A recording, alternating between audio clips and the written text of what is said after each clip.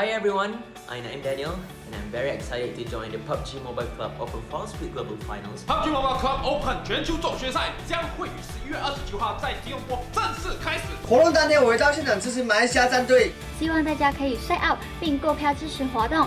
到时会有3位知名歌手在现场演唱，他们是马来歌手 Nine Daniel、K-pop 歌手 Henry Lau 以及印度 rapper Best Shot。来跟我一起支持马来西亚战队吧！你们还等什么？快点来陪我支持他们吧！那喜欢玩 PUBG Mobile 的朋友，真的不能错过哦 ！Team YOODOO, Let's go Team YOODOO， 为我们马来西亚人争光。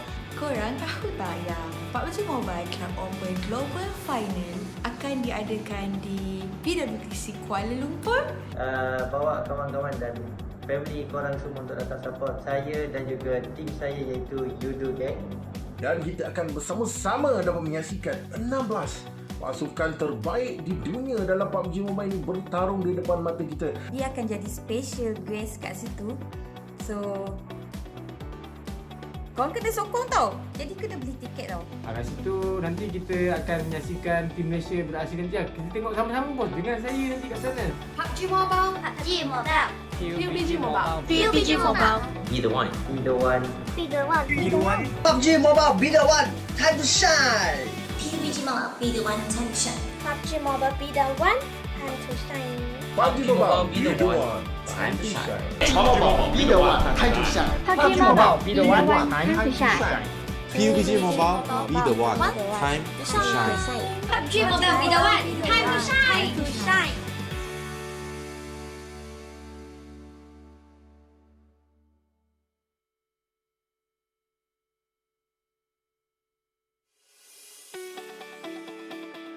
Hey everyone, it's Henry here. I'm very excited to join the PUBG Mobile Club Open Fall Split Global Finals.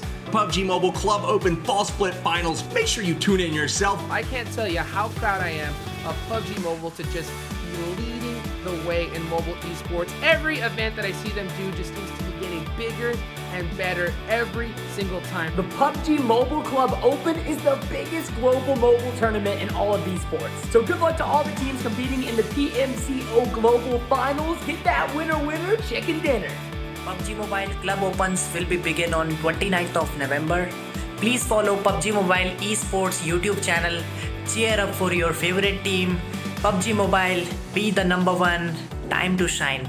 Me and Kino just want to say good luck to all the teams competing in the PUBG Mobile Club Open Grand Finals. Go out and get that winner chicken dinner. So guys, PUBG Mobile Club Open Finals are up from November 29. Make sure that you cheer for your favorite team. Make sure that you subscribe to PUBG Mobile Esports YouTube channel because it's their time to shine. It's your time to shine. Hashtag be the one. Imagino que ya lo sabrás, pero este fin de semana se juegan en Malasia las finales del PUBG Mobile Club Open y yo voy a estar apoyando a Team Queso. Es el único equipo hispanohablante que queda vivo en la competición, así que si tú también quieres apoyarlos, desliza para arriba y vete al canal de YouTube de PUBG Mobile Esports. PUBG Mobile Club Open Global Finals will begin on November 29. So make sure you guys follow PUBG Mobile Esports on YouTube. Cheers for your favorite teams. PUBG Mobile, be the #1. Time to shine.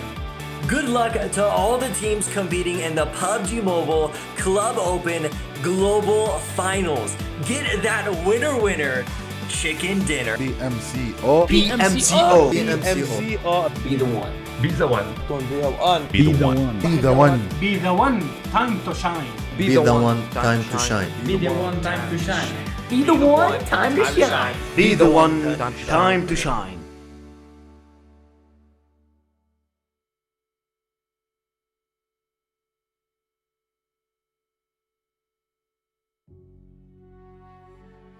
The earth is our mother, and the Amazon is her heart.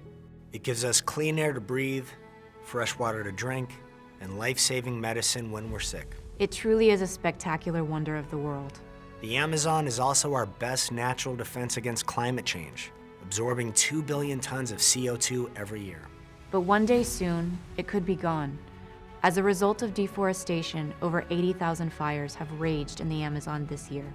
We only have one place we can all call home, and we're gonna have to fight to save it. Every age has one great battle, and this is ours. PUBG Mobile, one of the biggest video games in the world, has partnered with Global Green, a world-renowned nonprofit with local partners on the ground to help put out the fires and plant thousands of new trees in the Amazon. To help raise money for the cause, PUBG Mobile and Omaze are giving one fan the chance to win a 2020 Tesla Model S Performance and $20,000 cash. For your chance to win, go to omaze.com/PUBG Mobile and enter today. Let's stand up and fight together, because this is our home. This is our future, and we're going to have to fight to save it. Tune in to twitch.tv/PUBG Mobile on December 9th and watch Megan and I fight for the Amazon in a PUBG Mobile match. The winner will have the honor of donating $100,000 to Global Green. Fight for the Amazon.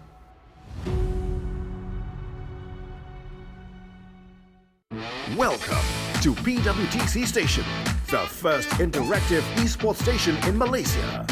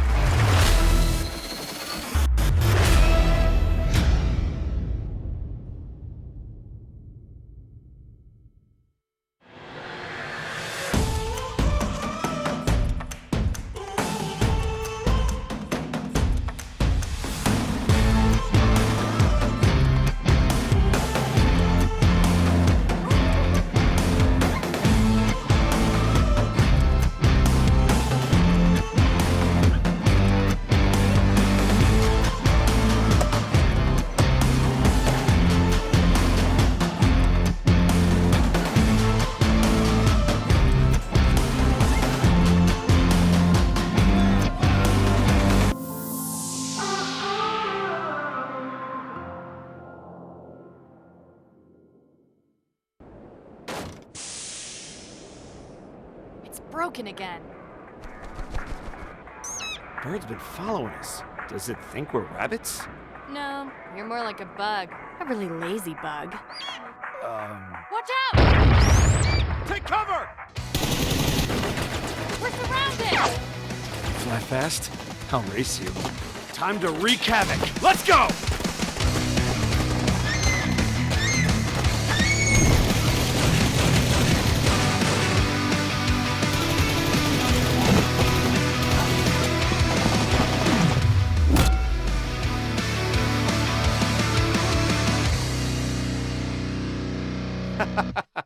You could join us, little sidekick.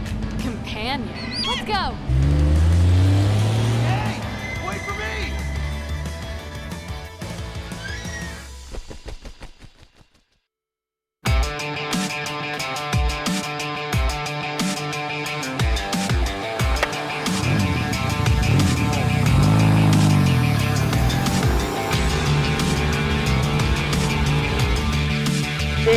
Ini pesanan yang Cik Ustaz Here the order. Oh, finally. Dah 9 Daniel lah. Yes, that's it. Okay, you got it right. Let me get your price. Okay. Fantastic.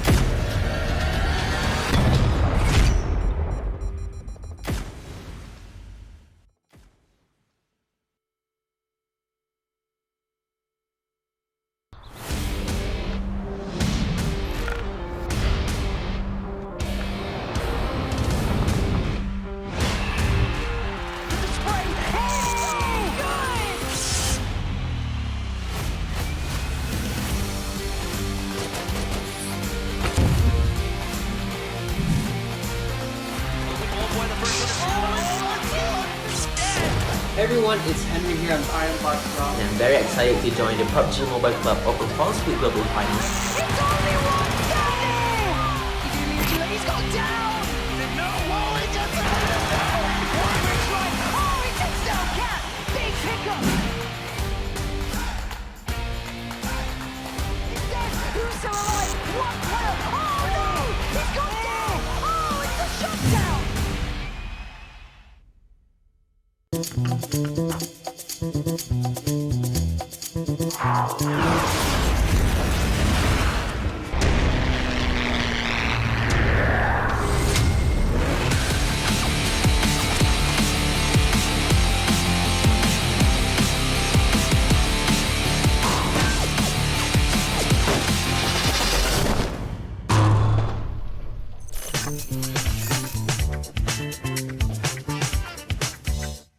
I feel like a piece of chicken meat on a grill under the blazing sun.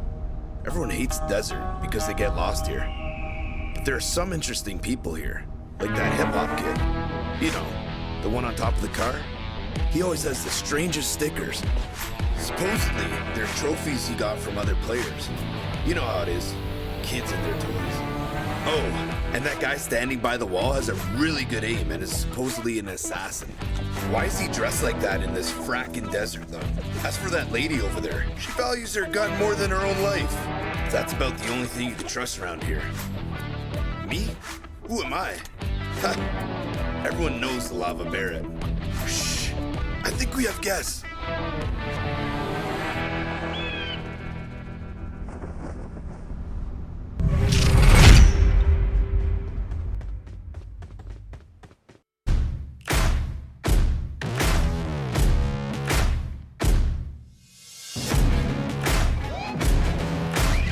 Winner, chicken dinner.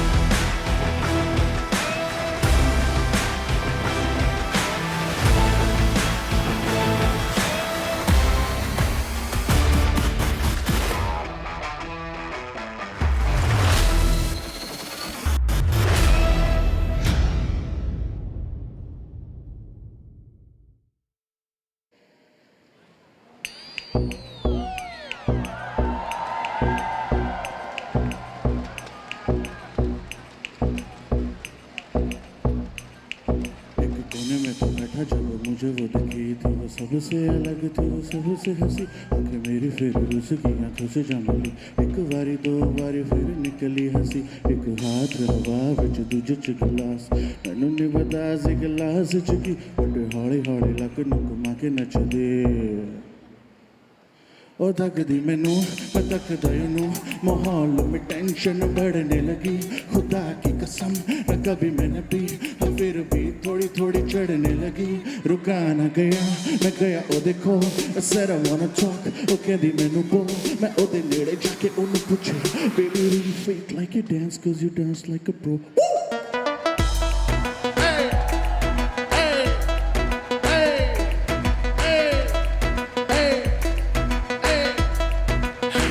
Say oh man What up PMCO Have mercy on me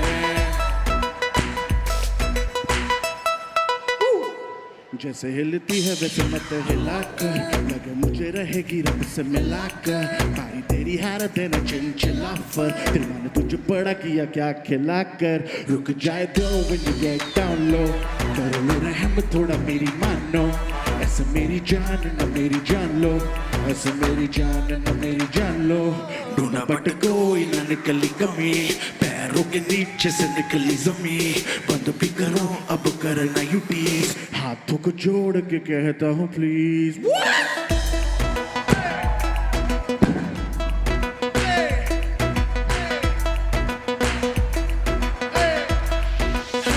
Say oh man Have mercy on me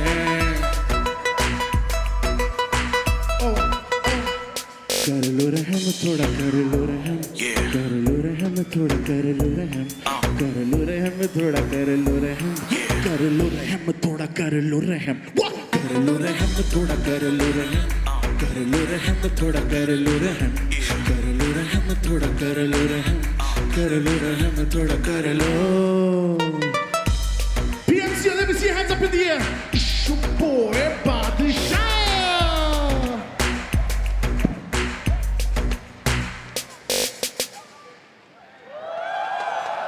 What up, PMCO?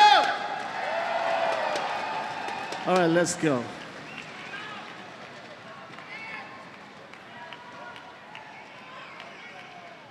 Let's go.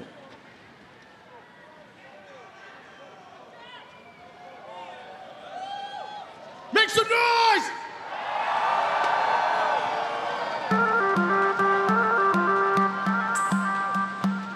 What? Left side. Right side. Are you ready? Hey. Hey. Hey. हाथ पड़ के नचे मेरा यो संग दीना और आवी केर न कर दी गल मन दीना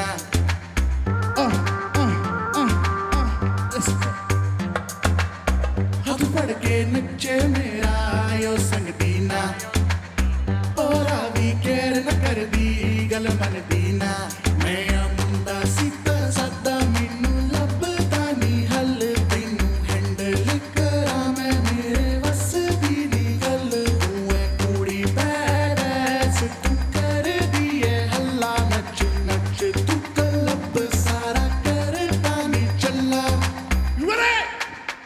She moving like hey. She moving like She moving like woo. She moving like she moving like नागिन नागिन कितने शॉट्स पिए नागिन फिर कभी बाएं फिर कभी दाएं नाचे तू जैसे नागिन कहीं तेरा फोन कहीं तेरे शूज थोड़ी गुस्से थोड़ी कंफ्यूज लगती है प्यारी पर उड़ तेरे व्यूज दिल करे ब्रेक तू ब्रेकिंग न्यूज तेरे प्रिटी फेस पे फंस गया गलती हुई मैं तुझे देख के हंस गया मेरी सिचुएशन पे ना लाफ करो मुझसे दूर रहो मुझे माफ करो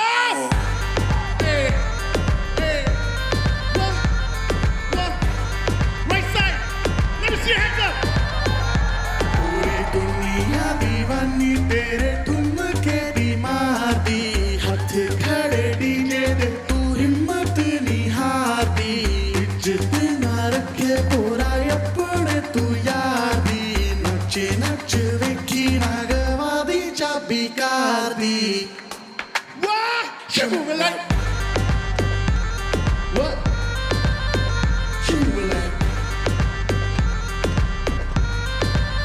She moving like She moving like She moving like She moving like Left side, let me see your hands up.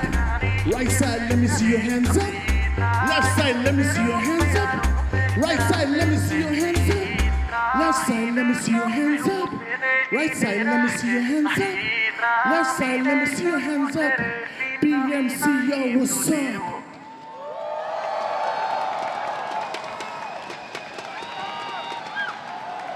Yo, anyone from India out here?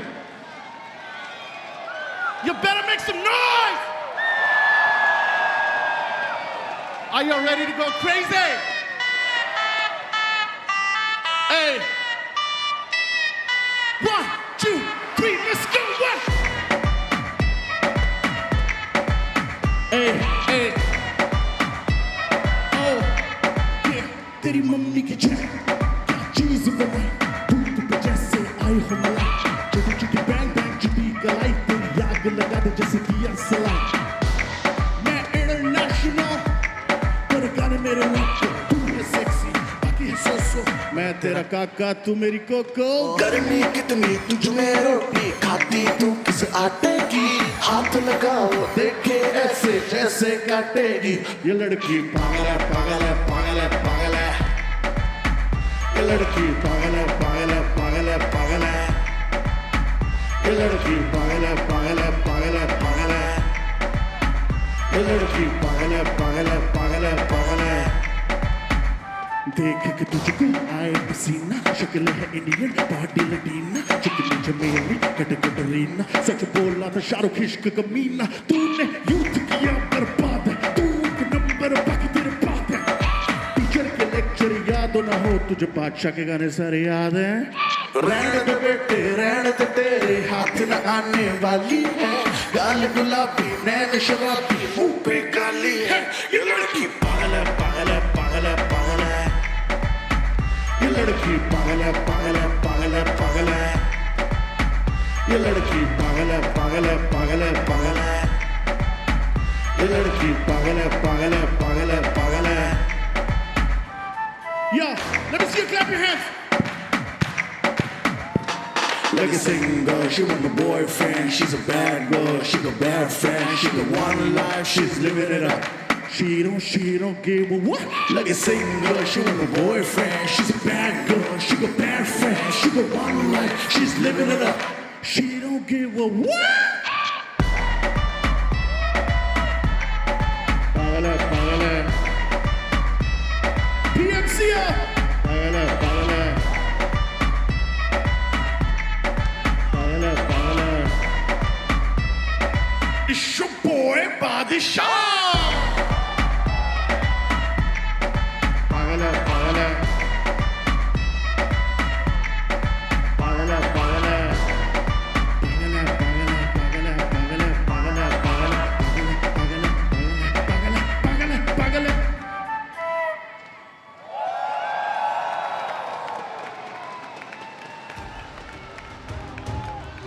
Thank you, PMCO. Thank you, Kuala Lumpur. Give it up for the dancers, ladies and gentlemen. Make some noise for these people. All right, ladies and gentlemen, one more time for Baksha! How are you, man? That was an amazing performance. Everybody was banging their heads, everybody was dancing. Well, you know, I've come here for the second time. I've performed in Kuala Lumpur before. And let me tell you, the crowd here is one of the best crowds I've ever seen, man. I mean, we're talking about a gamer crowd right here, man. Gamer crowd is hyped up, am I right? Now, Baksha, I want to ask you one question. You know, we have a lot of viewers watching from India, and I'm pretty sure they want to know, is there any team that you support out of the 16 teams that we have here? You know what? Like, of course I'm going to support my homeboys, Entity and Soul. Entity and Soul! But... Yo, make some noise for Entity and Soul, everybody! Before we move on, I just want to say a big thank you to Tencent Games, our organizer, and of course, Vivo, our title sponsor, for letting us have Bacha on the stage here. It was a pleasure to have you. One more thing I want to say is we also have a token of appreciation that we want to pass you. If you don't mind, we're going to invite our Vivo hero to pass it to you right now. Well, make some noise for Vivo, ladies and gentlemen. Thank you so much, thank you so much. Okay, so Bacha, I gotta thank you so much to our Vivo hero. Thank you. I got one request from you, man. You know, I just want to know that I've been watching some of your interviews, and you've always mentioned this. You know, when you were growing up, becoming a rapper was unconventional, but you followed your dreams anyways. And that's much like our players here. You know, they've been following their dreams and they made it to the top 16. Sure, lots of the viewers watching as well, they have some dreams. Do you have anything you want to say to them, to your fans, any words of motivation? And you can say it in your own language if you want as well. Yeah, for us it's a funny thing because, you know, in my country, being a rapper is as unconventional as being a gamer, right? So I know a lot of gamers could relate to this, but I just want to tell them, keep following your dreams, man. Don't care what anybody says, you just gotta do you, all right? That's it. Just keep following your dreams. Ignore whatever whoever says, just keep following your dreams. In Hindi, apne sapnon ka picha karo and you'll be successful. One more time, ladies and gentlemen, for Bacha! Thank you guys, thank you so much. Thank you so much, man. I hope to see you soon again, right here in Malaysia, in front of a gaming crowd. Thanks. Thank you so much. Thank you so much, Bacha. That was an amazing performance. Again, everybody was dancing. I saw all of you guys. It was crazy. Now, to open up our final day, to officiate this beautiful day, I need my partner with me, ladies and gentlemen. Let's invite Leslie up on stage. Give her a round of applause. Leslie. Hello, everyone. What's up, Leslie? How are we doing? Oh, I'm really excited and I couldn't wait to see who is the champion today, you know? Exactly. But, you know, before we start, I think I got to say this officially. I want to welcome all of you guys at home and all of you guys down here to the PUBG Mobile Club Open 2019 Fall Split Global Finals. Ladies and gentlemen, give yourself a round of applause. Sekalian lagi, salam sejahtera, salam satu Malaysia dan salam seluruh dunia. Selamat datang ke PUBG Mobile Club Open 2019 Fall Split Global Final hari yang ketiga. Mari Malaysia, yeah! Like Leslie said, this is the final day. Yes. And we're live here from Kuala Lumpur, Malaysia, and we are bringing you the top 16 teams in the world to battle it out for a prize pool of $500,000 and the prestigious title of being the best of the best. Dalam 5 bulan terlepas, semua pasukan-pasukan dari seluruh dunia, sekarang kita ada 16 pasukan untuk mewakili negara masing-masing untuk mendapatkan juara dalam grand final ini. Now, of course, we have to say one more shout out to Vivo, our title sponsor, for providing all these players with their Vivo Next 3, which gives them seamless and uninterrupted gaming experience at the highest level. Sebelum kita bermula, saya ingin mengucapkan ribuan terima kasih untuk Vivo, sponsorship yang terbesar kita untuk mewujudkan pertandingan ini. Dan juga kita akan menggunakan Next 3, model flagship yang terbaru mereka untuk memainkan semua pertandingan sekalian. Now, the real question is, Leslie, if you guys were watching the games of yesterday, Bigetron has been on a spree. These guys are on top of the leaderboard. And I want to know if they're going to continue that spree going forward today, or all the other teams are going to find out the secret recipe to take these guys down and turn the tables around. Ya, selepas pertandingan semalam, kita nampaklah Bigetron RA telah bermain dengan bersungguh-sungguh, dapat 3 chicken dinner dalam 6 pusingan. Adalah mereka akan mengejar lagi, jadi ini mengekalkan tempat mereka jadi pertama, ataupun pasukan-pasukan lain akan memberi kejutan kepada mereka. Alright, berdoalah kepada pasukan kita. Leslie, it's time to find out who can be the one.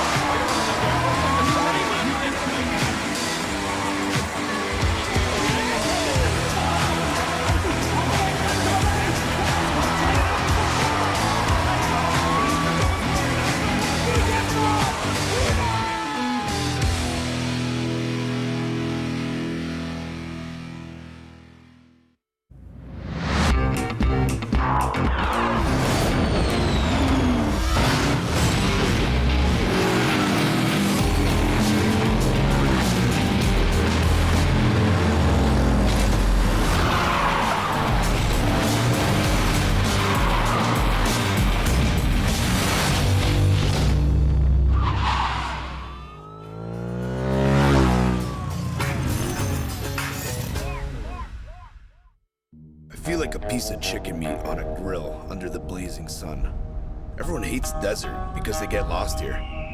But there are some interesting people here, like that hip-hop kid. You know, the one on top of the car? He always has the strangest stickers. Supposedly, they're trophies he got from other players. You know how it is, kids and their toys.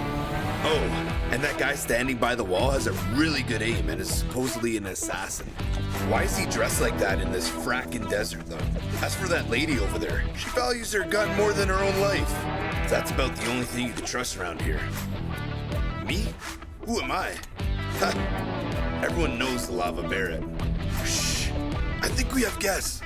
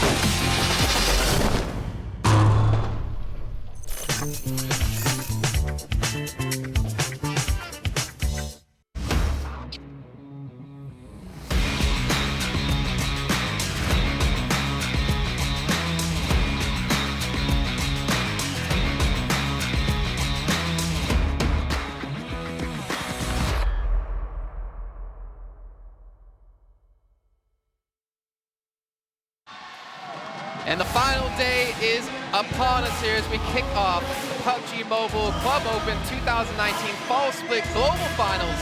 And only one team will reign supreme at the end of the day, taking home the whopping prize money of $180,000.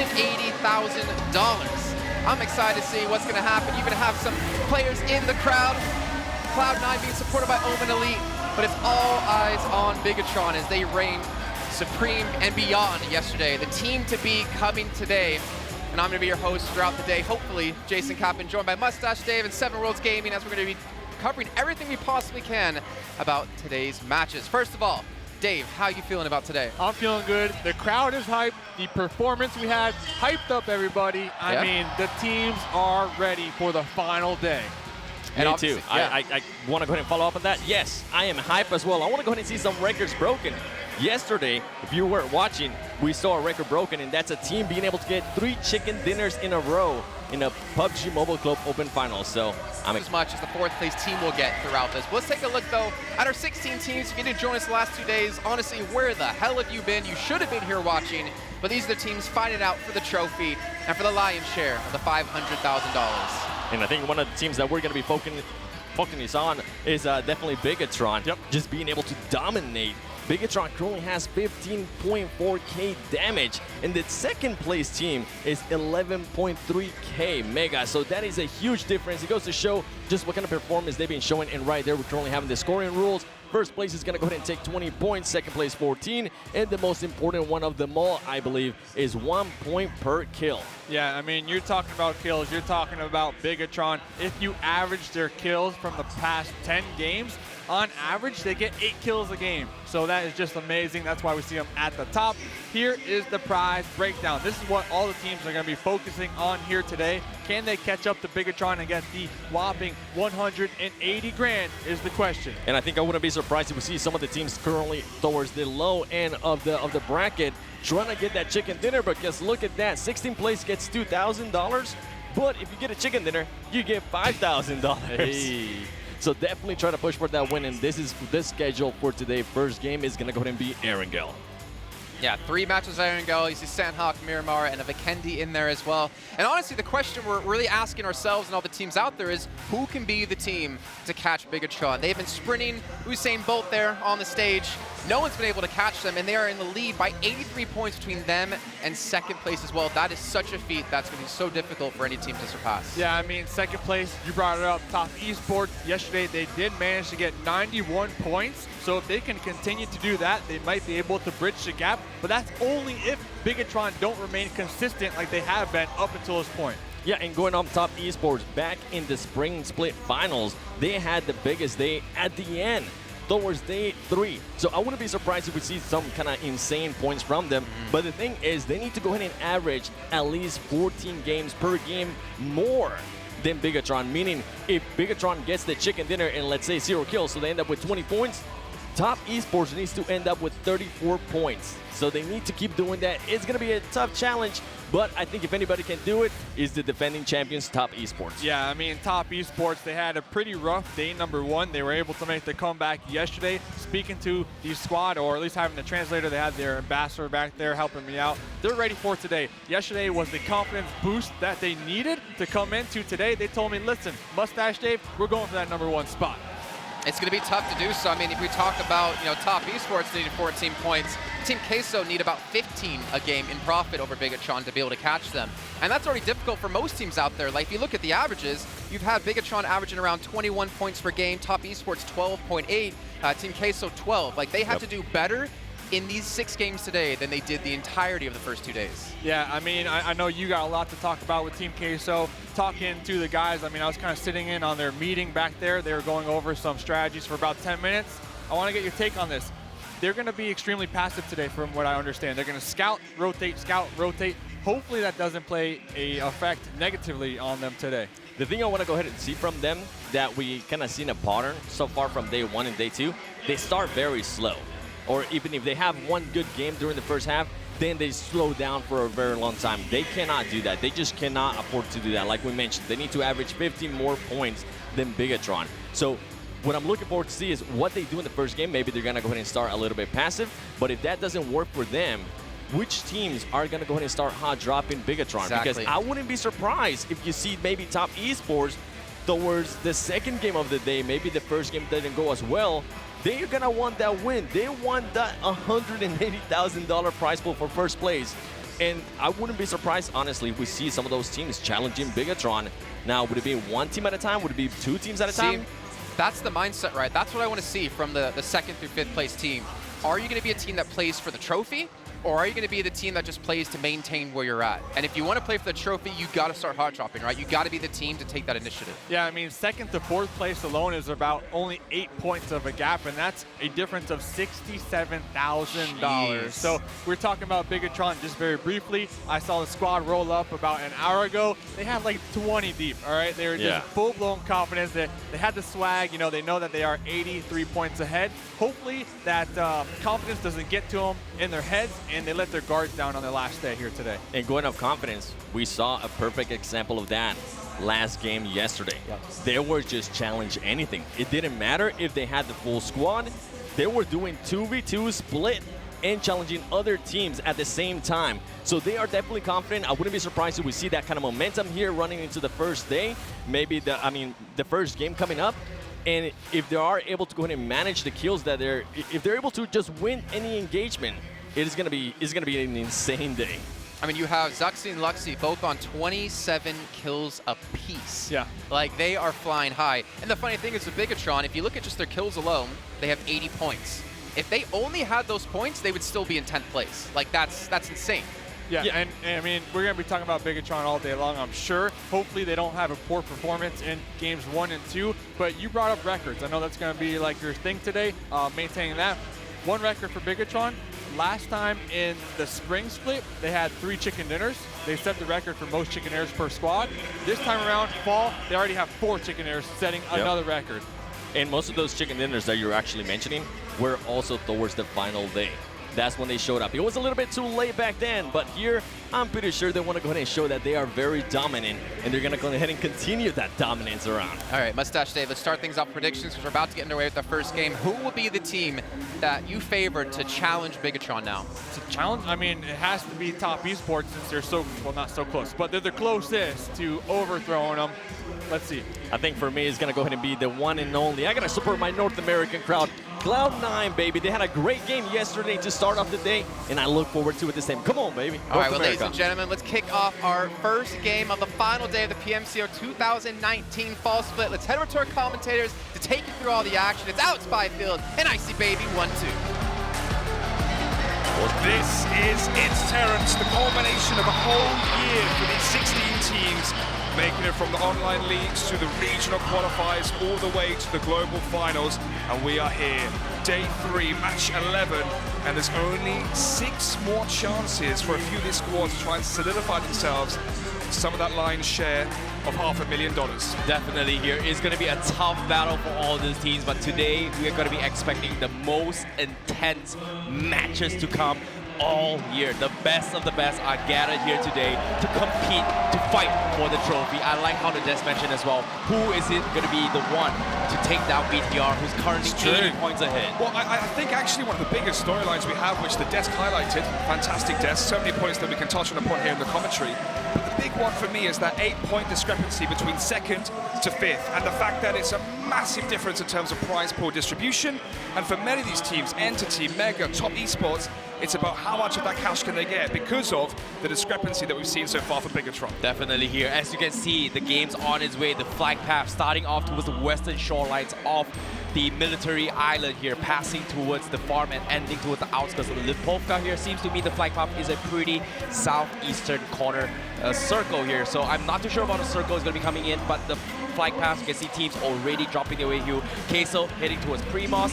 Kurd squad, where do you think Kurd squad is going to be heading off this time? Well, typically Kurd squad go towards military base, but we've already seen the fact that they're quite agitated at each other.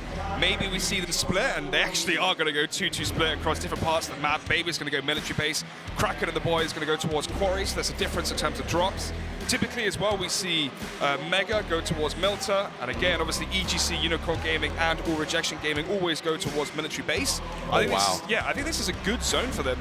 I think this is quite bad for the boys that like to go towards Georgiapur, which is TeamUnique. Yeah, definitely here. And Circle has shown himself here. He's going to be heading up north, and because of that, we're going to be expecting a lot of teams gatekeeping the southern section here, especially to the guys on towards the military island. And I'm worried for them here. Like you said as well, UNicornGaming, EGC is going to be going head-to-head towards the military island. You can see right off the bat, Satan does half a double barrel shotgun, and Hong will be on the scaffolding on top of the rooftop to provide a little bit of advantage, but they are so under-looted right now. And I like the disciplined plays coming from Hong here. He's proning his way through, doesn't want to get headshotted from down below. Yeah, I think actually talking about the economy here is paramount to discuss, simply because of the fact that so many teams have dropped towards military base because of the pathway of the plane itself, excuse me. And then we have a northern circle. So these teams towards the coastal line, I mean, even if you're looking towards Kurd Squad or Team Queso, who really have to perform today if they want a chance of catching up to teams like Top Esports or Bigetron, who you can see here on the right side of our screens, they haven't got as much time to loot as Entity Gaming, Soul, Illuminate The Murder, etc.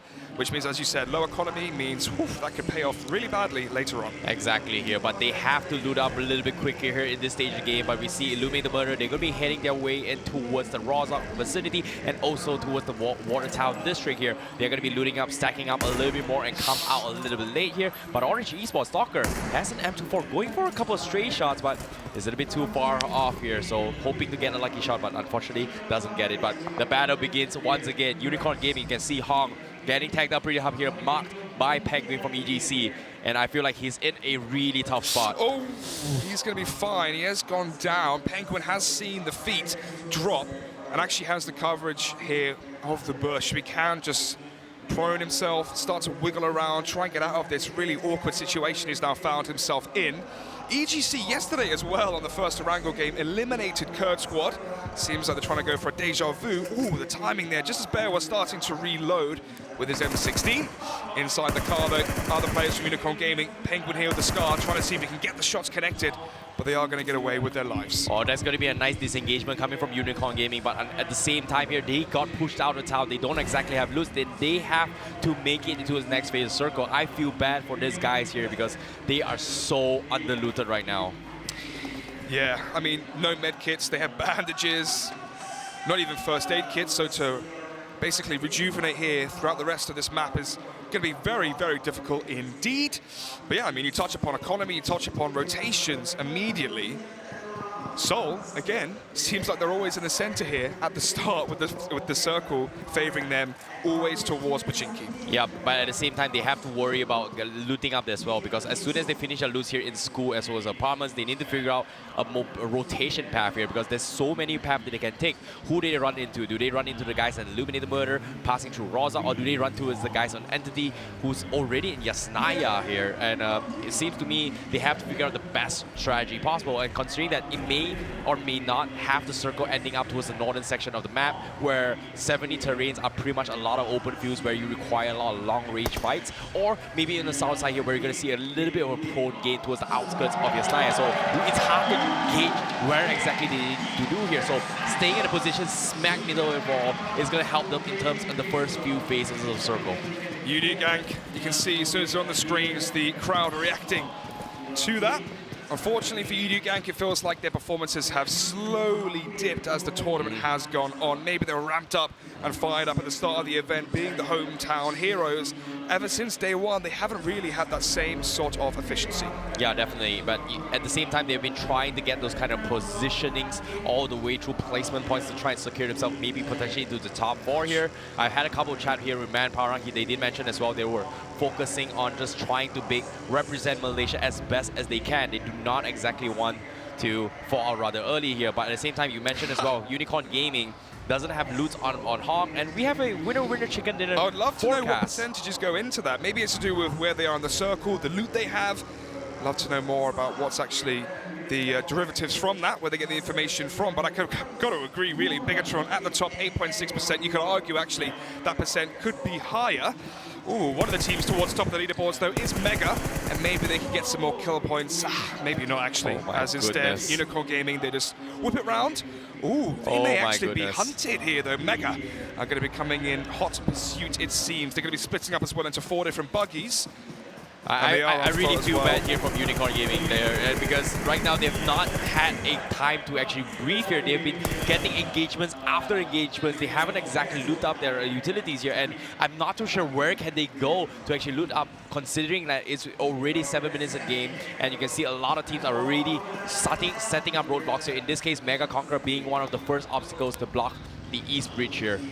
Seoul have gone towards north of Roshok, and I actually like this, Terrence. They have the scouting ability towards the 3 bridges that cover the middle of the circle currently towards Yasnaya, Roshok, all the way over to the northern part of Ruins. So they have so much information on rotations. They're in the center of the circle. They have information. I actually like this from Seoul. I definitely agree as well. Like, it's great for cutting out the Yasnaya bridge as well as rotations coming from the south side here. But now we have a picture of the map. You can see teams are slowly making their way in. UNicornGaming will take a pit stop into the shelter vicinity here to loot up a little bit more. Top Esports all the way in Georgia, still potentially maybe tanking up the circle. Team Queso taking the western highway off passing towards the quarry. EGC tanking the circle a little bit. Same goes for ARW. Ooh, Kurd squad. Quite a kerfuffle here with the likes of UNique as well, 7th on the leaderboard, or towards the top 6 at least, so they're going to be fighting to try and get higher up that leaderboard, because it literally is doubling their prize pool distribution each point that they do get, and we always touch upon the fact that it's so close between these top, well, I say top 5, top 6 teams, really just below Bigetron. Yeah, I like how all these teams are just prioritizing hotspots here. Kurd Squad is doing exactly that, similar to what Seoul is doing here, to try and catch rotations into an intersection here, hoping to get a couple lucky kills here. Kurd Squad doing exactly that, hoping to cut the teams coming from Georgiapol or maybe from the Ruins rotation here. In this case, they might be successful if they stay long enough here, because Queso, Top Esports, and Orange Esports is going to be maybe passing through here. But look at this from the map itself. Team Queso, they take the long road out here. They're passing towards the Georgiapol Bridge, coming up north, maybe exited towards the outskirts of shooting range. Yeah, this is really smart. There's so much empty vacancy towards shooting range in the open fields there. And I think you always touch upon it as well. Whenever we commentate a angle and the circle does go north, you always say, get to the high hills of shooting range, because that's all you really have.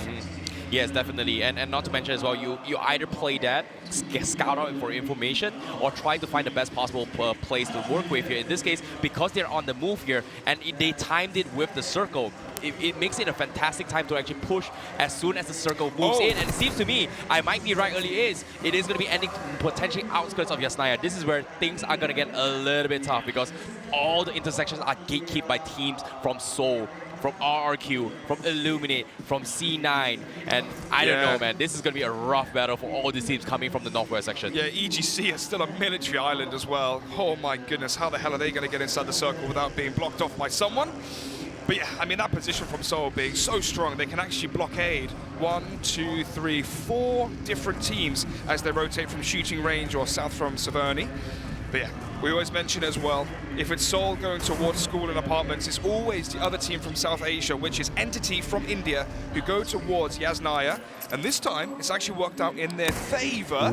Martin here from Illuminate The Murder, trying to decapitate people here with the Car 98. Can't quite land the shots though, as now Illuminate The Murder have more opposition on their agenda. Seoul trying to rotate away from the hills here of Rosnok. They're not actually going to be making a blockade, instead going to rotate early. Yeah, prioritizing the placements here is going to be the decision made by them here, but Illuminate The Murder, it seems to be they're going to be setting up roadblocks as well. You can see Jones scouting out movements from the outskirts of Yasnaya Bridge, and because of that, he knows there's at least 2 teams who just walk past them heading towards the east side of this circle, and it seems to me they want to still head towards this compound, hoping to get a couple more lucky kills, or maybe even gatekeep any teams coming from the school vicinity. But YOODOO gang now, they are going to be making their move. Seems to me, taking the northern approach, passing towards the Stauber Mountains.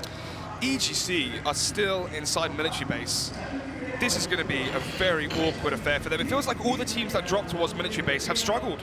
Kurd squad, EGC, UNicornGaming especially, they've had a very hard time so far, but they now found themselves inside the center of the circle, but they're under such low economy. Yeah, that's the thing, right? If you're contesting each other, it actually damages each other. It's no longer mutually beneficial. But because of that, they're kind of like parasiting on each other in terms of economy and in terms of timing. So that's going to be unfortunate here. If they shared it and let EGC or maybe even ARG all by themselves, things would be a little bit different for them. But that's the thing, right? If you hurt each other, you're hurting everyone together. Yeah, exactly. You're just hemorrhaging your bullets, hemorrhaging your supplies, grenades, utility, first aid, bandages, you name it, which are not really the most ideal situation. But of course, kill points are paramount in getting those placement points. It's not all about the chicken dinner, although these teams still have an incentive to perform because of the fact you get $5,000 per team if you do win. Yeah, definitely. But at the same time as well, we see a lot of teams here after the first phase circle has ended, now coming to the second phase, the circle. We saw a couple of great shifts heading to the south here, so it's still pretty saturated among all these teams here, but Illuminate The Murder will still remain on this terrain here, trying to play those long-range scouts here. They got a couple of information to work with, but it seems to be they may be making their next move right after this circle. Seoul right here, I like this compound being secured by Seoul. Like, it has perfect vision of anyone who tries to pro their way or maybe even snake towards the potato fields of Yasnaya.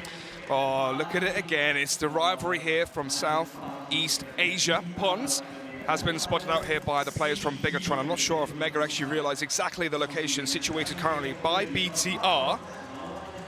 Right now, they are both towards south, or even just by Shelter, just north of Milta. So they are on the edge, I would say, of the circle. We are going to be seeing a new circle as well on our screens very shortly, Terrence. Oh, wow. Seems to be you're going to be pushing the guys on RRQ. They have the apartments vicinity, and that's going to be a great start for them. They can zone everyone out.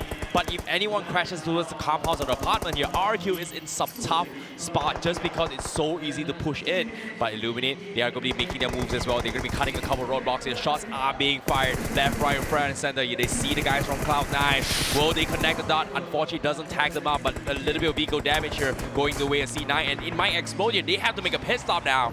Oh, they're going to have to as well. There's another team just in front of them which could actually finish off the job that Illuminate did start. Oh, speaking of starts, look at this one. Oh, no. Off the races are Seoul and Kurd squad. Going to be annihilated here by Illuminate The Murders. They're going to be caught in the open. Entity as well going to be rotating on motorcycles as maybe they ran out of vehicles to hop into. Kitsune goes down, Stalker goes down as well, but actually it's all going to be action here towards the apartments next to school, as maybe Malta might be schooled yet again as Old Boy gets the first blood. Not sure who was against. Oh, we'll find out shortly as Clash God goes into the open here, but he's got teams in front of him and behind him. Smart decision from RQ to bail out of apartments, head to school here, but you can see a good cluster clumping out of school, the apartments vicinity, because there's just so many angles. And at the same time, BTR, they caught in the southeast corner here against the fight with AllRejectionGaming. UNicornGaming, they've got one knock on Ryzen, but I think they can play this slow because they're still inside the next phase of the circle. Let's see, then UNicornGaming, they've had such a slow start, maybe they can try and fight back, but it seems extremely unlikely, as right now, the second title contenders, Top Esports, claiming yet more kill points here as they're making a mockery of UNicornGaming. That grenade as well, looks like it may finish off the job versus Coco, but will he go pop? No, he won't. He's going to be fine for now. I say for now, 40% HP. He has got the medkits to utilize. The problem is, though, Top Esports going to be surrounding him. Ryan as well is about to be finished off as well, Terrence. This is going to be a tough one here for UNicornGaming here, just because they don't have not utilities here. Coco all by himself. Can he clutch his match against Top Esports? Slowly but surely you can see Top Esports, they're moving their way, but no! UNicornGaming, they got sniped from ARW from up top. Yeah, that's going to be the kill still taken away from Top Esports, making it even harder to get that lead. I think it was, what, 14, 15 points aggregate in terms of an advantage they need over Bigetron every game, and it's points like that that are going to make that even more difficult to secure. However, there's still 15 teams remaining, so if Bigetron go out early, there is a chance for Top Esports and also Team Queso. EGC here joining in. They're actually be trying to third party the action we saw between Bigetron and towards Mega. Rod Fiat, knocking down Satan as they can try and get a vantage point here onto a few more of the players from EGC. Penguin, he's on thin ice. Yeah, definitely here. He's going to try and pick himself out and open here, trying to bait a couple movements from EGC, but EGC seems to be their focus is on saving up Satan and not going for the push. But Online24 from the side goes for the shot. Rodfield with the assist right there. Yeah, perfect positioning here for the players from Mega. They have the flank as well from Online24. There in the open. Ooh, he's going to survive on 1 HP and actually finishes off Pons as well. One of the highest fragging players from Mega, so that's going to be detrimental going into the latter stages of this game. Penguin is eventually taken down there by the grenade of Online24. After the grave, Bear is knocked down as well. Look at this though, Online24 surviving with 1 HP. Heals up with a medkit now, coming even higher to higher ground. Going to be catching Satan off guard as well. It's just finishing him off with the M4. Oh, this is near perfect. This is going to be one player remaining as beside, but he's so far away. And now Online24 has to get in the vehicle, try and revive Rod Fiat, or may go for the run over kills and secure the extra points. But at the same time, Beside was right beside Rod Fiat, and because of that, Online24 is going to be a 1v1 situation between Mega Conqueror and EGC. And Mega Conqueror, they are in the top 4 placement in terms of leaderboard here. They cannot afford to die this early. They need to win this fight. But Beside out and open here, he wants to finish off Rod Fiat. Here comes the spray bullets here, but he's 1 HP. He's so close. Let's see if he can connect it. I don't think he has.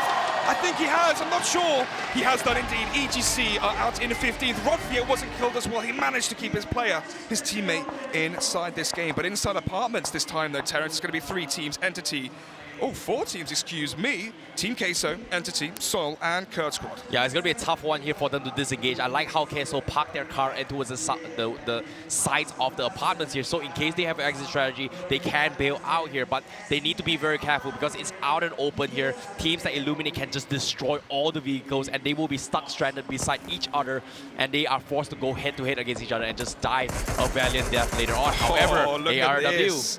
Yeah, ARW, AllRejectionGaming, trying to reject the chances of Top Esports overcoming Bigetron, as he actually didn't finish off the kill onto Eagle. He has managed to heal up here using his first aid kit to his advantage. And speaking of vantage points, look at the high ground here that ARW have. Oh, they have the high ground, but at the same time, they're so split up. There's just so many angles to mark. They are not too sure which angle they should be focusing on, just because there's still so many teams unaccounted for here. But starting off here, YOODOO gang will start to make their move here as they see the boys from UNique. Yeah, so many players going to be caught in the open here, so the M4 is reloaded, and it's going to be used up against UNique. Oh, 2 of the players as well onto low HP, but they are going to get away, it seems, over the hill. But number 4, a few of the players from Mega are struggling to rotate here inside the circle as it does end towards school. YOODOO gang still survive. They have 2 kills currently so far in this matchup, and even as UNique rotate away safely from YOODOO gang, they're now going to be rotating into AllRejectionGaming, who are trying to finish off the job, but they can't connect the shots. Look at all these roadblocks here. Every single team is just forcing everybody out, and BTR also making this combo for themselves. UNique, they haven't found their spot in this next phase of circle. They take so much damage here because BTR Ryzen going for the shots. Yasha almost get clipped off there. Couple of tags going in, but that should be all coming from BTR. Yeah, BTR as well. 2 kills already, playing it safe. All they have to do is stay alive really to the top 4, top 5, and they've got a winner chicken dinner, not inside the game, but inside the whole entire year and this whole event. So for them, it's more about playing it safe. At the same time here, YOODOO gang, it seems to me they're going to be making their way, crashing into the guys from school here. RRQ.ATHENA is going to be challenging him here, but off the kill feed, BTR, they kill off UNique. They do. YOODOO gang as well, maybe going to be struggling inside the swimming pool.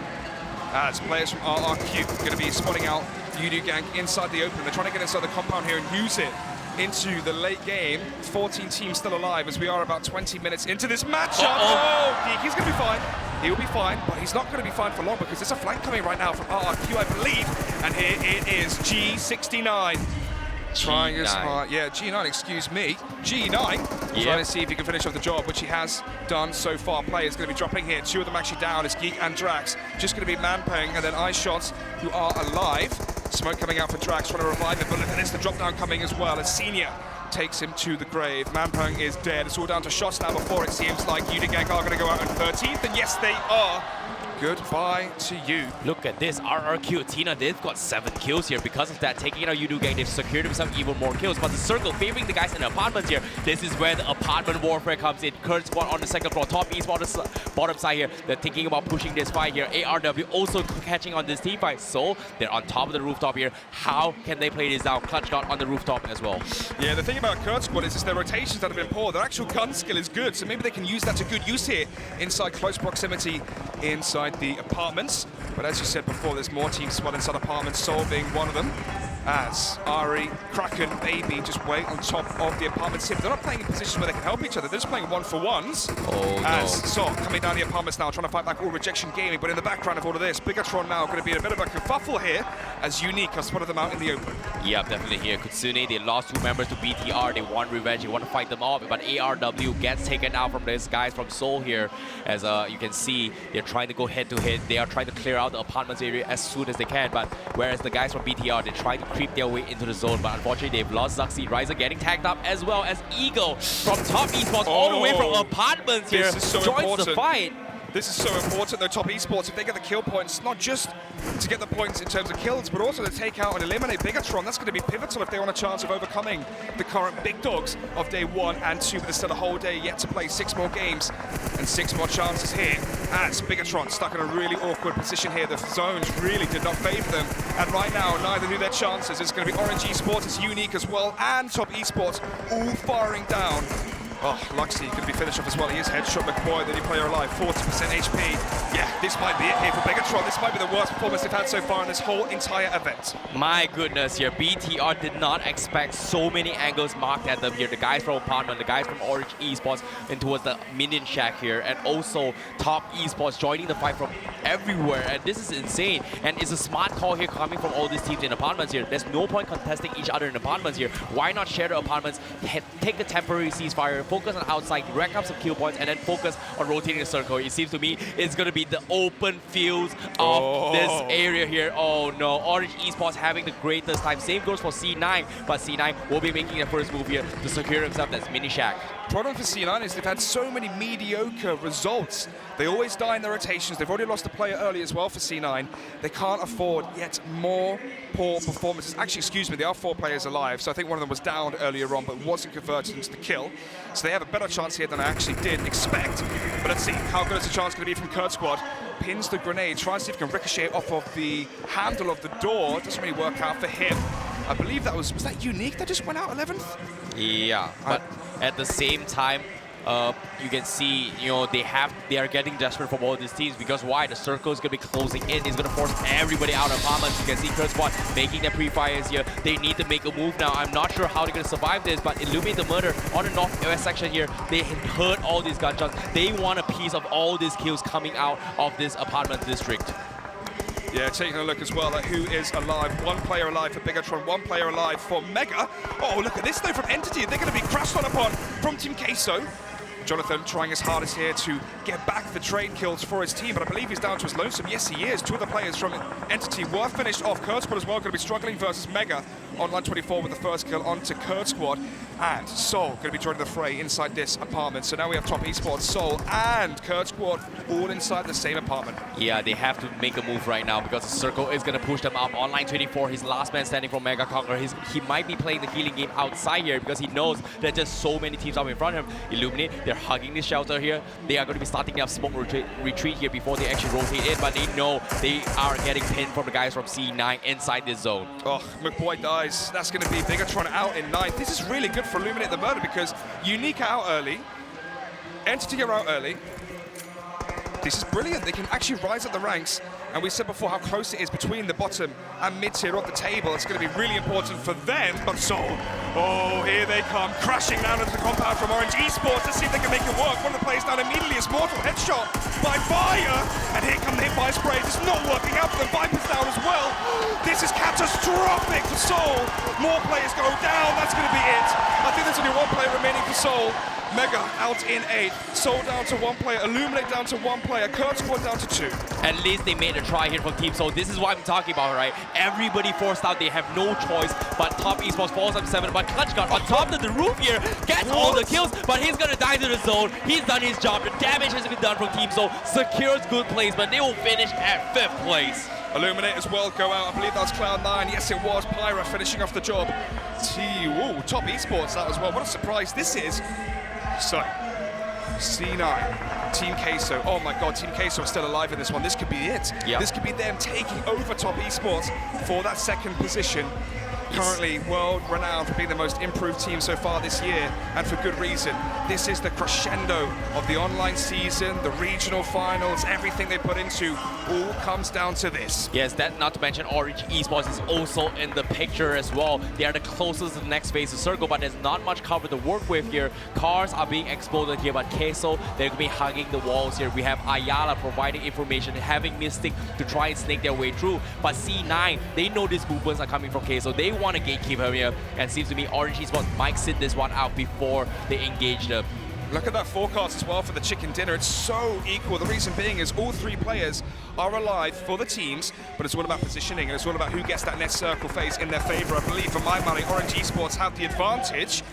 But we know that things can be turned on their head immediately in PUBG Mobile. Yeah, definitely here. And they are at the slow edge of the circle, but they hear gunshots coming from C9. Immediately, they send Perkises to mark towards the guys from Orange Esports. But it seems to me they want to fight. Okay, so you can see setups being set up from Queso here to provide a little bit of barricade, using those perfect usage of all those smokes. And seems to me they need to take a chill pill coming from Queso. Wait for Orange Esports to close up the circle before engaging this fight. And C9, they're trying to pick through the cracks of the smoke. Yeah, they have the advantage as well. They can peer over and see the players that are currently prone inside the grass. Axel, though, using the rock to his advantage. Orange Esports is going to be staying put here and waiting for the 2 teams to fight each other off as Mystic is down. And this positioning here is so difficult for Team Queso to work with, just for the fact that because C9 have the high ground, they could just shoot down upon them. And look at this as well. Beowulf going down. It's a 1-for-1 exchange so far. 2 players standing right now for C9, 2 players standing for Team Queso.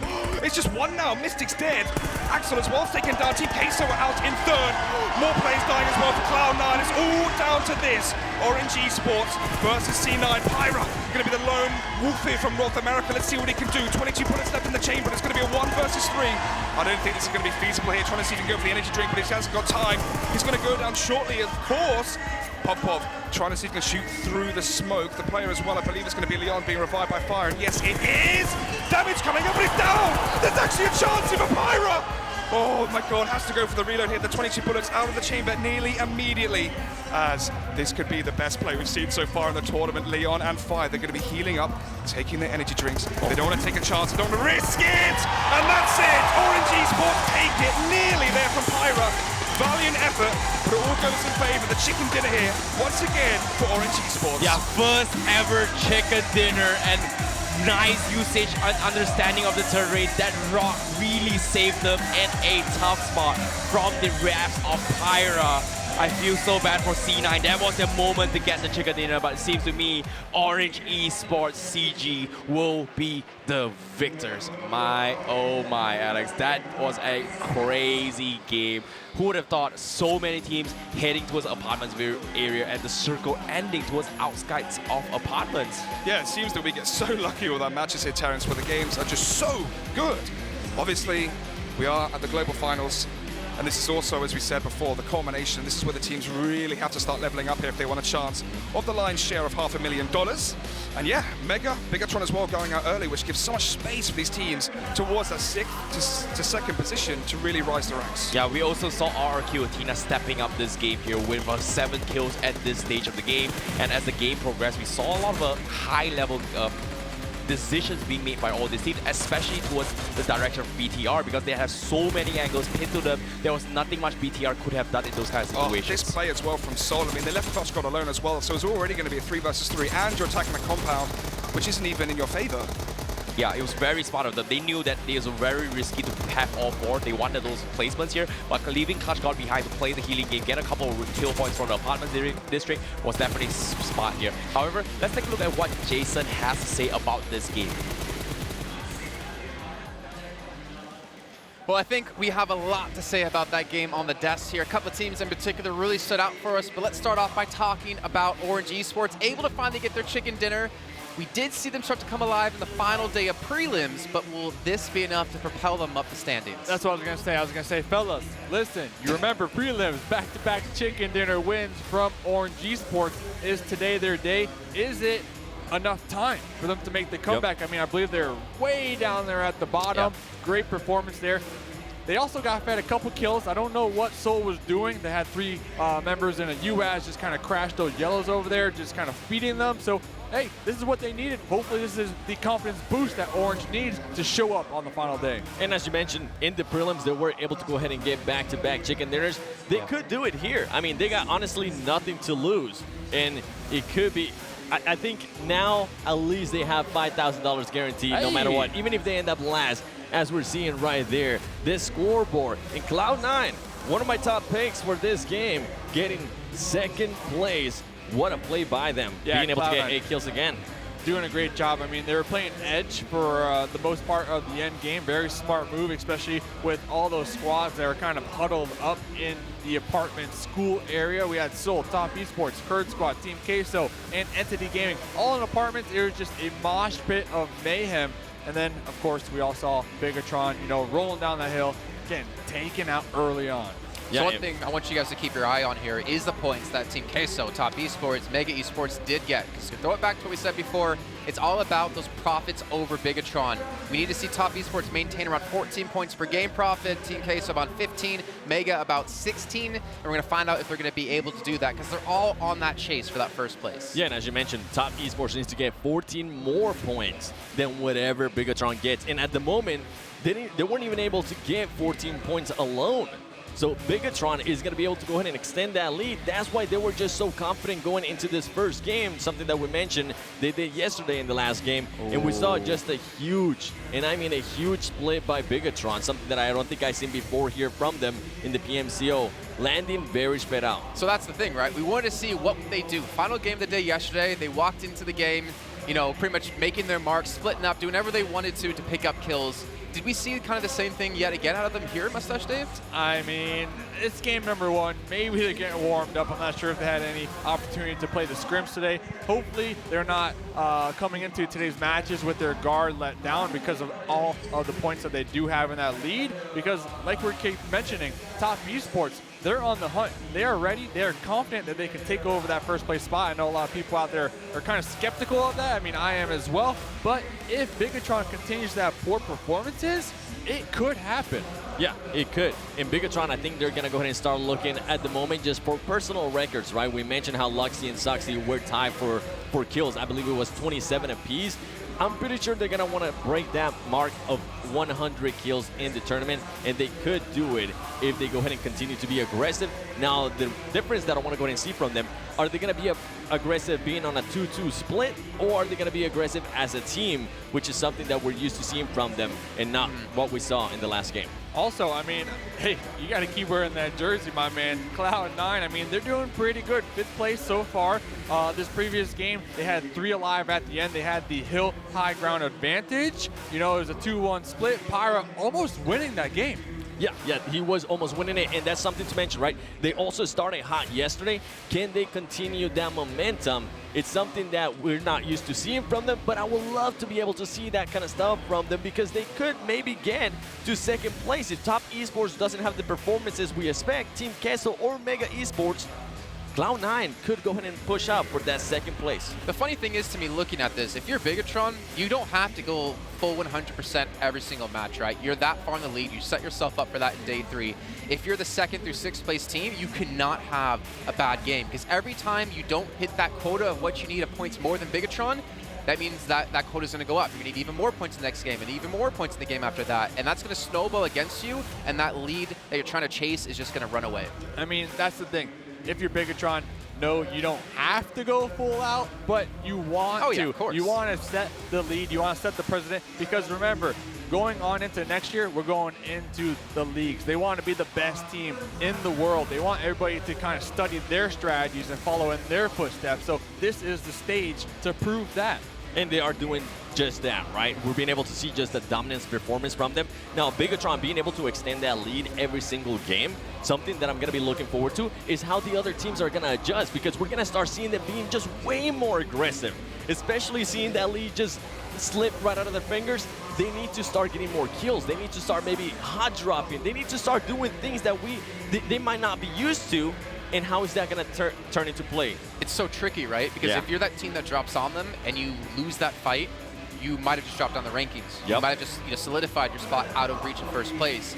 But history always remembers the glory, always remembers the bold plays, and I want to see some teams do that. Yeah, and talking about bold plays, if you guys can recall yesterday when I was speaking to Bigetron, one team here that they are kind of fearful of is UNicornGaming, because whenever they're on scrims, they burst each other 4v4 straight up on Erangel.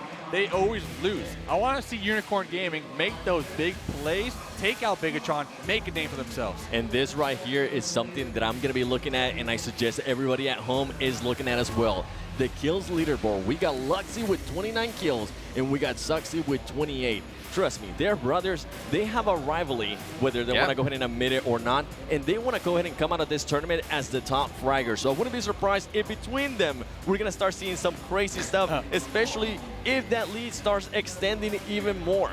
And look at Ernie, by the way. I just want to give a little bit of light to RRQ. I know you mentioned before, Seven, that they're a little bit unhappy, or very unhappy with the performance so far, a little bit down on themselves today. But we are seeing a couple of individuals start to pick up some kills. They had a couple of successful games yesterday. And honestly, for them, I feel like they're just trying to fight to up their earnings from this game. Yeah, and at this point, right, is just trying to save face in some kind of way, because they were the favorite ones, I believe, to come in here to Malaysia, Kuala Lumpur. And in a way, they have been champions before. Back in 2018, the PUBG Mobile Star Challenge, they won that. And they put a good performance in Berlin as well. So the performance that we're seeing here from them is not something we expect. Ernie, at least he's starting to pick it up. Hopefully the rest of his team is able to pick it up as well. And they're at least able to challenge for that top 3. Yeah, I mean, Ernie definitely picking up the slack for RRQ. This previous game, we did see UDO GANK kind of pushed onto him, and they had a nice flank. They sent 69 around the school. They got the flank. They took down 3 members. D2E also going on the opposite approach of the flank. So I feel like RRQ, they're definitely turning on here. The thing is, it's too late, in my opinion. Oh, yeah, It's definitely too late. But I mean, for the top 3, it might not be too late. I think you said something perfect, though. They're trying to kind of save face here, right? Yep. They were the team that was already qualified through to the global finals. They didn't have to play a prelims. And now 2 teams that had to come through prelims from the same region of Southeast Asia are ahead of them. Yeah. Obviously trying to fight for their own pride, trying to fight for the pride of the team. It's a rough place for them to be in, but maybe we'll see a little bit of life out of them today. Yeah, and that's kind of one of the storylines that we're following, right? Those teams that did qualify into the prelims before this, are they warmed up? Are they ready to go? Are they hungry for the win here? Did those teams that got the direct invite, are they kind of relaxed? Are they kind of chill? Yeah. Looking at the stats right now and the leaderboard, it seems like that's the case. And I mean, personally, I got a chance to go ahead and do an interview with RRQ.ATHENA, which you can watch at the Sun Worlds Gaming on YouTube. It's now live.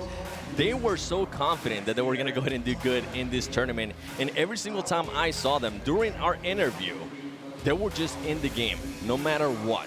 We would say, okay, now we have to shoot. They would put their phones away. And then as soon as we stopped shooting, back on the game, whether it was training ground, TDM. So I'm very surprised to go ahead and kind of see the performance that they're showing here.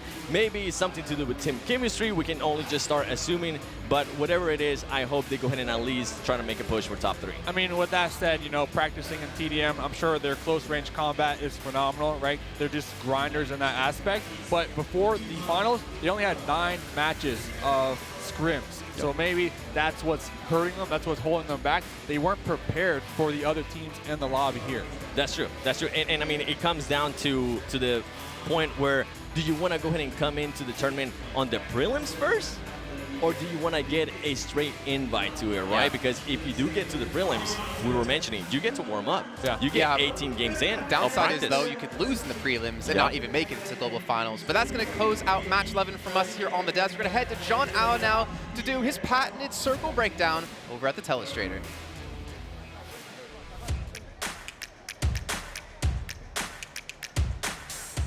Thank you very much to the guys over on the desk. Of course, are going to be breaking down some of the circles. We're going to be looking at a strategy employed by one of the teams, specifically the team from North America, Cloud9, currently sat on the eastern flank here. What they did was play the hard edge. A lot of teams were sent very, very central early on, and you can see that they are all grouped up around school and around apartments. There is a lot of dead ground in this sort of area. It's so difficult to cross. I like to call it Headshot Valley. It's really, really tricky to try and get out of, so a lot of teams opted instead from the fact that they had to push in from the eastern side. All of them opted to not try and breach into that ground. Now, Cloud9, they stopped a little bit short. They played it onto the edge. And as you can see, as teams head center, they keep to the edge. They keep sticking to their guns. Excellent calls coming out from their IGL Beowulf to make sure that they are kept in check and make sure that they have the position they want. You can see everyone sort of thinking about moving central, Orange even moving in. You can see there, obviously, it did pay off well for them in the end. They move into a compound down a little bit central, so nice job them. But you can see Cloud9, they're still waiting. They're still biding their time. Finally, when the circle starts to close, they move to the compound that was occupied by Orange previously. Excellent information gathering, excellent positioning. As they continue to move forwards, they headed and stayed all the way until they got that hard shift to go all the way towards them. And then, and only then, we just pop back a little bit, you can see, do they start to go for the roll straight into the center. As soon as it heads in, you can see Pyra mount up, and they just go for this tiny little shack in the middle that afforded them such strength moving into the final circles. It was such an unfortunate firefight at the end that saw them not quite able to close out the game, but it was phenomenal to say the least, and I'm really impressed with the discipline that Cloud9 showed into that one. So that's going to be it for the circle breakdown. We're going to head to a short break. When we come back, we're going to have the match number 2 of the day. Make sure you don't go anywhere.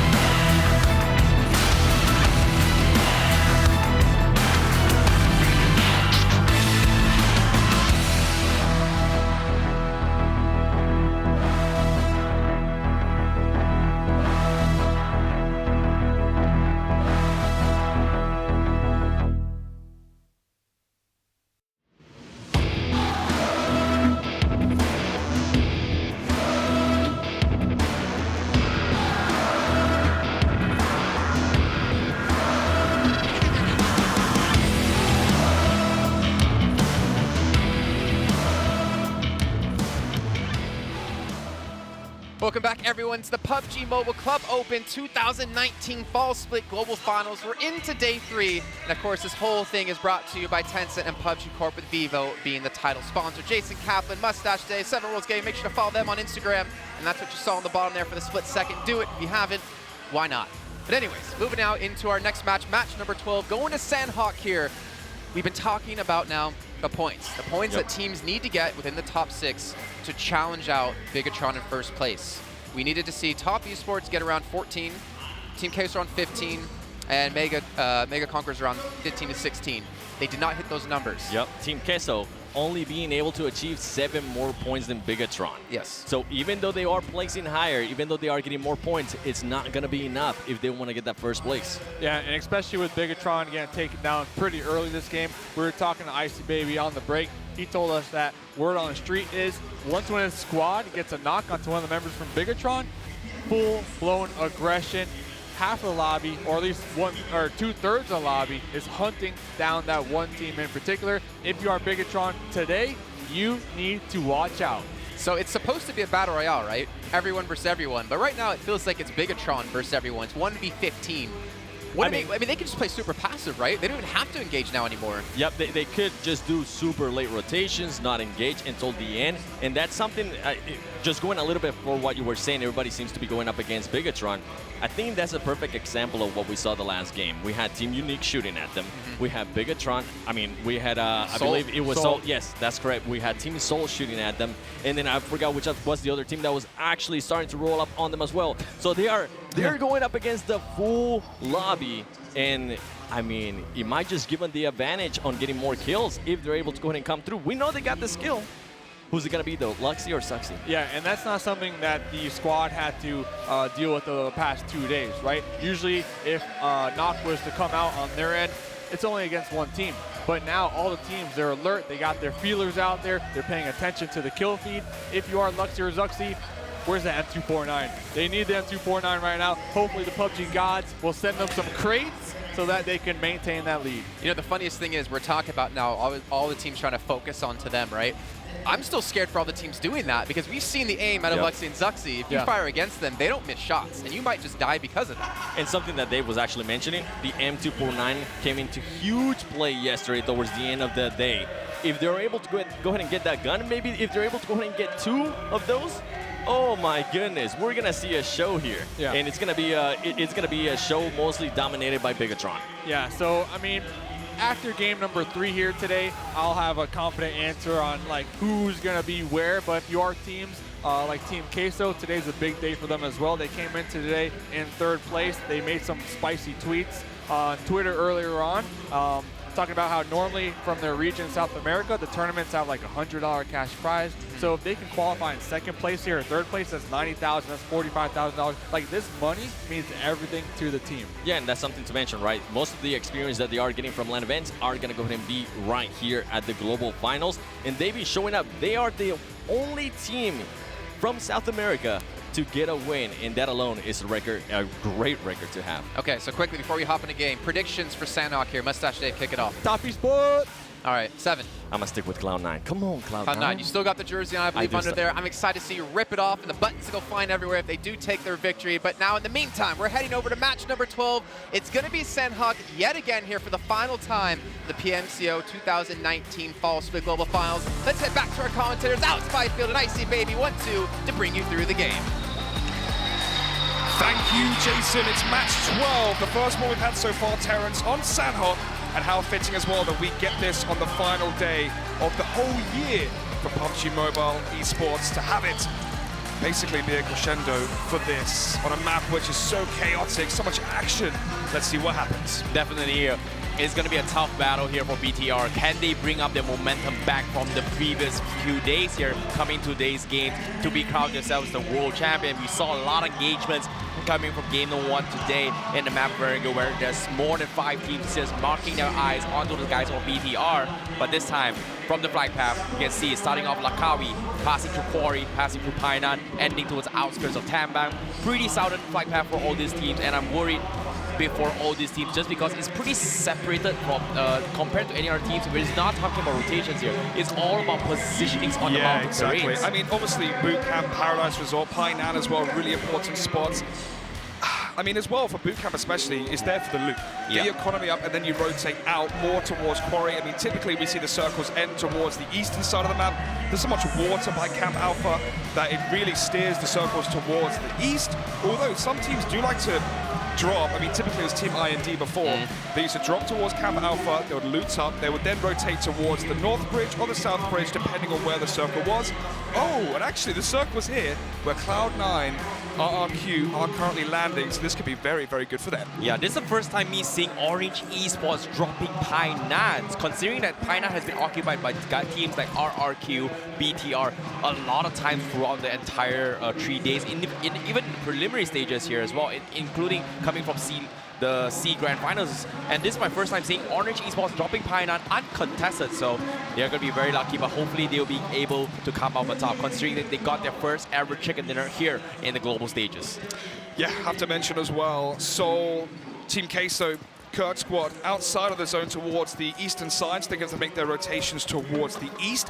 Mega as well, all the way towards Bantai, so again, that same similar story. Although there is so much space currently inside the circle, a lot of these teams will have ample time to loot up, get strong, and then fight for those positions inside the circle, because as you said, this isn't really about rotations as much on other maps because of the size. Yeah, definitely. And at the same time, Entity, they got to be in a very comfortable spot here just because they secure themselves in the ruins. It's great for gatekeeping any sort of teams passing towards the bridge, going up towards the northern side of this map. And Camp Alpha, so in this case, we might see a lot of contestment coming in from them, but we do see a couple rotations off the kill feed and the map as well, where we see Top Esports actually taking a really early rotation, taking a couple vehicles, rotating towards Charlie Island themselves. But at the same time, on the screen yourself, we see Drax, the hometown heroes from YOODOO gang with 6 kills, average damage of 169. We saw Drax go for a couple of insane sprays, but unfortunately can't seem to finish off anyone here. But they did do so much work in the previous game here, taking out so many vehicles. Health there.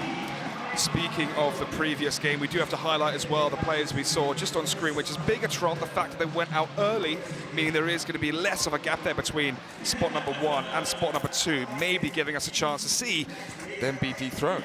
Yep, it might happen here, but still they are in a very comfortable position here.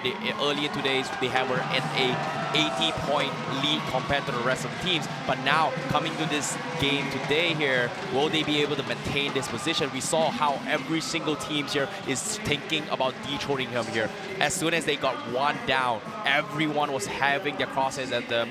And I feel like it's going to be a tough battle here. It feels like the win condition for BTR right now for today's games might be just play defense, play safe, you know, just secure some good placements. That will be fine for them.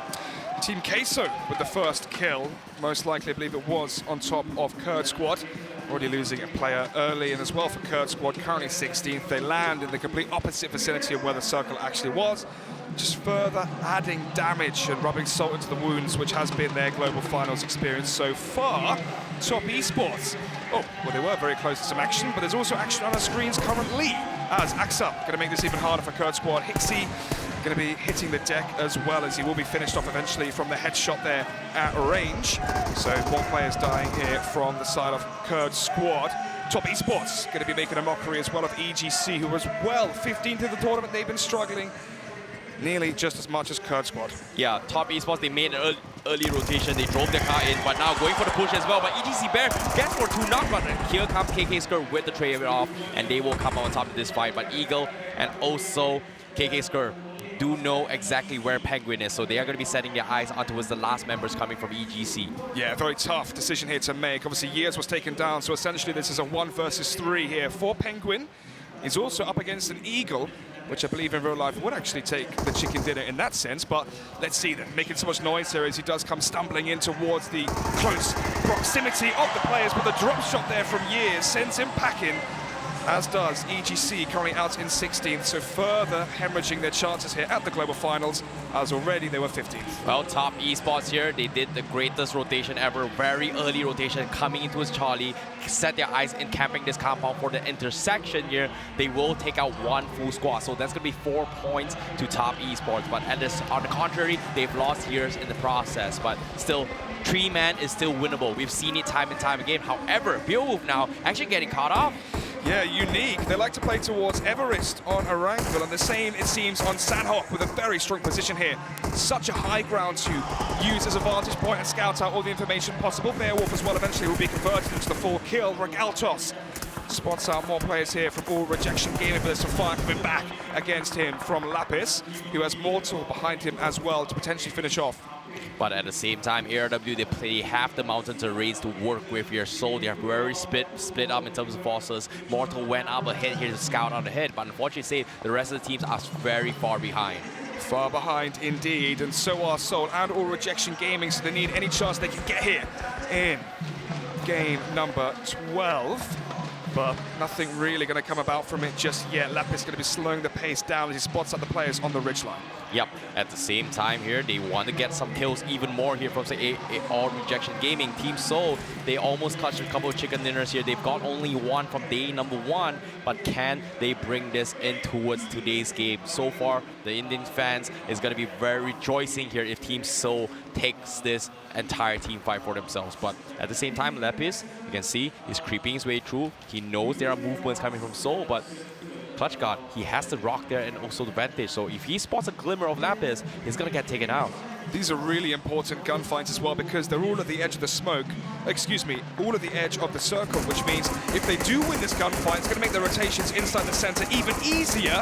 And Viper, he's not making these shots easy to land as he was dodging and darting around. The shots there just going to come flurrying past him. Clutch God as well, falling further back, expecting the flank coming from AllRejectionGaming while Viper does heal up. But look at this though, slowly creeping forward are the players, Matyo and Lapis from AllRejectionGaming. Viper in the open as well, going to be spotted out. Here's the holographic sight coming out from Lapis, going to be knocking him down. Kurd squad as well out in 15th, and maybe Seoul joining them shortly as yet another player from Seoul is dispatched. Yeah, Viper here did not expect this push coming from AllRejectionGaming. Nice decision there, and they caught them off by surprise. However, now the top guns are here. BTR making their way into the intersection where it's connecting between all 3 islands here, where Top Esports won their successful fight. But this time, BTR, they want to control this place. They want to rack up some kills, and they are going on full offensive mode right now. And I don't think they should be taking this fight.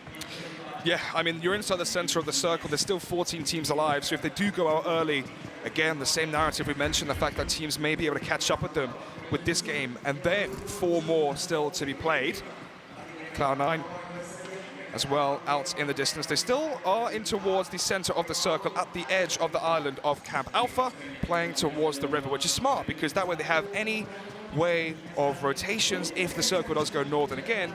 But if it does go towards Ruin, which is south of the island, that's where things can get tricky. Yep, at the same time as well, the teams rotating from bootcamp. We saw BTR took a huge flank coming into this the southern section here, passing towards this compound to go in and gatekeep these guys here. And they heard, I'm pretty sure they heard those gunshots coming from Top Esports, and because of that, now they're being very cautious of their approach. And now Zaxi up ahead here, they spot our movements. Ryzen will knock off KK and Top Esports, they lose 1 member potentially here as the nades being dusted. Oh, this is 1 versus 2. Let's see what can happen then.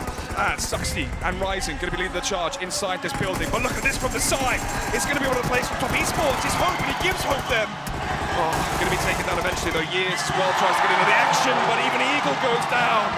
And that's it, Top Esports out in 14th. Yet another poor performance from them. And look at the life standings as well here, Terrence. 221 points for Bigetron, and they're going to be extending it as they got kill points versus the number 2 team. Yep, at the same time, Cloud9, they know these guys are BTR. They got a couple of third parties here coming from Prior. They got 2 knocks, but I don't think they have the range here to actually finish them off. So BTR, they're going to take a slow pace, but C9 is going to be disengaged here as the circle is about to rotate right off the bat. Illuminate The Murder, hugging the shorelines of bootcamp as they see long-range shots, but Matoy knocks on Perhar. Wow, my goodness. Look at that there, as they're going to be charging into the water, trying to see if they can swim there onto the island and finish off the rest of the job which they started up against Cloud9. as well, something to highlight is the fact that we can see on the mini-map it is actually going to be a southern circle. Painan maybe being a point which could be extremely pivotal here for these teams going forward. But yeah, Uneven has managed to get towards the scene of the crime, but not before. Shots are going to be whizzing past his head as well. Mad Toy with a DMR at range connects a few shots, but it's just going to be slight damage.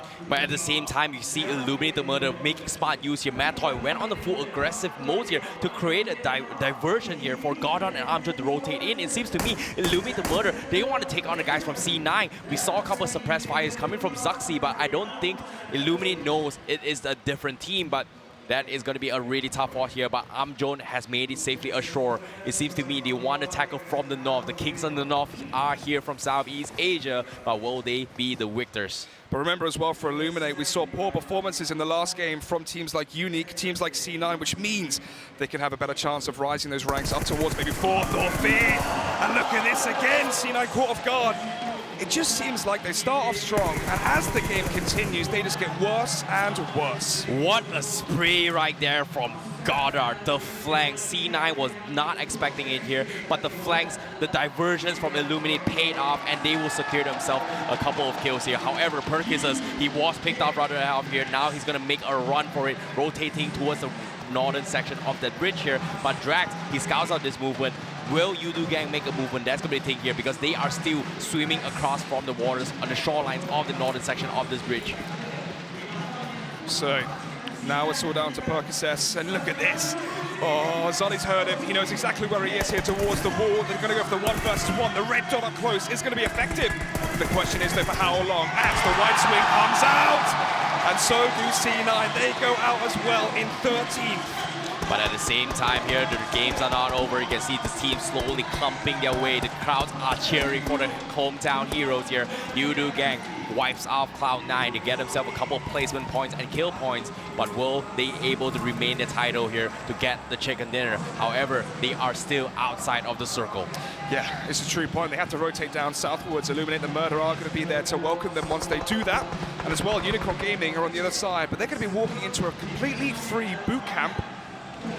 And also towards the center of the circle, we see Mega versus Orange Esports. Here we have UNique as well towards the northern side at the bridge, which they currently are using as a blockade. And Mega conquered. They scouted the guys from Orange Esports now. It seems to be they want to contest this compound, but at the same time, it's not a great compound to work with because it's a kind of like a turtle terrain here where they're kind of in a choke spot and Fire. He wants to go for the save, but as soon as they spot out movements for Mega Conqueror, they're going to go for the push. However, UNique here scouts the guys from Team Queso. Ayala will get shot off. Team Queso had a poor performance in that last game. They cannot afford to have it yet again because they were almost locked in 3rd.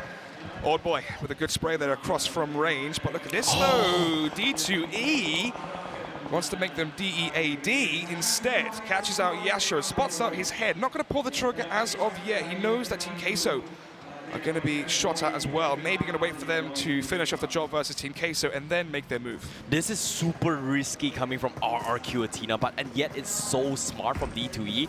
Because of the costume of his clothes here, he kind of camouflages himself between the bridges. So hopefully he's not going to be able for any teams to spot him out, but if he plays it perfectly, he's going to punish the guys coming in from UNique. Yeah, trying to see if he can spot out where the fishes are currently swimming. And he spots out Mystic and he spots out Axel. Oh, they're trying to swim underwater, but they only have a limited amount of breath before eventually they will be taking systemic damage. And here it is, Marco on the surface, but Kitsune actually just going to fall back. Maybe they don't go for this one, but no, it's going to be Old Boy. Finishes off the job, or the at least knockdown onto Mystic. The smoke's coming out as well from his teammates, hoping that he can maybe stay alive. Oh, this is so risky, but at the same time, because they have this bike here, they're going to close the gap here to try and finish them off. Rouge is going to suppress the fire here as they make way for the rest of the team to try and push in towards the next phase of the circle. But little did you know, D2E is on top of that bridge. Oh, this could be perfect. There's 2 players here, 3 players actually. He can wait for the car to go past, spots out Rogue on his own, goes for the red dot spray, he gets it, there's 2 more. They're thinking, what the hell? Where the hell is he? He even has time to maybe reload it. Old Boy's thinking, what the hell is going on? is going to fall down as well. Take a little bit of damage, but that's fine because he's done so much damage to UNique here. 2 more players eliminated, as I believe that was 1 more player. Yeah, that was Kitsune. He just jumped off. This is horrific for UNique. It's a disaster for the guys in UNique. What a play coming from D2E. They get not 1 but 2. D, my friend, but at the same time, the rest of the teams are still here. The circle pushing towards guys on ruins here. You can see AllRejectionGaming. They're pushing from the southern section here, but little did you know, beside them is the guys from Mega Conquer and also Orange Esports. I'm pretty sure they heard the gunshots coming from Mega, but they are very cautious in their approach right now. They have 2 kills and they want to secure some points here to get in towards the top 5 position here, but will be the victors here. Mega Conqueror, strong performance coming from preliminary stages. Now they are playing super safe. They've lost the scout Rodfiat, and I'm worried for the guys from Mega Conqueror now. Yeah, they played aggressive in that last game and it really did not pay off for them. So now they're taking more of a passive tone into game 2 of today. But I say today, of the rest of the year, essentially, before we go into 2020. Lapis is still alive. We've already seen 2 kills as well against Seoul. That was in the first 5 minutes of the match so far. And we did reiterate that point. I think this is the highlight reel? Yeah. Okay. Which did show us 2 kills, and then obviously Kitsune jumped down. I was about to jump on my pants again because I thought it was going to be another team there, but... Jump in your pants. Jump out of my pants. But oh, okay, sorry. PG-13, boys, moving on. Okay. Anyways, back into this game here, we can see Mega Conqueror. He does stone, spots out a couple glimmers. I think he knows he saw Lapis. Okay, he didn't see it here, but Lapis, his legs were slightly showing here. But if he pushes any more here, Mega Conqueror is going to spot him out, and they are going to reposition and take this fight. However, the team that we've been talking about here from day one, UNicornGaming, they had strong performance coming from Hang. They fell a little bit short in the map of Merengil, and this time in the map of Sanhok, they're going to be joining the fight from the Eastern Islands. See the fans as well rallying behind their local team, who, as of today and yesterday, haven't been able to match their performance from day one, and that was a similar story as well for teams like Illuminate. Yep, at the same time here, Drax, they got 1 kill, but this time the circle, the 3rd phase of circle is going to be completely closed, and once the 4th phase comes in, YOODOO gang, they're forced to fight a lot of teams here. I'm worried for the hometown heroes here because if you think about it, Drax only has a level 1 helmet. A couple shots in the head is pretty much down for count. They have to be very careful about the next approach as they are hugging the lines of the circle. But fortunately for them, they are very, very close. But let's take a look at the circle. Yeah, this is going to be quite a chaotic ending. I mean, of course, it's Sanhok. Would you expect anything less than that? But 1, 2, 3, 4, 5 teams towards the southern side outside of the circle. Mega are at the edge of the new circle, so this is very important, this gunfight here for AllRejectionGaming. If they can take down Mega, they're going to have a compound inside the circle. Yeah, and not to mention as well, Bigetron, Red Aliens, they're inside the circle. They're starting to zone everyone else here. And if they play the right timings right, they're going to be getting a lot of kills. But it seems to me, BTR, they're playing super defensive. However, Pons scuts out Crazy Gory. Yeah, Crazy Gory trying to go for some scouting out information plays. The issue is, though, Pons was waiting for it here with the ACOG scope. And with that, 1 more player going to be downed here by AllRejectionGaming. But they're still not going to be giving up just yet. They're actually still slowly slithering ever so closer. And now they know where Pons and a few of the players are from Mega. They may actually try and set up an execution here with grenades, maybe if they can pin them correctly, as they're trying to work out what the best angle of approach here is in this situation. They have to be quick here coming from Lapis here. He needs to toss a nade on towards the guys from Mega Conqueror because on the sides, Team Soul is also rotating in. But if they heard the gunshots here, they are going to go join in fight. But the nades will connect. Stone gets taken up. Here comes the spray from Lapis. It's all down to Pons. He's the last player here standing for Mega. Trying to revive on that 24 as fast as he can. But look at this though. AllRejectionGaming coming in as fast as they can. They realize how vulnerable Mega are. It seems like the revival will come through though. So Mega 24 is going to stand on his feet. Pons comes out as well. Goes into the open. Spots up more of the players. Going to be coming from the side as well. Catches up Mango. He's down. Look at the HP as well. As they're so low. He gets the kill conversion as well. So it's extra points here for Mega. As Pons trying to get inside this vehicle. Inside this compound even. He gets another kill here with the Uzi. Oh, Uva. Maybe it's going to be over for AllRejectionGaming as from the side again it's the Mac 10! 1 HP! Can Can Online 24 finishes off though. He goes with the reload on the Uzi and down he goes. That's going to be AllRejectionGaming out in 12. Mega keep control towards the edge of the circle. Oh, that would have been a clutch here coming from Pons, but the level 3 helmet, the vest here, saves his life from Uber, and because of that, he was able to win that fight against Pons with 1 HP. However, it's still a win for Mega Conquer. They lose 2 members in the process, but still, they are still in the game. 11 teams, 35 alive. RRQ.ATHENA, the team that we've been hyping up from day 1 all the way to today, has not shown their performance. Today, they are stepping up. They got 7 kills in game 1. Today, now, 2 kills. They are still up and running here. Will they be able to gatekeep the rest here? Because they are going to be playing from the western side of Circle. Yeah, we may see teams slow down for a moment. Ooh, though, Yasha from UNique does go for one trade as he's headshotted by Senior. Oh, it's in the open. There's only a road here as well that splits off this new circle. So, who is this going to favor here, Terrence? This is really awkward. It's going to be favoring BTR because they have a compound on the southeast corner. We have so much vision on all the rest of the teams here. However, YOODOO gang, you see they got shot from the guys from BTR. They have so much vision, and because of that, they're in some tough spot. But you hear gunshots coming in. Coco is panicking his way through. You can see he's trying to gatekeep the guys from YOODOO gang as the rest of the teams try to make way into the circle. But 10 seconds left. The circle is going to be closing in here. Illuminate the Murder. They heard this gunshot. They want a piece of that. This zone going to be constricting these teams like a python.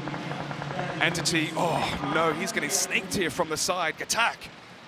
Nearly going down, does survive though, gets towards the edge, but look at this though, another team enters the fray. D2E going to be finishing off the job as well, as Attack is now down. A man and Jonathan in the open, they have to rotate, but RRQ surely have the vantage point here to finish off what they've started. No. Jonathan going to get behind the rock, but as you said, the zone is now coming in, so they are on a timer. Very smart approach coming from RRQ. They got 1 knock from Entity, immediately repositions here to gatekeep these guys, but at the same time, they have to check the vicinity, but Mega Conqueror will finish off in 10th place, but here comes Entity. Yeah, here it comes. Not really in favor of Entity though. Here it all comes for RRQ, as inside the zone, the shot's going to be going up against Jonathan, as he's going to be knocked down for now. 2 more players as well inside the circle. D2E actually be falling back here immediately as fast as he can. Attack as well, taken down by the Grenadier man as well, going for the 4-second heal. I don't think he's going to make this one, Terrence. This could be it here for Entity. Oh, he survives just for a moment more. Takes out 1 more player as well from RRQ, so maybe there's a chance here, but Senior has to get so much done. Ernie as well here from RRQ, but even Senior gets taken down by a man. Whoa, okay. 1 player remains then. 1 player remains. Ernie remains still. Oh no, for RRQ. As more players, more teams are taken out, down to 7. Yep, UNicornGaming, they were struggling their way through. They got taken out, but RRQ, they made a little bit of mistakes. Gets punished from Aman, Entity Gaming with the clutch here, down to the 6 teams. So, Clutch God is down. Mortal is still alive. He wants to pick him out, but here comes Nades coming from Illuminate the Murder. They're going to be making it rain, but unfortunately, it doesn't connect. But oh, it's going to be a good one. No, it's going to be fine. It's going to be fine. Fine for now, as Soul as well. They are inside the center of the circle to the left of our screens. I know there's so much action going on. Forget that for now. Oh, another player as well gone for Soul. RRQ Senior dies to the zone. I think he may have been the last player. Actually, no, there's 1 player still remaining for RRQ. There's 1 more that can be revived, maybe 2. Martin as well here from Illuminate the Murder, making this so awkward for RRQ to even rotate in. So yeah, as I said before, there's only 1 player standing. That's Ernie from RRQ. The nades from Mortal comes in, connects on Martin, and because of that, Illuminate the Murder, they are backing out for a little bit here. They want to reset and resurrect the fight, but RRQ will finish off in 6th place, but now down to the top 5. BTR joining the action finally from the southeast action here. They heard gunshots coming from northwest, heard gunshots coming from Orange Esports, and you can see Microboy setting his eyes here. He saw pop off, can he connect? Oh, it seems likely. A few more shots and that would have done it. Microboy making some big macro plays as BTR currently inside the center of the circle. They've got 6 kills, 4 players alive. Illuminate the Murder do have 9 kills and 4 players alive as well, so they're going to be contestants here in this game. That grenade goes all the way over to Orange Esports though, but it doesn't quite connect the damage required to finish off the remaining players from Orange Esports. Oh, look at this though, Mortal, the remaining player here for Soul. It seems like a game of cat and mouse, and that grenade as well going to do shrapnel damage. He's going to throw out a grenade, but be caught off guard by it seems. Gone on! Comes from the Corner loses the draw though immediately to Soul. Mortal trying to finish off the kill as well. Get some more kill points for his team and his squad. Playing ring around the rosies, around the rock, but he's caught off guard. And that's going to be it. Mantoy takes him down. Soul out in fourth. Immediately now we're down to 3. Down to the 3 indeed. The Southeast Asia teams are back. BTR, Illuminate The Murder, and Orange Esports. They are going to be going head-to-head here, but the Circle is going to be favoring the guys in the not of this world here because they are from I don't know, from Mars maybe, but still, at the same time, Illuminate has the high ground and they are gonna be taking this fight to BTR now. The zone is coming in. It's doing so much damage here as we are into phase 7.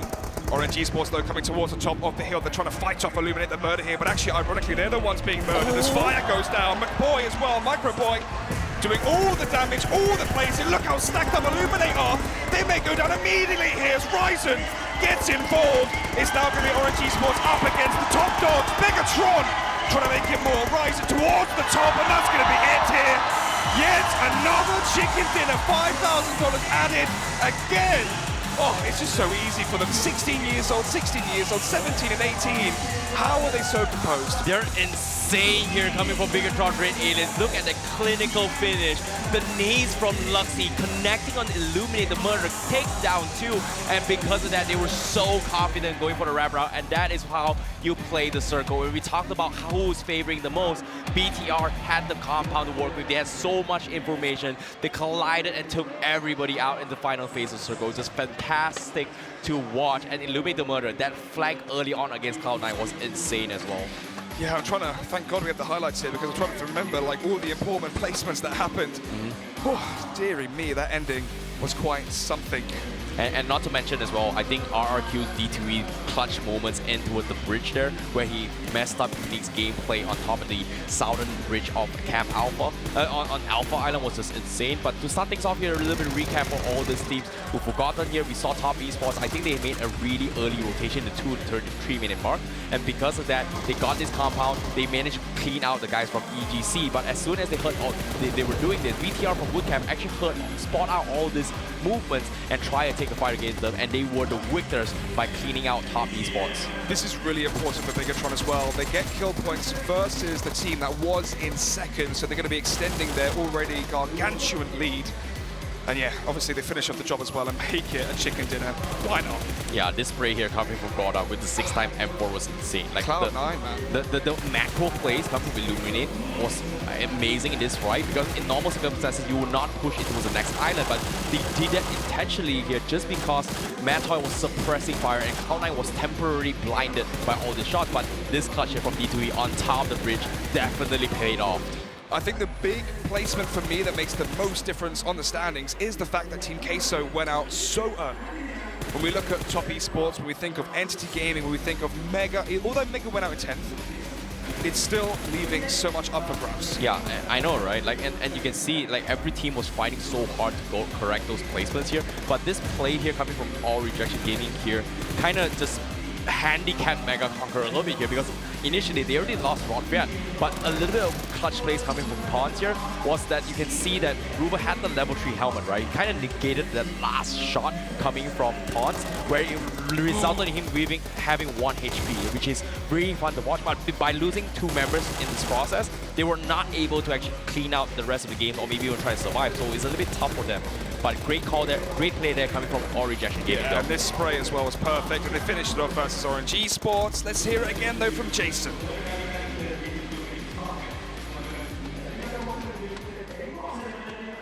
And BTR's dominance has yet to be contested, which leads me to ask the question to the man on the end of the desk. Cloud9 who? I mean, I know I went ahead and chose Cloud9, but you know who's gonna win. You know who's gonna be the champion for this tournament. Also, not only that, look at this. The man itself, Luxy, baby. Does it smell like him? Is it a sign? I mean, is it a sign? Give it a try. Give it a whiff. Wait, let's see. Smells pretty good. Smells pretty good. Calvin Klein #7 right there. It smells like money. Smells like chicken dinner. Smells like 25 grand in chicken dinner. Whoa. Security. What are you talking about? There was nothing there. What a great game, though, from Bigetron. I mean, all game long, I believe Icy Baby brought it up. It was Top Esports. They were 3 alive. They were in that shack over there, that compound. We had Luxy swim across the water, get the information on the team, sent Ryzen and Zuxi to make the full-blown push.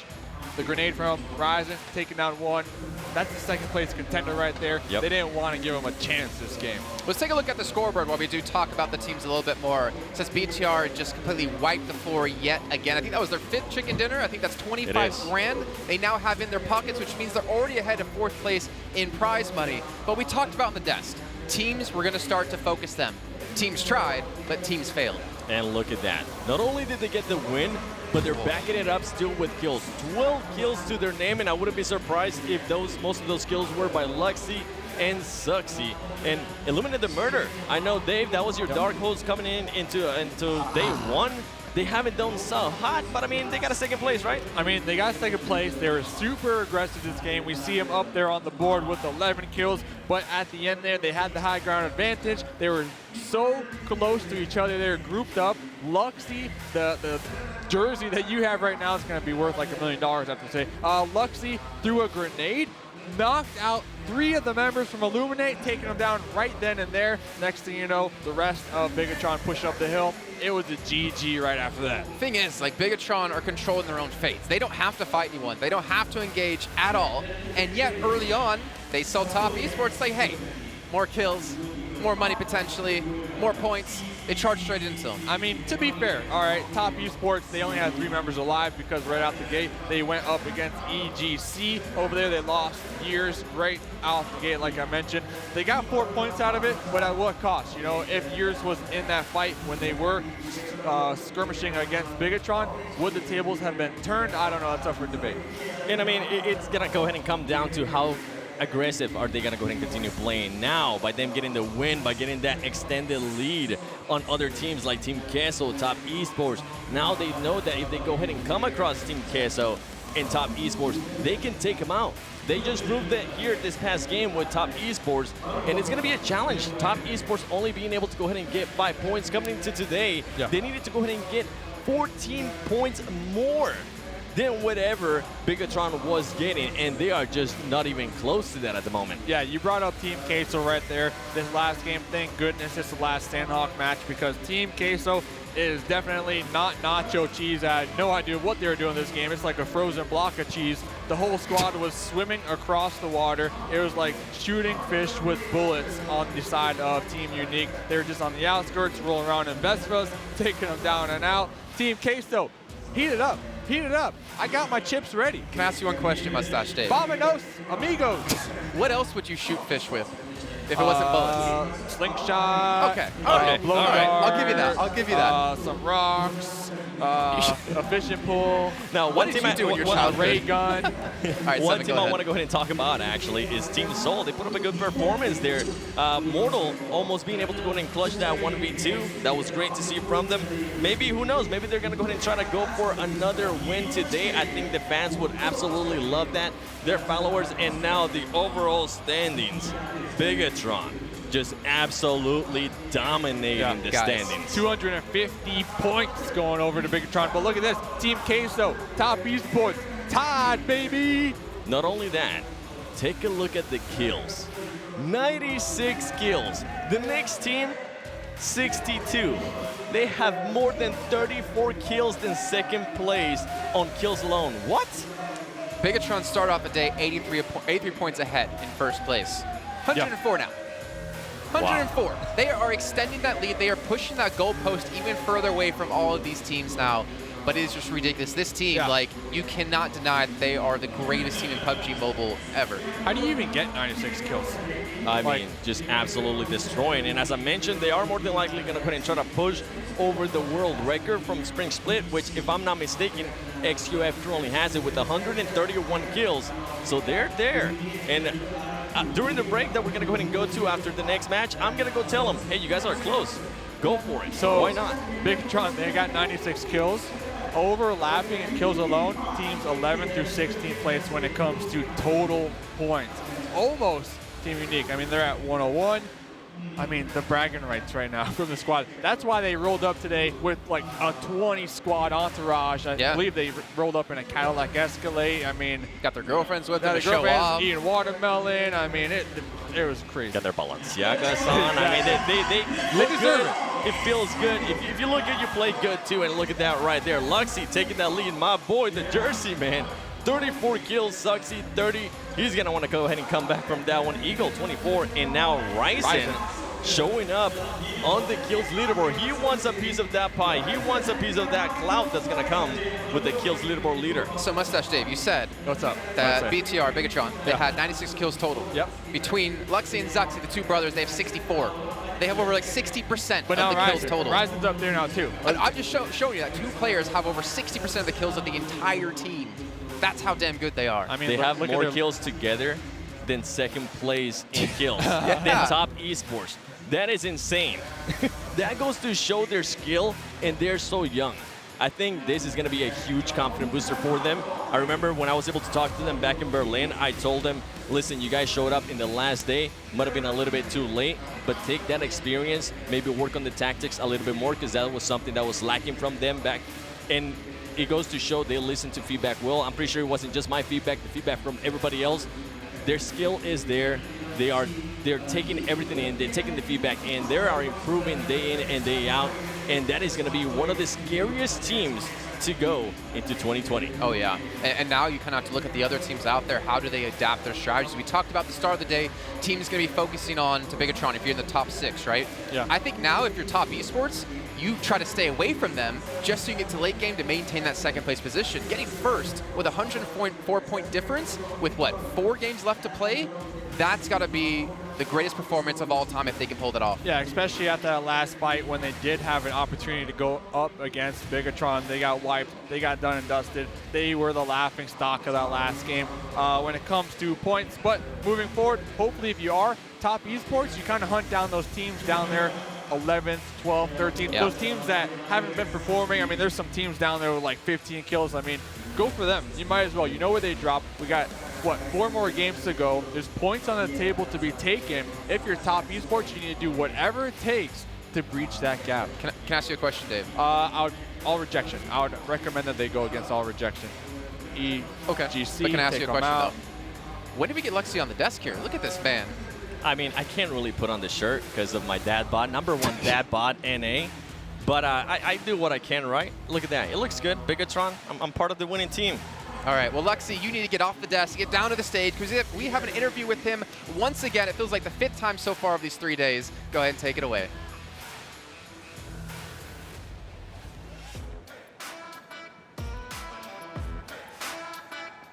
All right, ladies and gentlemen, I'm here once again with Luxy from Bigetron Red Aliens. Give it up for him. Come on.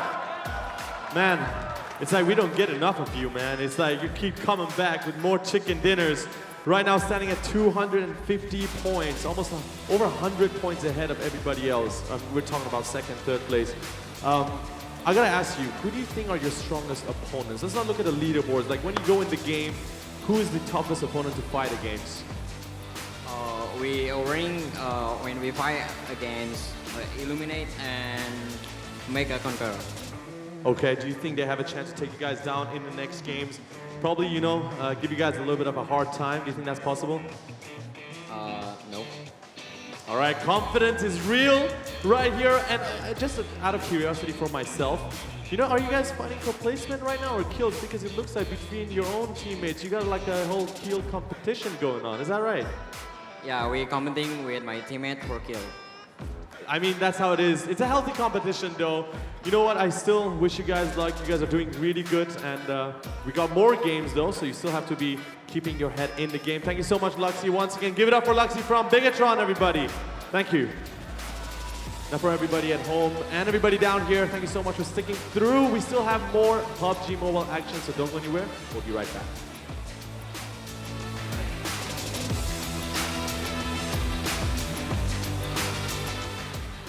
Well, we'll be right back just after me. I'm sorry, Faraj. I know you didn't want to see me up here, but I made it up here anyway.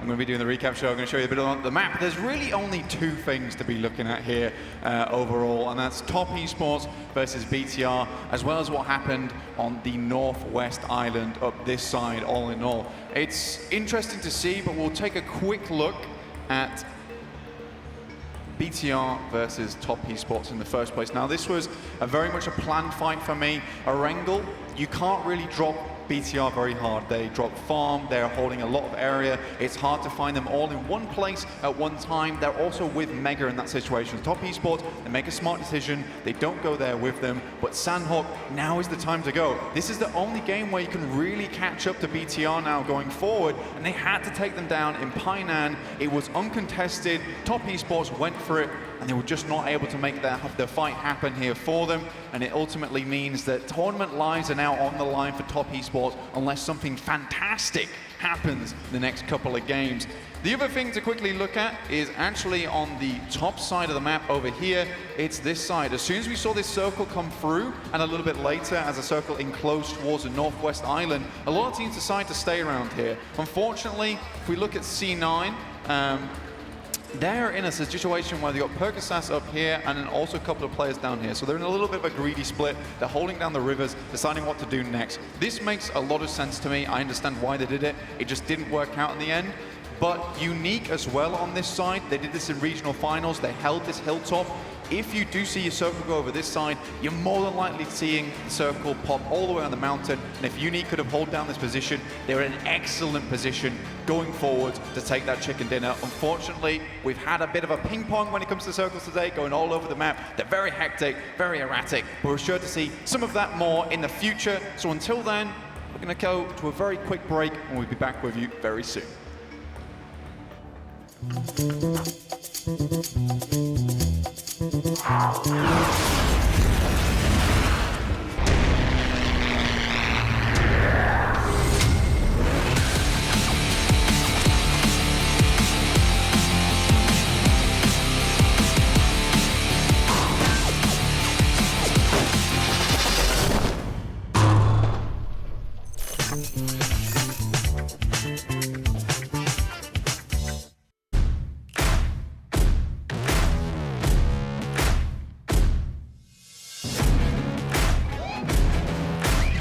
Winner, chicken dinner.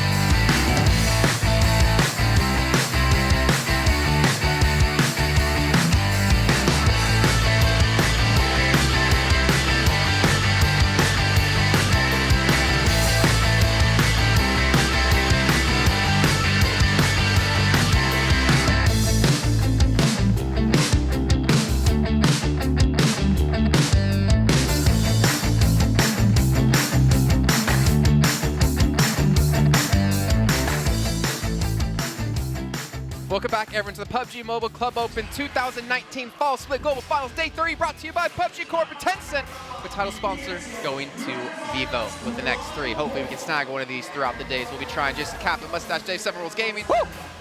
Wow, that coffee hit hard, didn't it? How you guys doing today? We're almost at the halfway point now throughout this entire thing. BTR took another chicken dinner. Can 18 catch them? Where's your jersey? Yes. My jersey, don't worry, it's going to be a different jersey for the next game. So Just tall. be ready. I'm so tall on the screen as my ego rises as BTR keeps winning, because I had him to win the whole thing, to be fair. Listen. All right, put me in my place. 104 points is the first and second gap right now. Let's see that. Let's actually bring up the overall standings so you can kind of walk us through it. 104, you said, if I'm not mistaken. 104 points. Yep, we only right. have 4 more games to go. Will any team out there be able to close the gap? I don't know. That's up for debate. And then, not to mention, second and third place are both currently tied right now. Just to remind you, that's $90,000 that they're tied for. And then if we do go a little further down, 4th through 5th place is a 20-point gap. And at this point, is anybody going to go ahead and stop Bigetron from just getting wins? Or are they just going to go ahead and continue to get away with it? Like you said, they know they pretty much won the whole thing, right? So they're here to set some records. How many chicken dinners can they pull off? They're up to 5. Can they get to 8? 7. I hope they can get 7, and then they stop there. That would be perfect. That would be perfect, actually. I'll make sure I'll go ahead and tell Luxy after this. Please, only get 7 wins and then just stop. Dude, it's all about the brand, right? It's all about promoting the brand. But obviously, we see their teams there, 9th through 16th. Every team really, I think, right now fighting for prize money, right? And fighting to have a good start. Like, this is the final tournament of the year, as we mentioned. They're fighting for their regions. We talked about Team Queso. We talked about the scene over there in South America. And they want to show what they're about. And I think this is, like, the perfect opportunity to set that up. Yeah, I mean, they're fighting for money. They're fighting for their country. They're fighting for their fans. And they're fighting to be the best in the world. Because after today, next step is the World League. Going into the World League, or the Pro League that is, you're going to have the bragging rights. Like, hey, I'm Team Queso, a.k.a. Nacho Cheese, a.k.a. on Nacho Chicken Dinner. Nacho Chicken Dinner out here. I mean, 2nd in the world or 3rd in the world. And then we're going to have Top Esports. Yes, they're trying to reclaim their victory, their trophy at the top from the spring. 104 points, though, it's not likely, in my opinion. One thing I actually want to see from Team Queso is I want to see them go ahead and get another win. Because now they got the record, right? They're the first team from South America to go ahead and get a win in a PMCO, in a global final stage for PUBG Mobile. Can they go ahead and back it up with another win? Just so it doesn't look like a fluke. Just so it shows like, hey, they actually got it. They won twice. And talking about flukes, same can be said with Team Seoul, Yep. right? They got 1 chicken dinner on day number 1. We heard Mortal on the stage say, hey, fans, this one's for you. Is there going to be another one? I don't know. Maybe. So far, you know, we got 4 more games to go to see if that maybe comes true. Yes, they've been having ups and downs. It's one of those teams, like, if they're doing really good, that's great. But if they're doing really bad, they just can't seem to get out their slump. We'll see. Gentlemen, Miramar, coming up to it. Hit me with your predictions really quickly. Seven, we're going to start with you on the end of the desk. Bigetron. Top Esports. Top Esports, okay. Well, we'll see if one of those 2 teams can pull it off. We're going to be hopping into Miramar with our commentators for the final time of the PMCO 2019. Alex Byfield and Icy Baby, give us a show, give us a game, kick it off on Miramar. Look at the handsome fellas. Got to agree there with Orlando on the desk. But here we go. It's our final game here in Malaysia, Terrence. What are we thinking? I'm thinking hot, smoky, spicy, juicy games coming into this match here. I'm expecting some roasted cooked chicken here. Roasted cooked chicken. I mean, someone's going to get the chicken dinner, aren't they? And even if you're a team down towards the bottom half of the leaderboards, you can still fight for that $5,000 prize pool that is up if you do get the chicken dinner. But I think the main storyline into this game, Terrence, is the fact that we have 146 points for both Team Queso and Top Esports. Yeah, not to mention as well, Bigetron RA is currently, they have like almost a 100-point lead here. So I agree with the desk as well. One more chicken dinner to prove themselves that they are the world champions. Will they be able to do it here? That's going to be something for us to see here. But as of now, the flight path has on its way here. We can see players already departing off the flight, the plane themselves here from the eastern side of the map, passing towards Los Leonas, and then Chumacera ending towards the outskirts of prison. You can see it's kind of like a north-southeast kind of flight path. But then with the way the map is set up, it's actually very fair, I think. I mean, unless you have teams that do drop towards El Pozo or Crater Fields or La Copriela, but it's very rare to see that. I mean, most teams do drop central or towards the southern side, or teams go towards the northeast. And again, teams like Kurd Squad or YOODOO GANK, they're going to be fine getting towards Cruz de Valor or water treatment. Yeah, speaking of El Pozo as well, I think I'm a little bit worried here for RRQ.ATHENA. Like, they always head towards El Pozo here, and this is a pretty far stretch for them. And not to mention as well, they haven't been having a couple of great games here. Like, we saw D2 in the previous game, the map start out amazing clutch, but unfortunately, the rest of the teams here were kind of picked off from the guys from Entity. I did not expect to play there. They were gatekeeping him, but eventually they got picked off. So that was kind of a little bit of a mistake being made for them, but they need this win. They need this win if they want to pull themselves into the top 5, especially. But at the same time here, the circle has shown themselves it's going to be centered around Los Leones here. So where UNicornGaming smack middle of it all. Exactly, and the constant narrative as well whenever we commentate this map is the fact that Los Leones is more of a looting town, and then you exit it because of the reason being you can die at the start if you get caught off guard in your rotation. And maybe Team Queso might be falling into that exact same fate. They are going to be landing in the exact same vicinity, I believe. Yep, at the same time here, Seoul going to be starting off here, opening couple shots. They know Queso is in the vicinity, so Power Grid is going to be their town to loot, but seems to be they will finish off all their loots in the warehouse before they actually engage the rest of the members here from Team Queso. But they ran through the bigger warehouse district here from Team Queso, and it seems to me they want to look for those vehicles, and they're quite far away from their usual drop spot, so they have to be careful with their next approach to come. Yeah, Team Queso having to change direction as to where they usually do drop because of the trajectory of the plane. Seoul actually going to be the first team to leave Power Grid. Obviously, so far, so early on into this game, as you said, vehicles are paramount for these teams. The reason being is it sets up all of their rotations. Yep, so far, so good. Peaceful for now. You know, you want to make it to the later stage of the game. You want to contest BTR. You cannot have lack of loot here. You need vehicles, you need utilities, you need meds, you need every single resources you can get to make yourself into the final stage of the circle here. But Cloud9 now, we saw Uneven played a couple of interesting games in yesterday's match here. We saw Uneven with that amazing clutch here from Cloud9 in the map of Erangel. First game, yesterday's game, was just amazing to watch. He was pulling some really long-range shots with the red dot, and also the hollow sights here was just ridiculous here. And he did so much damage. I think it was Cloud9 who got like 17 kills. Yeah, it was 17. Yeah.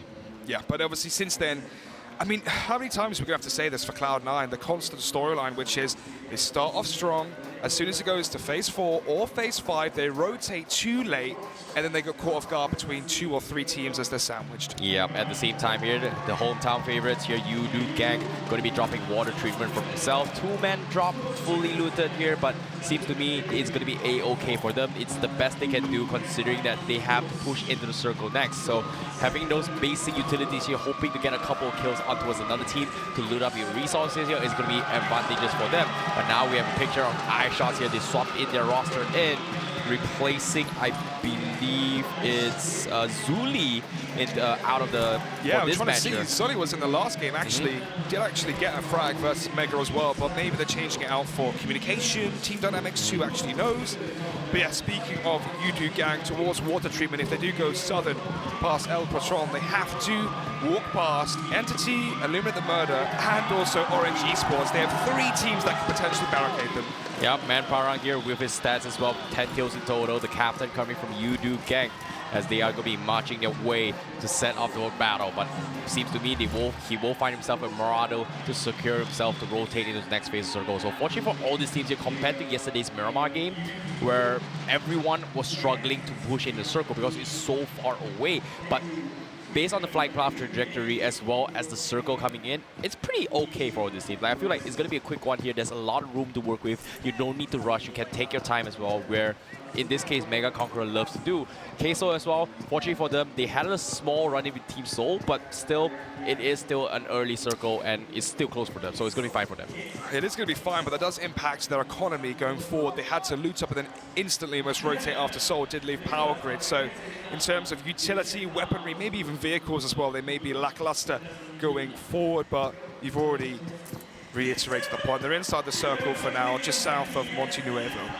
Yep, Top Esports now, they're going to be playing the eastern side here. Will they make a rotation, push down south to gatekeep the guys from Mega Conqueror? We saw that in day number 1, which was really unorthodox, but that put them in 15th place here. It seems to me they might consider doing the exact same thing again here. As you can see, a couple of movements on the eastern side here where Top Esports going to be heading down south. Yeah, speaking of heading down south, across the eastern side, Mega typically like to go for that rotation down the southern coast and loot up and basically go in towards Valdemar or Los Higos.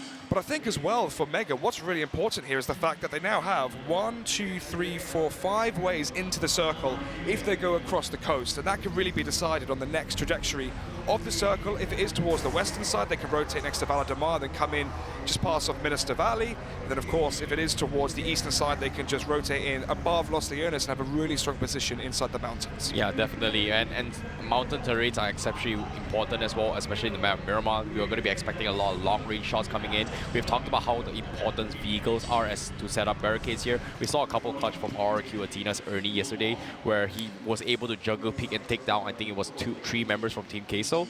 And because of that, it just opened things up for them. But unfortunately, he was eventually taken out by third party. Speaking of long range, when we were backstage and almost interviewing players from Europe and North America, they kept saying how strong the southeastern teams are with the DMRs and the snipers.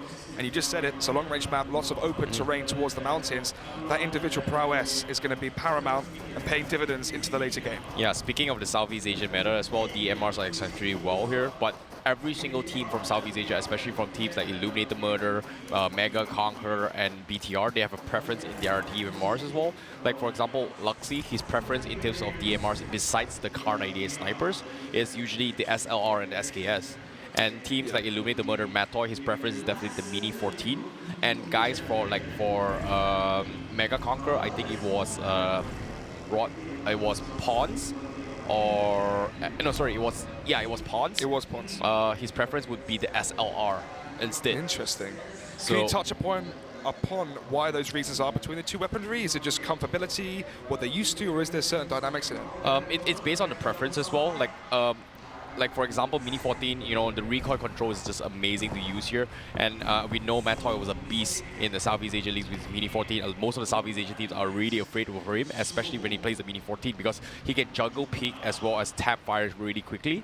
Whereas guns like SLR and SKS has higher recoil rates, but the damage output to burst cars or deal that one lucky headshot with enough damage to just take him down is very, very good as well. So in this case, those kind of guns are amazing for finishing off players.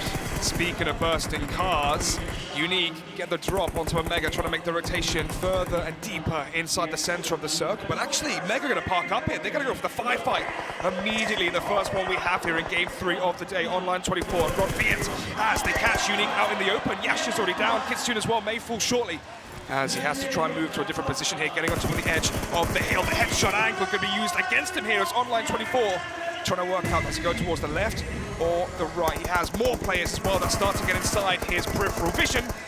Rod Fiat goes down. It's already down to Online 24 here, 1 versus 4. Just like that, 2 of the players going to be knocked down here. Look how far away the rest of Mega are as well.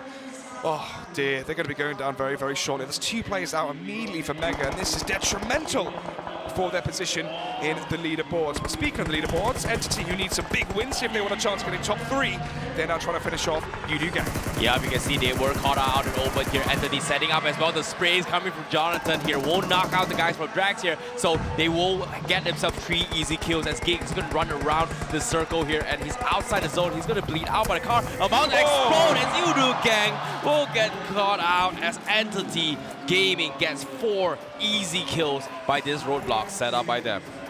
Yeah, this is where teams like Queso or Mega are going to be sweating at the brow when they see that kill feed going in favor of Entity. Bigetron, of course, the big players here so far in this event, almost secured the chicken dinner of the whole entire global finals, but let's see if they can start to just show off here and make that lead an even bigger discrepancy. Yeah, BTR, they've got themselves 2 kills off the kill feed as well, and as you can see as well, they're going to be leading, looking to get even more kills here. We've talked about how chicken dinner is going to be giving you additional prize money here. Additional chicken dinner is $5,000, and it seems to me they have been hungry for all those money journey here. So BTR, yeah, may be focusing on just going full all out once again here. First game wasn't that great for them, but second game they picked up their momentum, got themselves a chicken dinner. However, now Axel got to get scouted out here from Luxy. Uh-oh. Oh no, it's going to be Guns N' Roses here soon for Axel as Luxy spots him out his head and shoulders. Ooh, but he will survive for now, but Soul may try and go for the third party here and finish him off from the rear.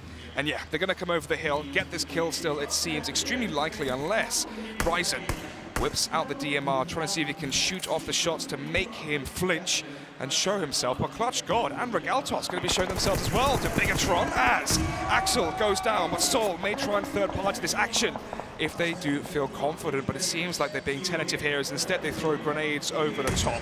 Yeah, we can see Microbyte providing so much information for the rest of the teams as well. They're going to be setting up. They know Soul is in the vicinity. They want to fight this up, but they are going to be boosting here. Luxy, they've got themselves 3 kills. They have a lot of utilities to work with, and Soul is in a position where they have to play defensively here. If BTR flanks them from the right angles, they are in some trouble, but seems to me, Team Soul, they're going to be holding their ground as of now. This is the problem. Oh! Whoa, Luxy. Wow, I mean, we speak about the prowess of his sniper, and that's exactly why. Pure precision with that weapon. Headshot from that far range. Whew. They were just finishing off their fight with another team. Now they're going to be picking 2 teams at one go. BTR, they're not afraid. They're out of this world. But that headshot definitely popped out. But now, seems to me, they gave a little bit of intimidation tactic towards the guys for ARW. Now going to be diverging their focus all towards the guys from Team Soul. Will they come through, or will Soul back off? Yeah, it seems like Bigetron as well, spotting out the players, as you said, towards the hilltop, inside the church, going to be falling back instead. And when we look at the map here as well, Terrence, it's going to be so important for the teams in the middle as to which side this circle does eventually conclude at. Whoa, I wasn't expecting that. I thought it was going to be east or west. Instead, we've gone towards Picardo. This is interesting coming from BTR because they, instead of using Zuxi to scout ahead, they switch up their roles a little bit here by having Microboy scout out ahead for positions here. But it seems to me they found a real nice vantage point here, which can gatekeep most of the teams from the south side, especially teams like Soul, considering that they scout out information from Soul and also ARW, with Luxy leading the headshot up towards the guys at the church. Kurd squad last in the tournament, although they can still fight for $5,000, which is going to be fantastic for them if they get there. EGC have been struggling as well, and this isn't really the kind of team that you want to be rotating past, especially with the twins have their iron sights locked in on you. That's Zuxi, and of course Luxy, and as I say, if one player is caught off guard, down he goes beside. Oh, he's going to be laying there, so vulnerable. More players as well, trying to rotate as fast as possible. That's going to be another player as well going down. Soul are struggling, as are EGC as they lose yet the third player. Oh, EGC, they've had such a struggle so far in this event. And here again on Miramar, the last Miramar we see in this event, it doesn't conclude well for them as well, almost like pathetic fallacy. Well, that's BTR for you, showing class 101. Why proning on the ground, spraying is super important. You look at those recoil controls, and because of that, they were able to secure themselves 3 kills. However, now... my, look at this then, Cloud9 come cascading into the compound that Soul currently have domain over. The question is though, for how much longer? Oh, it seems like quite a while, Terrence, because they're 2 players by their own, as Uneven is just so far away, thinking, what the hell is just going on there? Where have my teammates gone? Oh, he's got an M249, but unfortunately he cannot make use of this situation here. If it was given the same exact situation for them and where BTR was, this would be a devastating weapon to work with. And right now, losing 3 members and even the only last man standing from Cloud9, I'm not too sure he can get out of this sticky situation. And not to mention, he needs to push into the guys from Soul. Surely you scout out information. I mean, it wasn't as if Soul were playing that really passive. They were peeking the windows, looking towards their flanks. Oh, the headshot? Oh, nearly. I mean, Mortal is strong with that sniper, but maybe not strong enough to land a shot like that at range, especially when Uneven is making it very difficult, just bobbing and weaving. But yeah, once again, as we said before, the circle going to be centralized towards Picardo. Bigetron, again, it seems like they're always involved in action in some way, shape, or form. Yep, speaking of which, here, they've got 6 kills right off the bat. 47 still alive here. It seems to be BTR. They're thinking about trying to make a record-breaking game for today here. They've got a great start so far in terms of kill department, but if UNicornGaming loses to BTR, and that's going to be even more kills heading in the way of BTR. But the next phase of circle is about to pop off. Where is it going to connect here? They have to wrap things up. Oh, it's gone towards the western side into the hilly terrain, exactly where we see Entity Gaming. UNicornGaming, though, losing Hong. Believed to have shot there from Luxy. They're already on 6 kills. Yeah, it's quite ridiculous here to see this so many kill volumes coming from BTR this early stage of the game here. 15 minutes has pretty much passed here. We are going to be seeing a lot of teams going in here, but Luxy going for the sprays once again. Unfortunately, is not prone here. The recoil is a little bit troublesome, but is not to worry about it here. You can see Coco trying to make a save here. Can he go for that lucky headshot? Luxy thinking about it here. He's going to show us some skills. Is it going to happen, though? Yeah, the thing is, though, Coco is so far away trying to revive his teammate. He means that he's left his teammates quarantined here between Orange Esports to the eastern side. And then, of course, in the forefront, in the foreground, it's going to be Bigetron, who you really don't want to mess with. Yeah, they have to make a move now because right now, 3 more seconds, the circle is closing in. You can see BTR, Microboy will be leading charge here to back off here. They know Unicorn is pretty much stalled off. You can see Ryzen preemptively up ahead here, made himself a small mini barricade to try and scout a little bit of information. However, they're pretty much going to go into this circle of light just because there's so many teams passing by. UNique going out in 13th. Ouch. Yeah, I mean, we spoke about at the start of the day where what if teams like UNique and Entity had early chicken dinners? Could they try and fight for that top 3 spot? And the answer isn't quite so positive. EGC as well, they haven't really had a positive game themselves. Satan now almost left to his lonesome here. This is surrounded by a few teams. Lapis trying to lap up some even more kills for AllRejectionGaming. RRQ.ATHENA did not expect that here, but because of the shot coming from Lapis, they know there's a team right in front of them. However, they ran past BTR, and this time they will clip him up, and you can see BTR actually setting up roadblock right here. Yeah, they're just going to set up shop just on the precipice of this circle, just south. Oh, Bacano! Ooh, you know that shot should have landed, but instead, I think he got away scot-free. Yes, he did. He is still alive and kicking on his 2 feet, and so are the 4 players from RRQ. That was such a close call from Lapis here. If he was like half a second slower to hide back into the compound here, he was pretty much getting his head popped off. But still, great spot there coming from BTR, a little bit of information to work with. But at the same time, they are on the southern edge of the circle, so they have a lot of room to work with, though. Speaking of great spots, Entity Gaming perched at the top of the hill inside the actual center of the circle. Ooh, but the center of attention right now is going to be Orange Esports potentially up against Bigetron, as it seems like they are about to lock horns. There's at least one of the players here immediately, which is Zuxi, as he waits for his twins and teammates to eventually come even closer to this compound. Kills as well happening in the background on the kill feed, but Stalker, ooh, friendly fire onto himself, and that might be the indication here for Bigetron to make the move. Oh no, but at the same time, he accidentally naded himself here because of this. BTR is going to have a little bit of opening to work with, but at the same time, I don't think BTR knows that he naded himself. But Zuxi, he's going to go check anyway here. Smokes are being popped off. Orange Esports might get pushed here. Stalker getting picked off from pop-off. They are in a choke spot right now. Zuxi scouts out fire. Here comes the nade from fire. Yeah, Doesn't seem he's going to connect. It seems like he's all in his lonesome here. Where is the cavalry? When shall it arrive? Stalker here as well towards the window. If he just peeked out slightly further, could have finished off Zuxi, but the rest of the team here from Bigetron have arrived. And they're actually going to be inside the circle as well. So this fight for this compound is so important because they get inside the circle. They have a strong vantage point as well. Oh, still though, 4 players alive from both teams. Yep, at the same time, BTR, they're hesitating if they want to push or not, but at the same time, they have the edge of the circle. They can play this extremely slow, and because of that, they have so much room to work with. And as of now, BTR, they're thinking about storming the compound. Orange Esports is there. Unicorn on top of the mountain, maybe third-party lady here, but they're going to be engaging very shortly against the guys from Entity, who's going to be gatekeeping them from the insides of the next phase of the circle. Unicorn, they're panicking here. Snipers coming from Jonathan. Hong pushing up with the buggy. Yeah, this is a really good point to contest for. I mean, on top of the hill, you have all the information, you can scout everything out, and you have good angles to work with during the firefights. So it makes sense if UNicornGaming try and challenge for this position. RRQ doing very well here versus Mega. They're actually going to eliminate Mega in 11th. Wow, day 3 for Mega has been catastrophic. Yeah, that's going to, my oh my, heat here because 10 teams left, 34 of life. Can they keep up the momentum here? But as of now, the ones keeping up here is going to be Entity. They're trying their best to pull up in terms of the ranks here. BTR 7 kills on the kill feed on the left side here. Illuminate with 4 kills with 4 alive. Unicorn going head-to-head against Entity as of now. Oh, a man wants to turn into a legend if he wants to go for the 1 versus 2 at the angle of the hill, instead playing slightly more passive, maybe waiting to see where the circle does eventually go, as it is starting to constrict all the teams that are currently located inside of it. But this is the point of Miramar when it's the rocky terrain all inside the circle and the teams are going to be caught from so many different angles. Yeah, Hixie as well is going to be on the other side of the angle, but Entity Neo actually getting spotted out from a long-range shot, almost finish him off, but Gatak there will get clipped off from Ari from Kurd Squad as they are going to be flanking from the sides here. Ari trying to go for the push. Oh, Kurd Squad could really throw a spanner into the works here for the chances of Entity to get inside the top 3.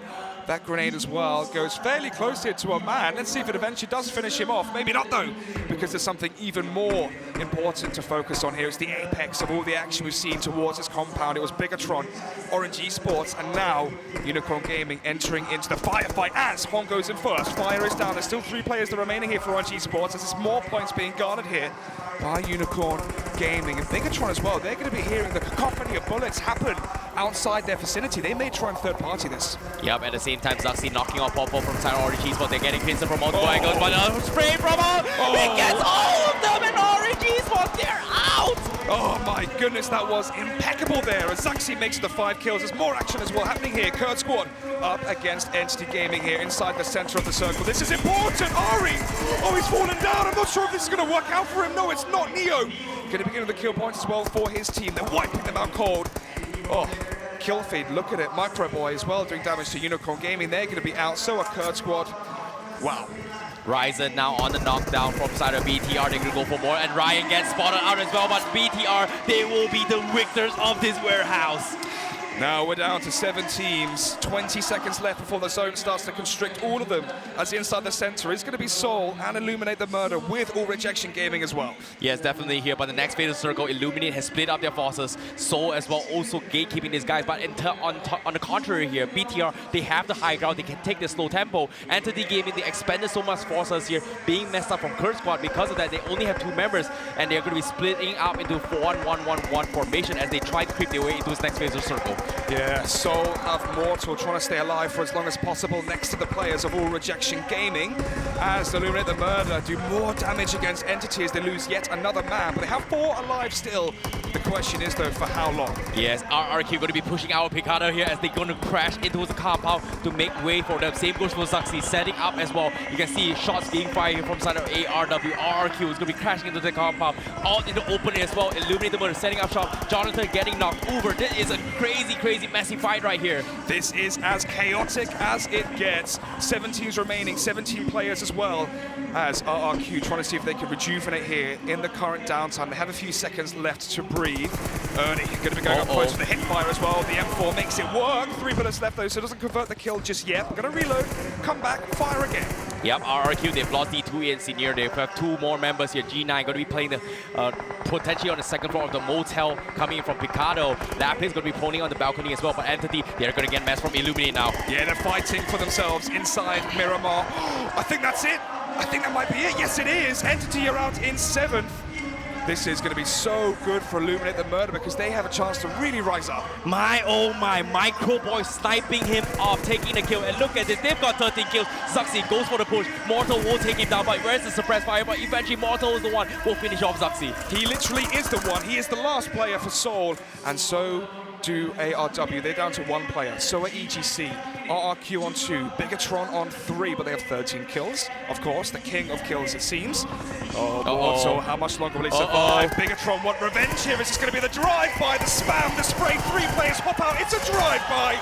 My God, it's like we're in East London. That is delivery for you, my friends here. Free food on the taking, 14 kills for BTR. However, the fight is over. We're back to the motel. G9 on top, Satan on the bottom side, Lapis for ARW, and Ernie for the bottom side as well. They need to clean out everyone. G9 going for the push. Can he finish off Lapis? But Lapis comes in on top. Ernie can't help him off. And G9, RRQ, they lose another member. And Lapis is back in the game here. Last man standing from AllRejectionGaming.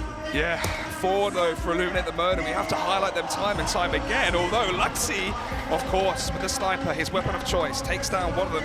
Mantoy shall be revived by Martin, but in the meantime, look at this. They're starting to mount up here. They're going to be making their assault as they come. Ooh, a bit closer. They're not going to make the full commit. Well, Illuminate the Murder, they won the zone. BTR, RRQ going for a spray here as they tag team against Illuminate the Murder. BTR and RRQ, they're in a position where they need to force into Illuminate now. And Illuminate seems to be they're not ready. But you can see BTR, they're going for the flank now. Here it comes then. They go to the high position as well, but the car explodes. Luxy is down. And it's all down to Microboy to try and finish off the job here versus Illuminate the Murder. As they are healing up one of the players. Ryzen, though, has to rise to the occasion. Comes in from the right side. Caught out guard, though, in the middle. Let's see what he can do. It's going to be nothing. Microboy has to go macro and try and finish off Mad Toy. 2 of the players are down there for Illuminate the Murder. This was their best chance of the chicken dinner so far, and it may all go out the window if Microboy manages to do it. Let's see then, coming around the side, spots him out with the third-party angle, goes for the pre-fire spray! Doesn't do it though. Illuminate the Murder survive. Martin will be the one to take him down here. They've got 2 knock. He needs to pick up his rest of members here. Lappy is going to be playing the healing game, and RRQ.ATHENA is still back in action. Top 3 team, but BTR lost here. Lapis will be the last one. Illuminate the Murder. It seems to be they will be the one to take the chicken, and they will. That's it. Illuminate the Murder take it, and they are going to look very, very good when it comes to the scoreboard because they started today in 11th, but they've had solid finishings, which means where are they now? They were top 5 before this game started. Now with the chicken dinner here, I'm not surprised to see them make it into the top 3 position. What a dominant performance coming from Bigetron as well as Illuminate the Murder. They've got, what, 2-digit kills throughout the entire game? Yeah, I mean, as you said, well, I said they start the day at 11th. You said now before that game they're 5th. Ooh, that's going to be for the desk to show us, but let's look at the highlights here of the game we just witnessed. And it's rare you get action like that on Miramar. We were so fortunate with the zones there, taking teams out of the compounds and into the open. Yeah, it was a crazy match here, but starting off as well, we saw a lot of camping coming in from Entity here. They set up a couple of roadblocks which were very favorable for them, honestly speaking. When they took down the guys from YOODOO Gang, getting 4 kills for them in the back, which transitioned into a momentum for them to get a lot of kills. But the biggest question was, how did BTR this shot won there. that fight? Oh, yeah. Oh, onto Queso from across the map, literally 400 meters it seemed. And as well, Bigetron catching many, many teams out in rotations. I think, where did Team Queso finish? Because that's going to be really important between Top Esports and Queso. Definitely here, and not to mention they will finish pretty early as well because BTR and Soul caught them in an awkward position before this fight, remember? But at the same time, Cloud9 was trying to third party here, but at the same time, it was all about contestment of compounds here. But it was an insane match here, but eventually the one that came out on top was definitely Illuminate. Yes, and you can see it here as well. They got their win, and that's going to be us here, Terrence, in Malaysia. Let's hear it once again, though, from Jason and the boys on the desk.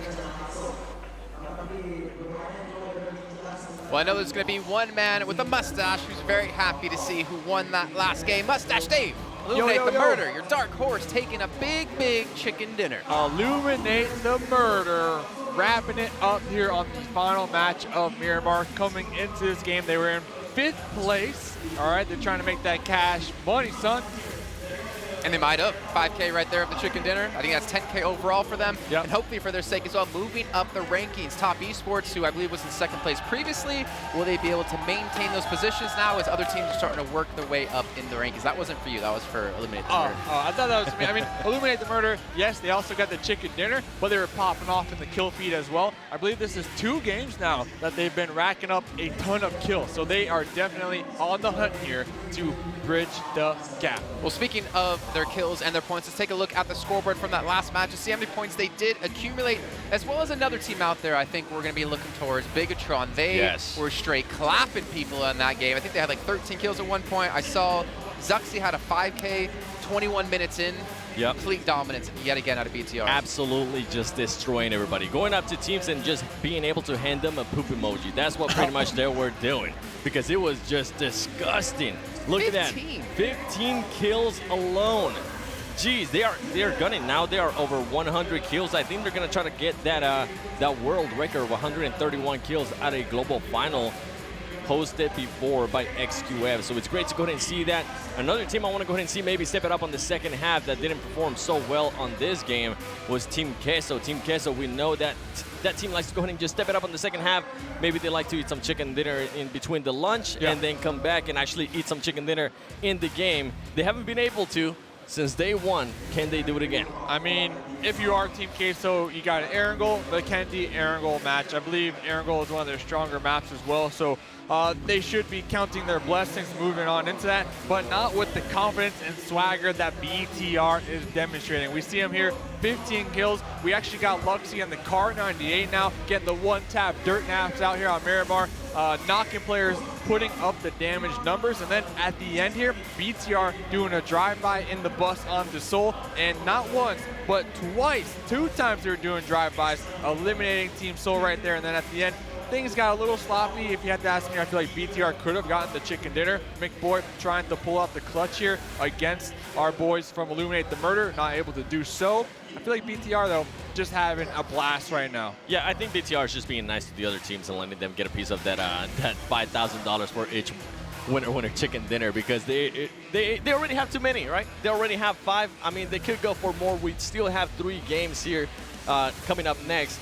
And one of the teams that I actually want to go ahead and see maybe improve a little bit more is Cloud9. Not having the best performance, had a good game 1 once again, and then after that, just kind of slowed down a lot.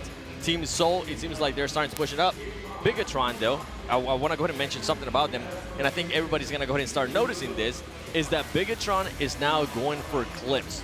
Now going for those highlight plays. Now going for plays to just add to their montage of absolute destruction. Maybe they want to appear on your YouTube channel. Where can they find that, actually? The 7 Worlds Gaming, by the way. There will be an interview with Luxy coming up in a couple of weeks, so make sure you go ahead and tune in.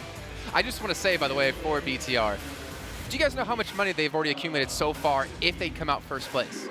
Over 200K, that's for sure. 205,000 bucks. Wow. How can you spend that money coming into next year's my question? Oh, I mean, Mustache Dave _ on Instagram needs some mustache cream. So Luxy, Zuxy, if you're out there listening, hook your boy up. All right, let's take a look at the overall settings so we can see how the gap has continued to widen for BTR. It was 104 points between first and second place before.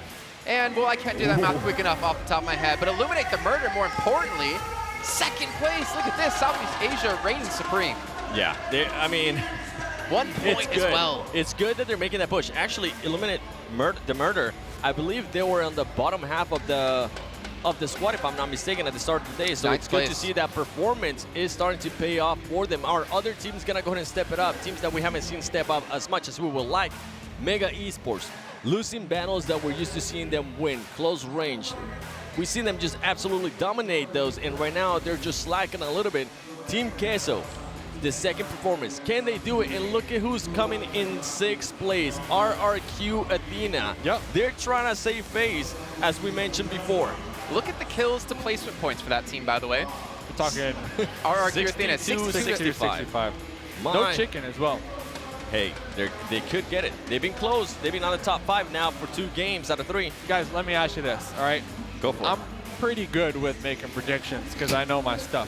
If Illuminate The Murder can wrap out the end of the tournament in 2nd place, do I get all of your confidence, all your trust? I mean, remember, I was the only one that believed in that team. That was my dark horse coming into the tournament. If they can finish off in 2nd place, just give it to me. I don't know. You weren't so confident about them coming into the day. You were like, oh, they're 9th place. Let's not talk about them. But now you want a piece of that clout, huh? I see you, Mustache. I want to call you 50-50 because you had Ghost Skill in the prelims. They didn't qualify through. They came close. Listen, into the last game, they're in 3rd place on leaderboard, all right? In all fairness. Yeah. It's not about how, you play one match. It's about how you end the day. It's about how all things do go. John's looking at me. John knows I know my stuff. He's shaking his head. Yeah, Mustache Dave, you're right. All right, I agree. I can see him giving you the thumbs up there. But let's look at the kill leaderboards again. Zuxy and Luxy still maintaining that 1st and 2nd place position. Ryzen even adding some more to his tally as well, up to 22. Ernie's still going to be there for RRQ, so he's still keeping, them in the mix here, trying to get them up the scoreboard a little bit more in the standings. And, of course, Eagle as well from Top Esports going to be there with 24. Yeah, Eagle holding it down the whole time. Yep. I know some of their players, I believe KK Skur at one point was on this kills leaderboard. They have dropped off. I want to see other players, maybe from Entity. Jonathan, I know I've been able to talk to him. He wanted to be one of the top fraggers. It hasn't worked out for them. The whole team overall hasn't just performed after day one. It's something that we saw at the regional finals, right? They had a great performance on day one, and they just kind of slowed down on day two. And day three is when they started bringing it back.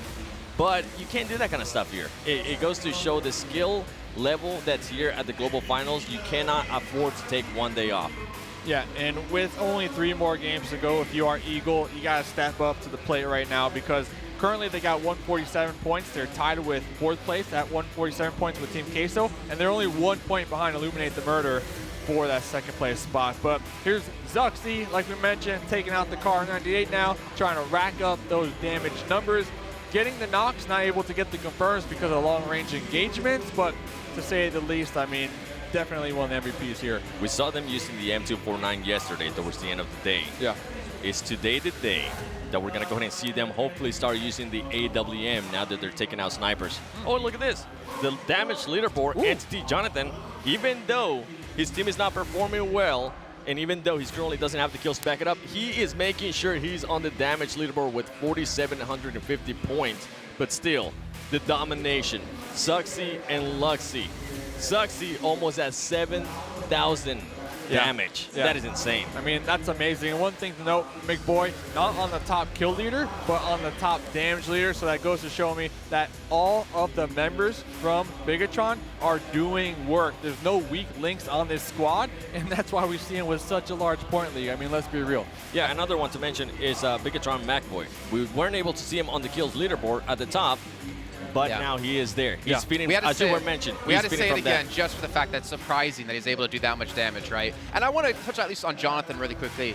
I mean, you can do all the damage in the world, but if you can't convert them into kills, it's really unfortunate for you. But he's, I think, hands down proven he's one of the best, if not best players from India. He is. I think he's hands down. He's proven that in this tournament, he is by far the best player from India. And I'm pretty sure in 2020, there's going to be a lot of discussion on who can be. Is it going to be Clutch God? Is it going to be the Regaltos, Aman? You got so many players coming out of India that I'm looking forward to. One of them is also a Fnatic Scout OP. My boy, my guy. I'm pretty sure he'll be able to show up next year. I'm curious, because we've already had from the South Asia Regional Finals some roster swaps. I'm curious, coming into 2020, are we going to see these super teams rise out of these regions, trying to put together the best players in the region to see if they can make a team work, because they're competing against the best of the best. Yeah, I mean, I feel like, especially after the finals here, Jonathan's going to be one of those players. It's going to be the hot ticket for any org, any of the top orgs looking to maybe swap some things up. So if you are Entity out there, you're going to have to pay up the big bucks because, I mean, they are, they have a trophy. They have a gem at their disposal. And I mean, I know a lot of the players usually sign their contracts up to a certain big event, and this is the last big event of the year by PUBG Mobile. So a lot of the contracts are going to be up. So I wouldn't be surprised if we actually get to see some interesting moves in the PUBG Mobile esports community. Speaking of interesting moves, I think it's time for now to close out that last match ahead. Once again, over to the man with the plan. It's John Allen with his post-game recap.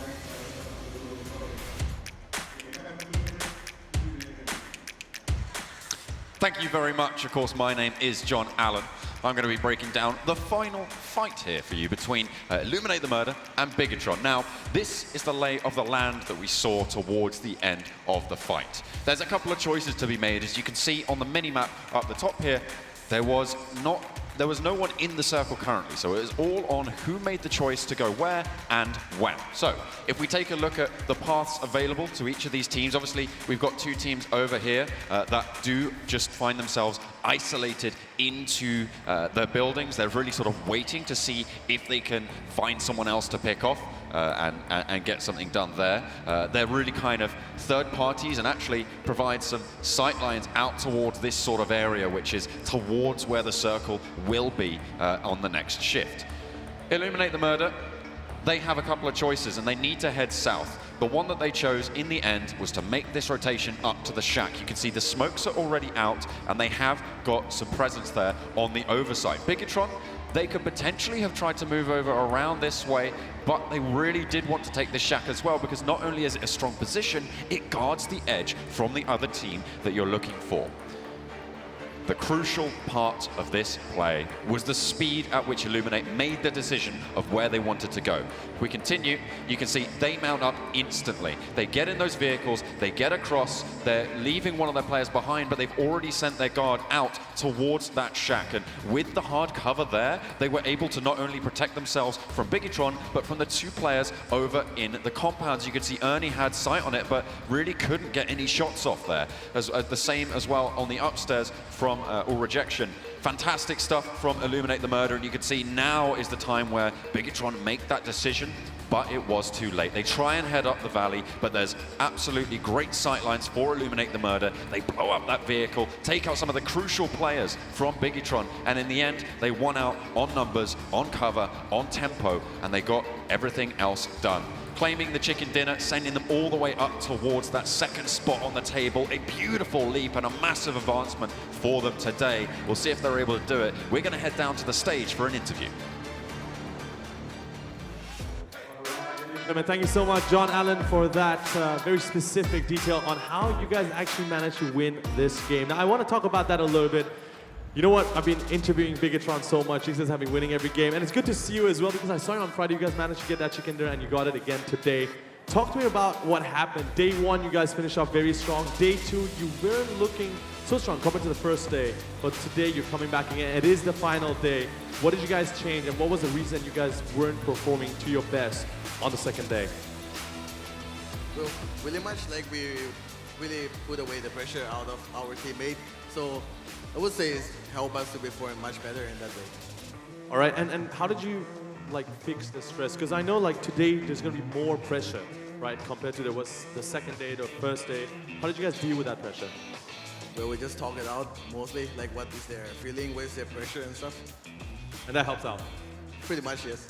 Well, you know what? I wish you guys can get more chicken dinners coming up today. Thank you so much. Give him one more round of applause, ladies and gentlemen. It is Matt Toy from Illuminate the Murder. Thank you so much. Thank you. Now, next up for everybody here, we've got a very exciting presentation. It is going to be about the upcoming features and the future of PUBG Mobile in 2020, to be specific. Please help me welcome on stage James Yang, Director of PUBG Mobile Global Esports from Tencent Games.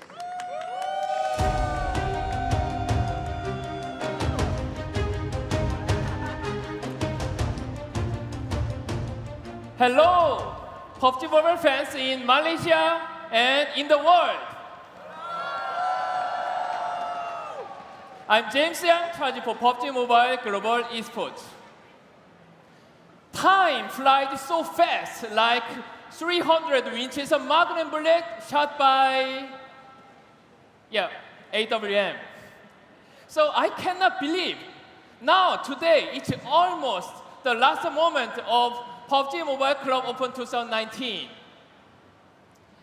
This year, under the slogan of Mobilized Esports, Mobility, Accessibility, Lifestyle, with the great title sponsor Vivo, we have achieved more than 50 million hours watched and nominated to Great Esports Awards the first time as standalone mobile game.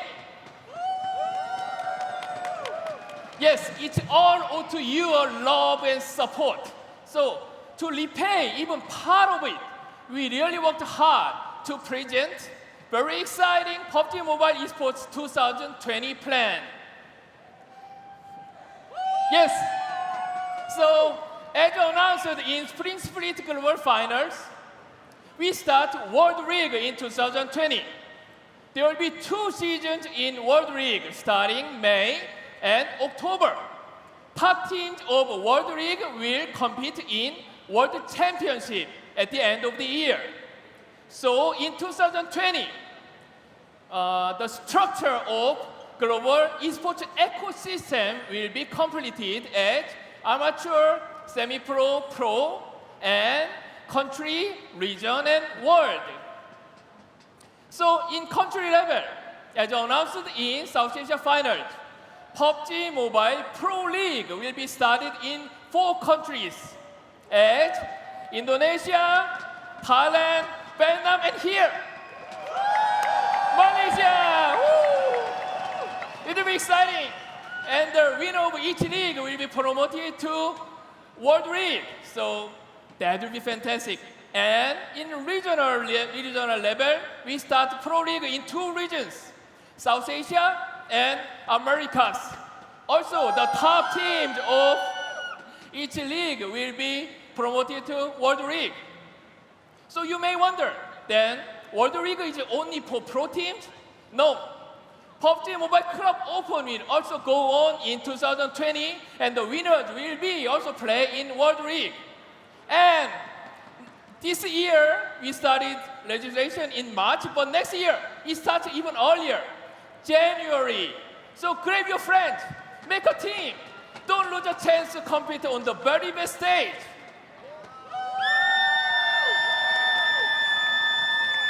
And finally, this news is very, very exciting. Teams are fighting for fame, also for prize. Next year, the total prize pool of PUBG Mobile Esports will be more than $5 million US.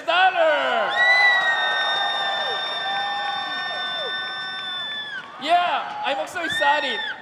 And even, it can be even bigger, so prize is big, chance is open. Don't need to wait. Come on and compete to be the one. Thank you.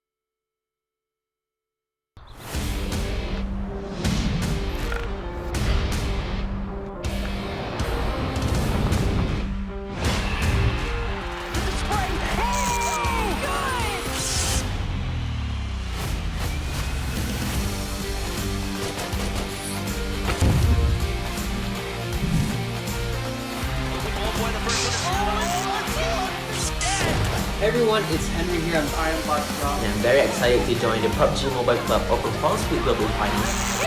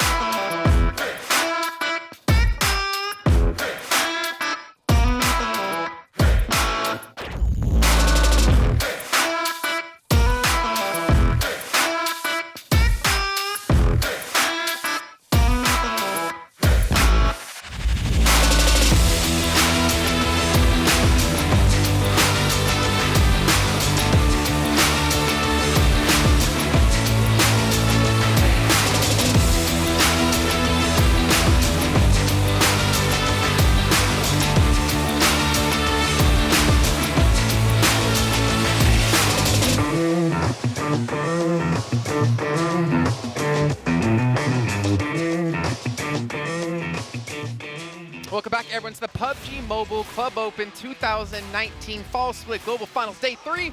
Jason Kaplan, he's Mustache Dave, Seven Worlds Gaming on the end. I want to give a big shout out, by the way, to Vivo for the next 3, bringing seamless and uninterrupted gameplay as we've been seeing Bigetron pick up win after win after win after what, Seven? After win. Exactly. And also kills. They've been destroying. Jeez. Yeah. I'm just amazed by it, man. Like, it's such a dominant performance.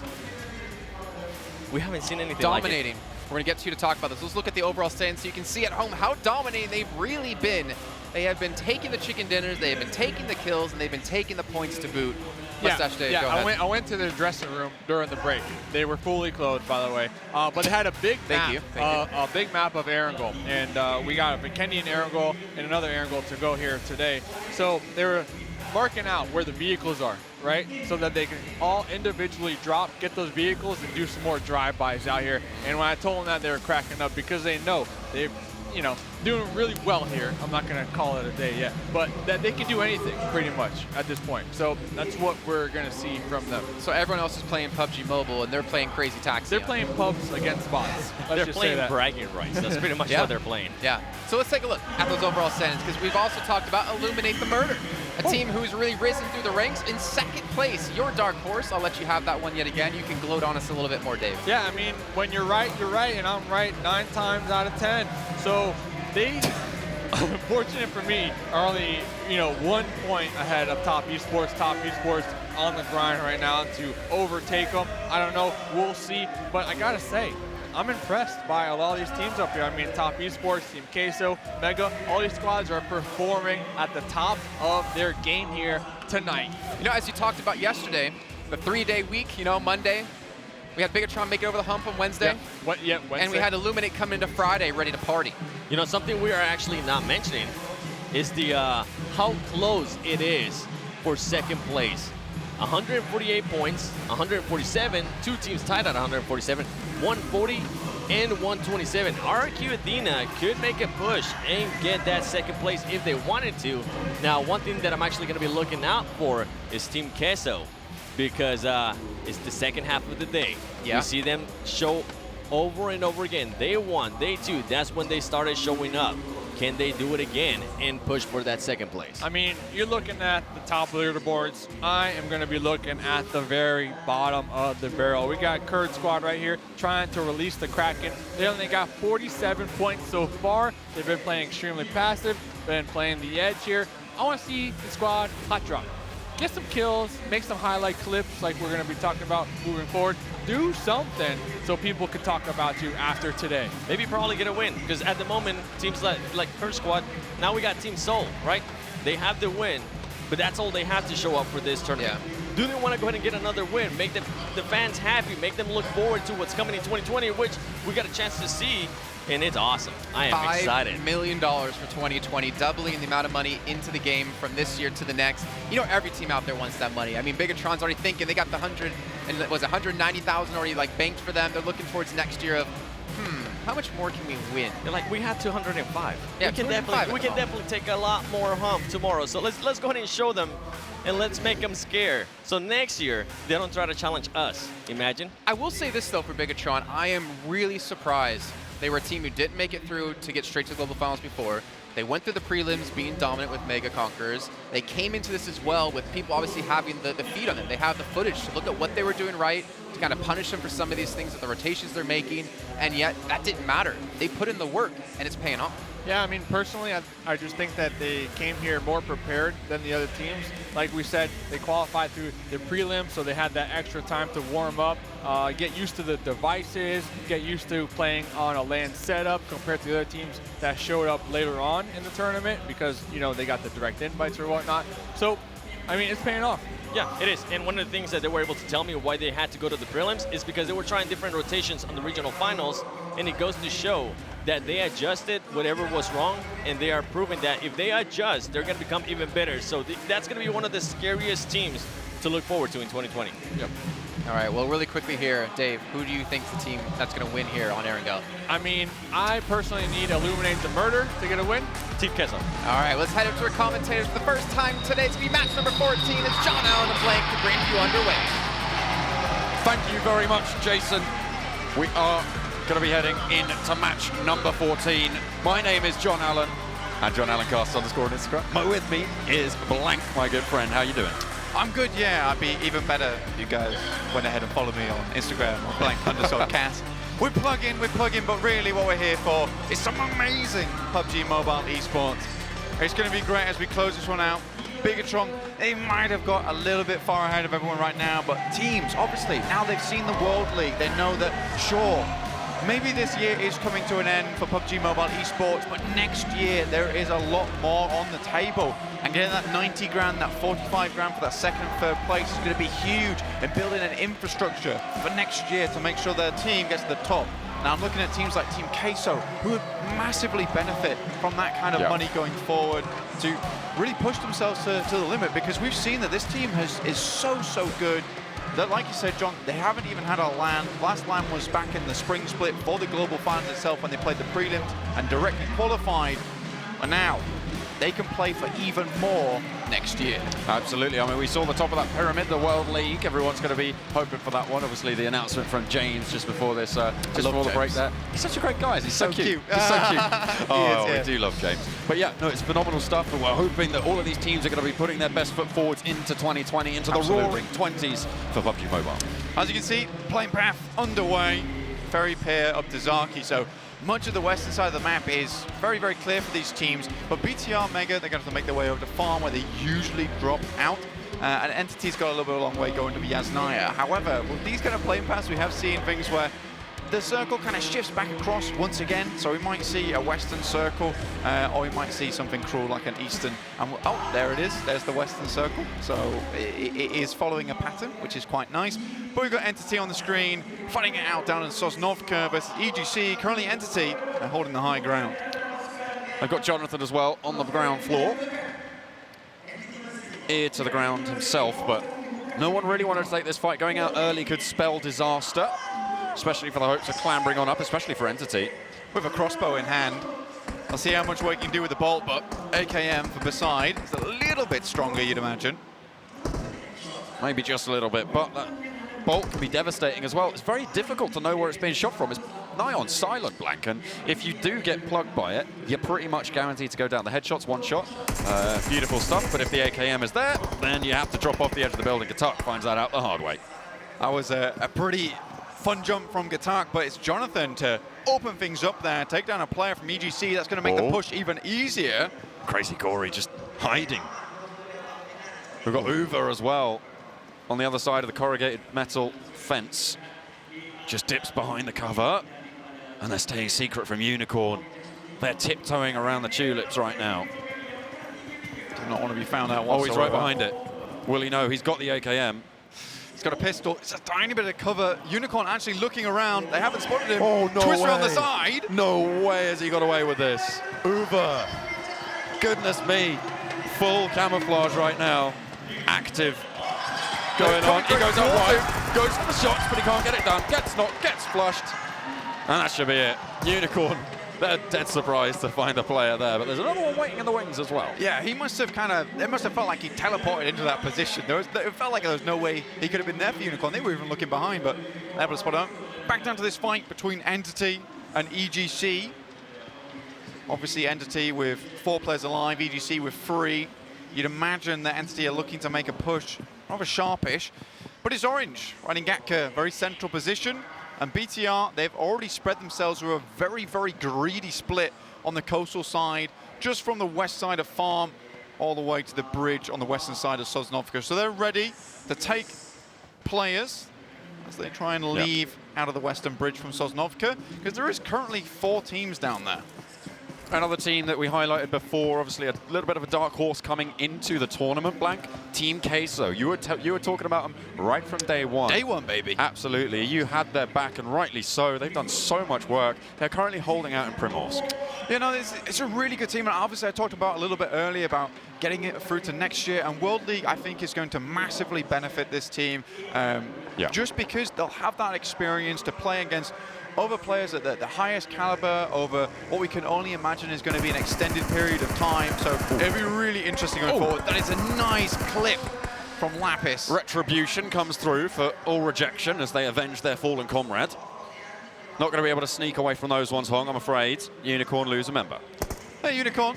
I mean, there was a guy literally behind a fence they had no idea was there, and now they're just waltzing through the crates. I mean, it seems a bit counterintuitive from the evidence-based advice that they've already taken. Neo trying to hold down the corner. Can't quite hold the encroaching tides of EGC. The Dragon's wings spread and flap fury in the faces of Entity. Good talk on the floor. Wow, that was pretty cruel from Satan. S12K literally slams him with it, and then does nothing else. Now it's Jonathan to try and clean this one up. Obviously, he did get first blood this match.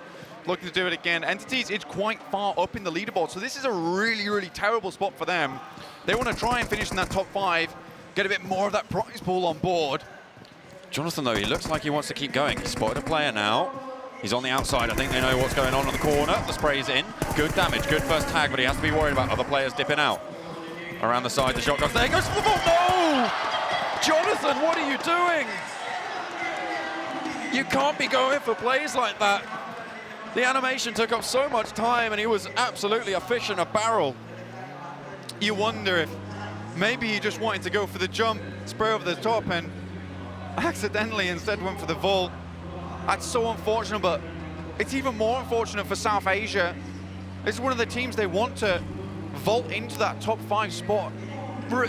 Kind of keep that pride on board for the South Asian teams. Obviously, Seoul not looking too hot towards the bottom of the rankings. It's kind of up to Entity right now to show us that, you know, South Asia has come a very, very long way since that spring split back in March. Well, they'll have to try again next time to try and get it on him. Orange, as you said earlier, playing in Gatka Fields. They have their compound, they have a little bit of pressure. Kurd squad waiting in the wings. Some of these houses over there. A lot of open ground, but these teams have made their way central early on. And what we're going to see, probably more than likely, is a similar set of rotations coming through, especially around the Everest position, where we know that Cloud9, we know that UNique like to end up. Yeah, UNique is an interesting team so far. Like, they feel like they have that fragging power available to them. And I still am terrified when a team has to go up against them, because there's always that potential that they will just frag out immediately, but they're also taking too many risks, in my opinion. And now it's really costing them towards the end of our tournament, towards the end of 2019, just not quite able to continue to push towards the top there. As you can see them all the way down in 10th. They have a way to go and a ladder to climb. Well, hopefully they can find some chaos and turn that into a ladder and jump on up. Of course, kills will be super important to try and really up the ante when going for these pushes. And you can see a lot of teams are actually going more aggressive. I know, you know, Entity, they stuck around in that fight. Like Jonathan made that choice, okay. Ho Chung gets blasted from the sidelines. Rod Fiat doing work for Mega. And as well, hang on a minute, Stone's chiming in. Unicorn really coming a cropper here. Unicorn thought, you know what, if we get a gallop on, maybe we can make our way down the road in the Darciers and the buggies. And Mega, they're like, well, it's not so easy just to drive on past us, because we have the accuracy, we have the aim, and we will pin you down with bullets. UNique not quite in Everest. They're playing around the foothills this time. They know what it's like to get stuck there. They know what can happen if they do come through.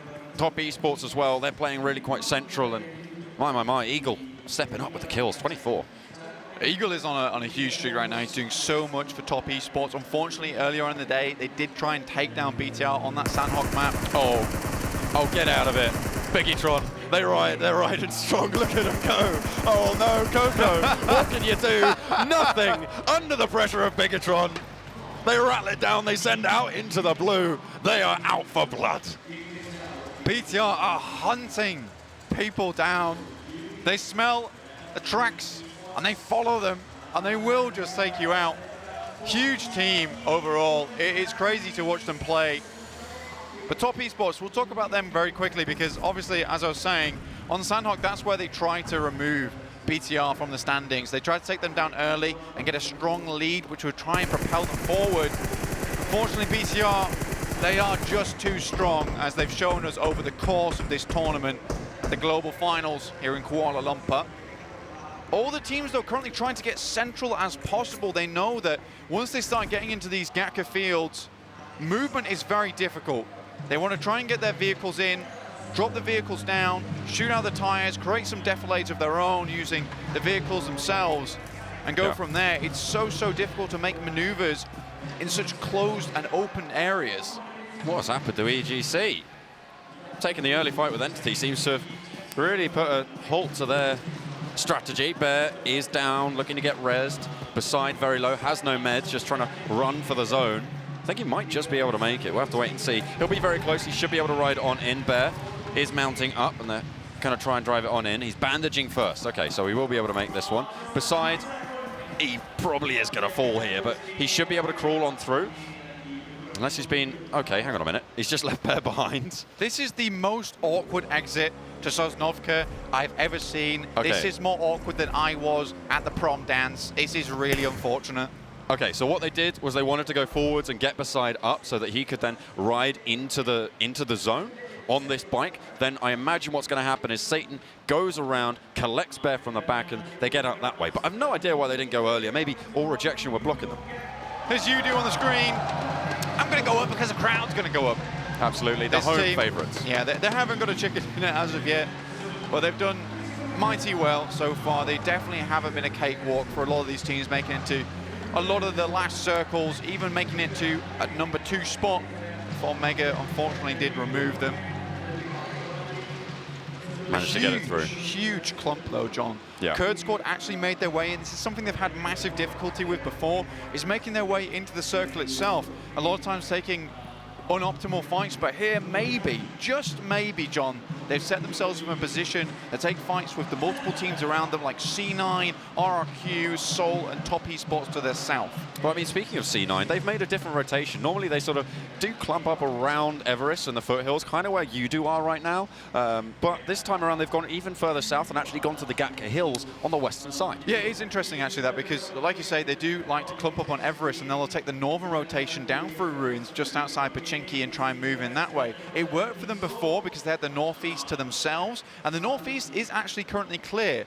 However, I do agree with this change-up from Beowulf. Last time they went northeast, they attracted the attention of so many teams, including BTR, who are moving up that way again. I think C9 understand this, and they'd much rather try and get to a top 5 position and ladder up using placement points rather than try and take that fight with BTR early, which really, it's kind of a given that you're almost going to lose against this team. They are just so bloody good. I can't wait to see what they're going to try and pull off in this game, Blank. I think, you know, they're feeling confident with the lead that they have. It's nigh on impossible to catch these guys at the top. So I think they're going for flash. I mean, that's what we saw on the flush out. We'll see if they go for any more style points on the rest of the games today. We've just gone central. We've got central once again. So all these teams don't have to move too much, which is going to make for a very, very scary phase 3/4 going forward. Because at some point, I'm going to say around about 5 or 4 of these teams are all going to have to start moving at the same time through the same kind of contested areas. Whereas if we had the circle moving around, you'd have these rotations available to you. But because it's such micro movements, that's when teams are really going to start pinning you down, seeing one another early on. And then you're taking fights out in the open that you really don't want to take. And after that, then comes the third parties. You don't want to be engaging with 2 teams at once. That's really kind of the main story, but YOODOO, they're rolling up. He's just going a little bit too slowly for my liking. I think Cloud9 will know what's going on. The question is, have YOODOO scouted this? Do they have the info? I just don't know if they have, and I don't think they want this fight. Look at that. Okay, back down the hill. No, no, no, no, no. We want none of that. It's a nice turn as well. Oh, you'll take it. Actually, that seems contested. We'll leave. Uneven. One of the heavy fraggers for Cloud9, taking point on that. And yeah, you're right. They don't want any of it. YOODOO instead head across the fields, across the way to a couple of buildings in the middle of the fields. I mean, it's a really smart decision from YOODOO to head just south of GANK. There is some pretty decent compounds down there you can play around with. Pretty good sightlines everywhere around them. Obviously, you can't see the hillsides. The only awkward thing for YOODOO right now is that they're playing in a compound directly out on the edge of the circle. Should the circle move away, they have to leave a compound, and you know with the open area around it, everyone's going to be looking there. Illuminate The Murder currently hold the northeast side, but BTR, they're trying to push through Mega. Mega are fighting them. EGC, though, they're going to make a nice clockwise rotation, try and get to the north. They have time to do it, but this team has been moving for bloody ages. Yeah. And they're going to be low on utility. Now, you mentioned Illuminate the Murder there, Blank, and they're really the rags to riches story today. Coming in 9th place, they're now all the way up in 2nd, vying for $90,000 of prize pool. And it's really, really strong to see. It's beautiful stuff. You know, the first day, a lot of teams were saying, you know, Illuminate, these are the guys to watch out for. And we just didn't see it, quite frankly. But now, they are finally starting to step up. The issue for them at the moment in this current circle is they have to push past Chopsticks if the circle goes away from them. Exactly, and you're in contention of Mega and BTR. Currently, BTR are just going to try and move straight past Mega, it would seem, and go down to the south, perhaps even clashing with Top Esports, which would be one hell of a fight to watch once again. Let's see if Top Esports can take it to them and not fall short like they did on Sandhawk.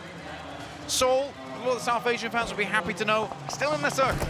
Very central, where two actual loot crates have just dropped down directly in front of them, but also in front of RRQ. There's going to be a little bit of contestation for those. Currently, about 3 teams vying for that 2nd place spot. Top Esports, Team Queso, and Mega. Oh no, wait, that was the start of the day.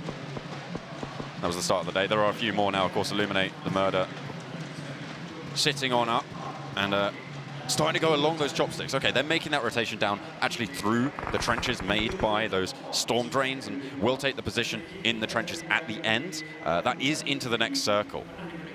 But Seoul, you can see they're holding some hillsides, they're holding some terrain, they've got some good sight lines, and they actually have quite a decent bit of high ground here, Blank.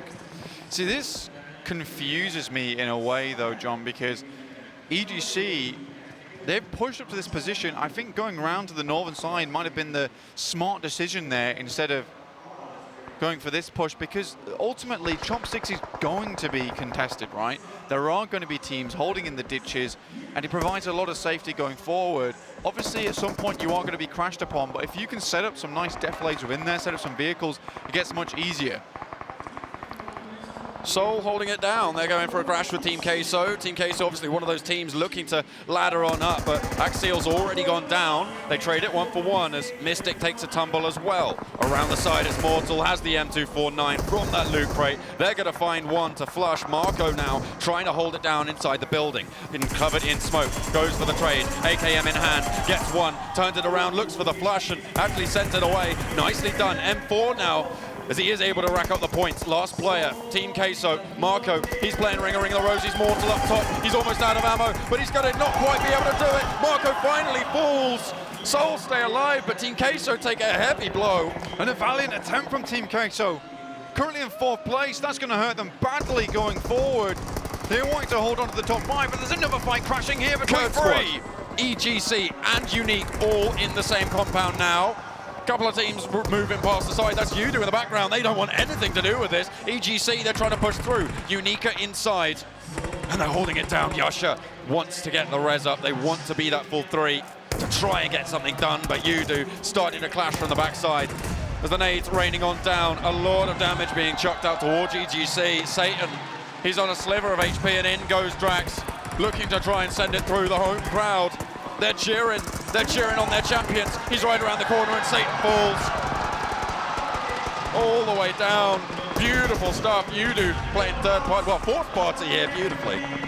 UNique upstairs right now. YOODOO jumped into the building. Currently 3 players alive for them. EGC though, as well as Kurd Squad, are also in this fight. They were vying for that 16th position. Kurd Squad in 16th. Pride is on the line for them. They don't want to end up there.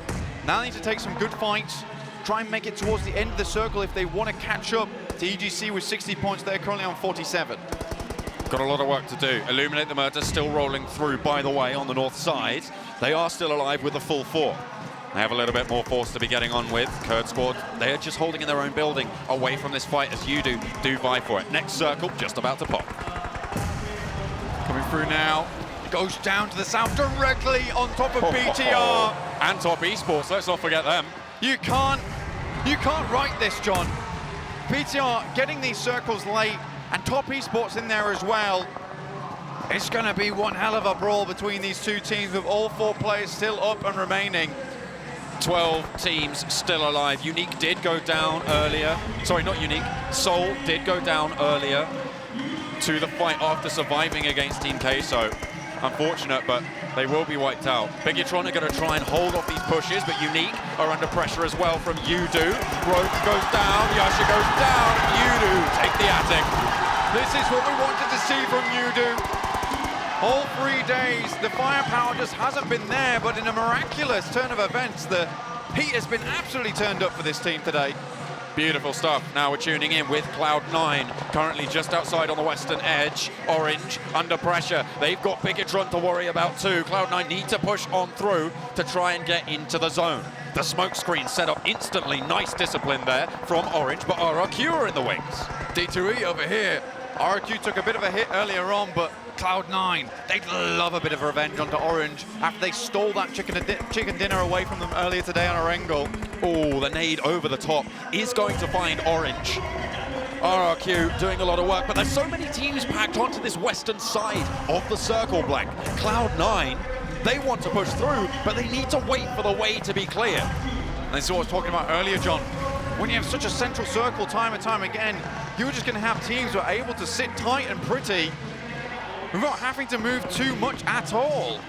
Now we're starting to see all these teams clash as they just inch ever closer to one another. Oh, beautiful knocks coming out from RRQ. UNique were eliminated in the meantime, and this pressure on the west is being alleviated. Bigetron trying to hold down the fights as well as they start to come their way. They're taking on Mega across the way from the circle. Top Esports now duking it out in their compound against YOODOO, who made a southerly rotation, but Orange still in the fight. RRQ will not let them go quietly. Stalker still alive for Orange. KK Skirt will finish off EGC there. Here comes D2E, finishes down fire. C9 still have yet to leave the compound. They're playing a little bit worried, but it looks like they have something else to worry about in the terms of Kurd squad. Cloud9 as well mounting up. Kurd squad around the hillside. The blue zone will not push them too much further, but the next one might just do that. Cloud9 right on the edge. They have the ditch, the cover of the terrain to be playing with, but Stalker, no, not so lucky. Out wide, out in the blue. It's late circles as well, so he is going to be ticking really quite fast. Has to get a move on, has to get up. I don't think he can find it with the heel. Has to try and get into the zone. Does not make it. Gets shut down. RRQ picking up the kill. And now C9, they have to clean up this fight. They've been waiting for it to end. And here they come now, straight onto RRQ. There's the first knock, John. Over onto D2E. G9 now holding face. Half HP for him. Senior, the backstop for RRQ. Not quite into the fight. The heel isn't quite there. And even goes over the top. The spray. Oh, and even falls. Excellent timing to go for that third party, but Kurd squad, they've got ideas of their own as they start to crest the hill behind them. They want the fight. It's Kraken and Ari on the sidelines, but one of them gets knocked. Beowulf and Perkisas trying to hold it down. Pyra has been knocked for Cloud9, and they will have to move relatively soon. The blue zone will now move. Beowulf just stuck in the ditch, and this is exactly what Dave wanted to see on the desk, to release the Kraken. The tentacles are flying.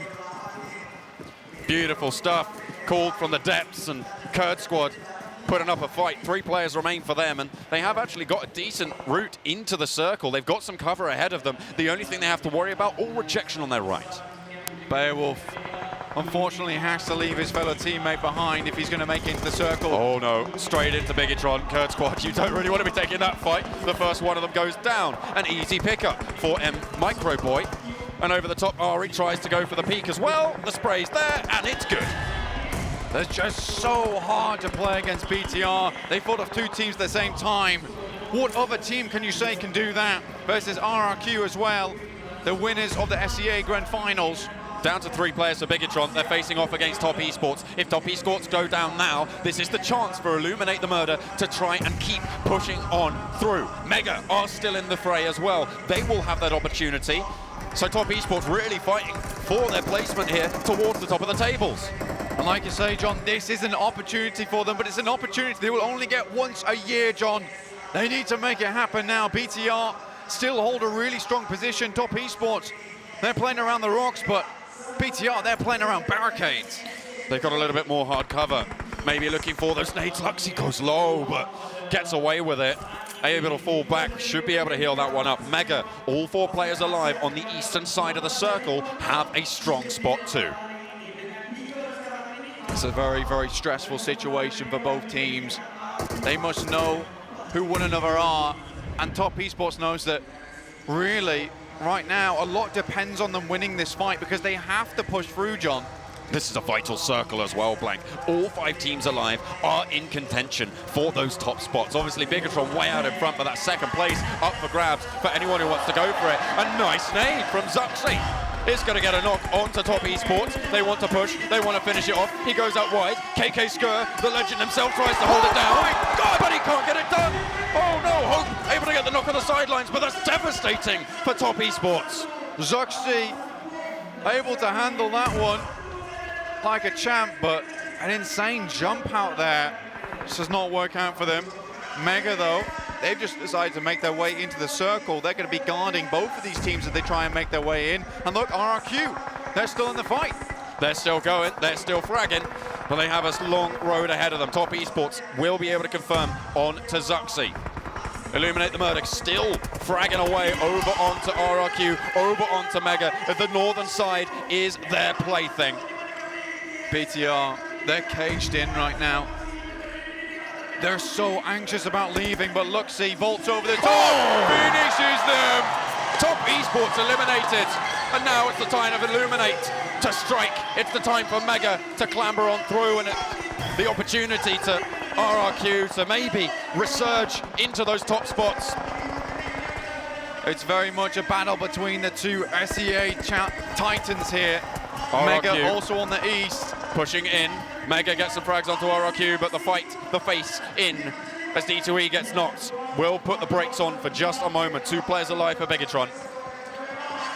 Bigetron with 12 kills, but Micro Boy takes the angle.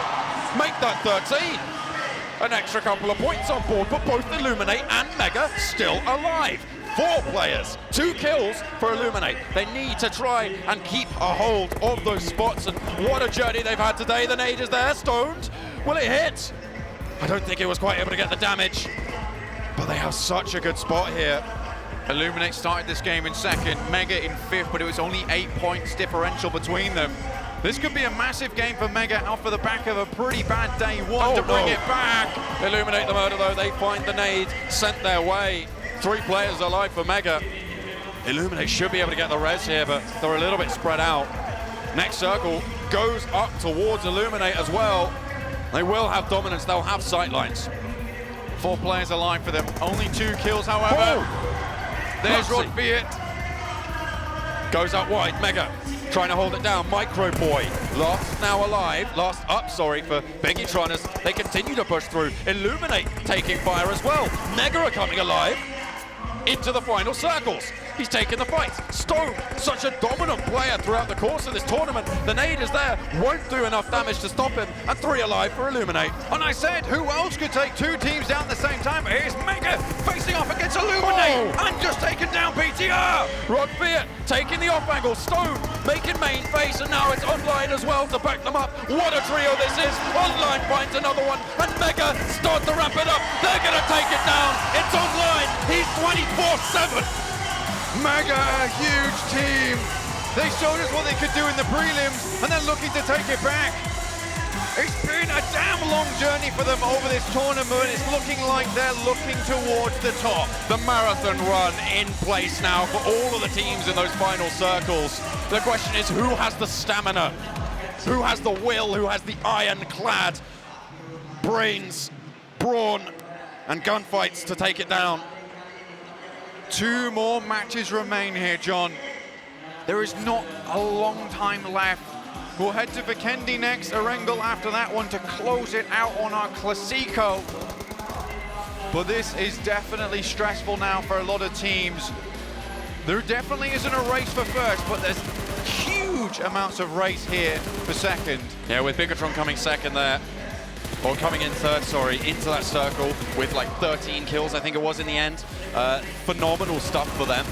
They were playing a little bit flashy as well, and you have to think if they were actually, you know, not going for such risky things as this, they might have been able to get even more. The fact that they can, though, John, the fact that they can, oh yeah, is just unreal. They are so deserving of all the accolades sent their way. Indonesia must be so proud. Absolutely. I mean, they've done so much work, and they should be. Absolutely. Here's UDOO. with an excellent firefight at the beginning of the game, taking down 2, but such a massive clump of players here. C9, they went out at the right time, but it was Kurd squad who had the timing on them. So unfortunate for C9, and they just could not make it into the circle after it hard shifted away from them to the east. Mega as well, able to close it down. We were talking about how much they were able to take those 2 faces at the same time. Look at Zuxi, literally on a sliver of HP to make that one happen. On life support, but got the support from his teammate that he needed. Absolutely, but in the end, it was Mega to take it home. They're going to be vying for second place. We're going to send it back over to the desk to break it down. Well, it seems like Mega have woken up finally into the later halves of the tournament. They finally pick up another chicken dinner, get themselves on the board even further, and are looking to climb up into those top places for that extra juicy, delicious dollar bills. You didn't know they were delicious, but now you know. Just don't eat them at home. Don't try it. Anyways, going into this game, obviously one thing we have to talk about, besides the fact that Mega did pick up the win, is Bigetron. 13 kills. Even without winning, they picked up so many points. I think. Yeah, you go. I think they're gonna go ahead and just destroy XQF's record from the spring finals, which was actually correct. It was 121 kills in total that they have for the spring finals. I'm pretty sure they might have just been able to pass that with this last game. Let me jump in real quick. So I'm gonna test you both here. I got it written down. I crunched the numbers. 52. Okay. That would have been really funny if you're right. How many kills do you think Bigetron has gotten in the last 3 games alone? Give me some numbers. 32. 33. 40. Whoa. Damn. They've gotten 40 kills in 3 games. That's, I think, almost more points than some of the teams have total overall within the finals. In the last 3? Ridiculous. Ridiculous stuff out of them. All right. Bigetron still fragging out. I mean, that's not news. Let's be real. I mean, they've been doing a phenomenal job here yesterday, today. What is news, though, is coming into this game, Mega, they were in 5th place. They were only 8 points behind Illuminate The Murder. Illuminate The Murder again in 2nd place that previous game. They had 4 alive at the end. Mega, you know, stoned the snake in the grass, doing such a phenomenal job to take out one of the members from Illuminate, opening it up for them. I mean, let's see who it is on the overall leaderboard, because I feel like Mega's going to be in 2nd now. And one thing we talked about is how close 2nd through 6th place currently is, 7. Yeah, and that's something that they're going to be able to take advantage of. And what benefit them in the end circle is that Mega, we have known them from even the prelims. They are just so strong, especially up close and personal. Yeah. I think we only, in total, out of all the times we have seen them in up close and personal engagements, they only have lost 1 of those engagements, and they have come out on top on all of the rest. So it's good to go ahead and see that kind of performance from them. It's good to see that consistency up close.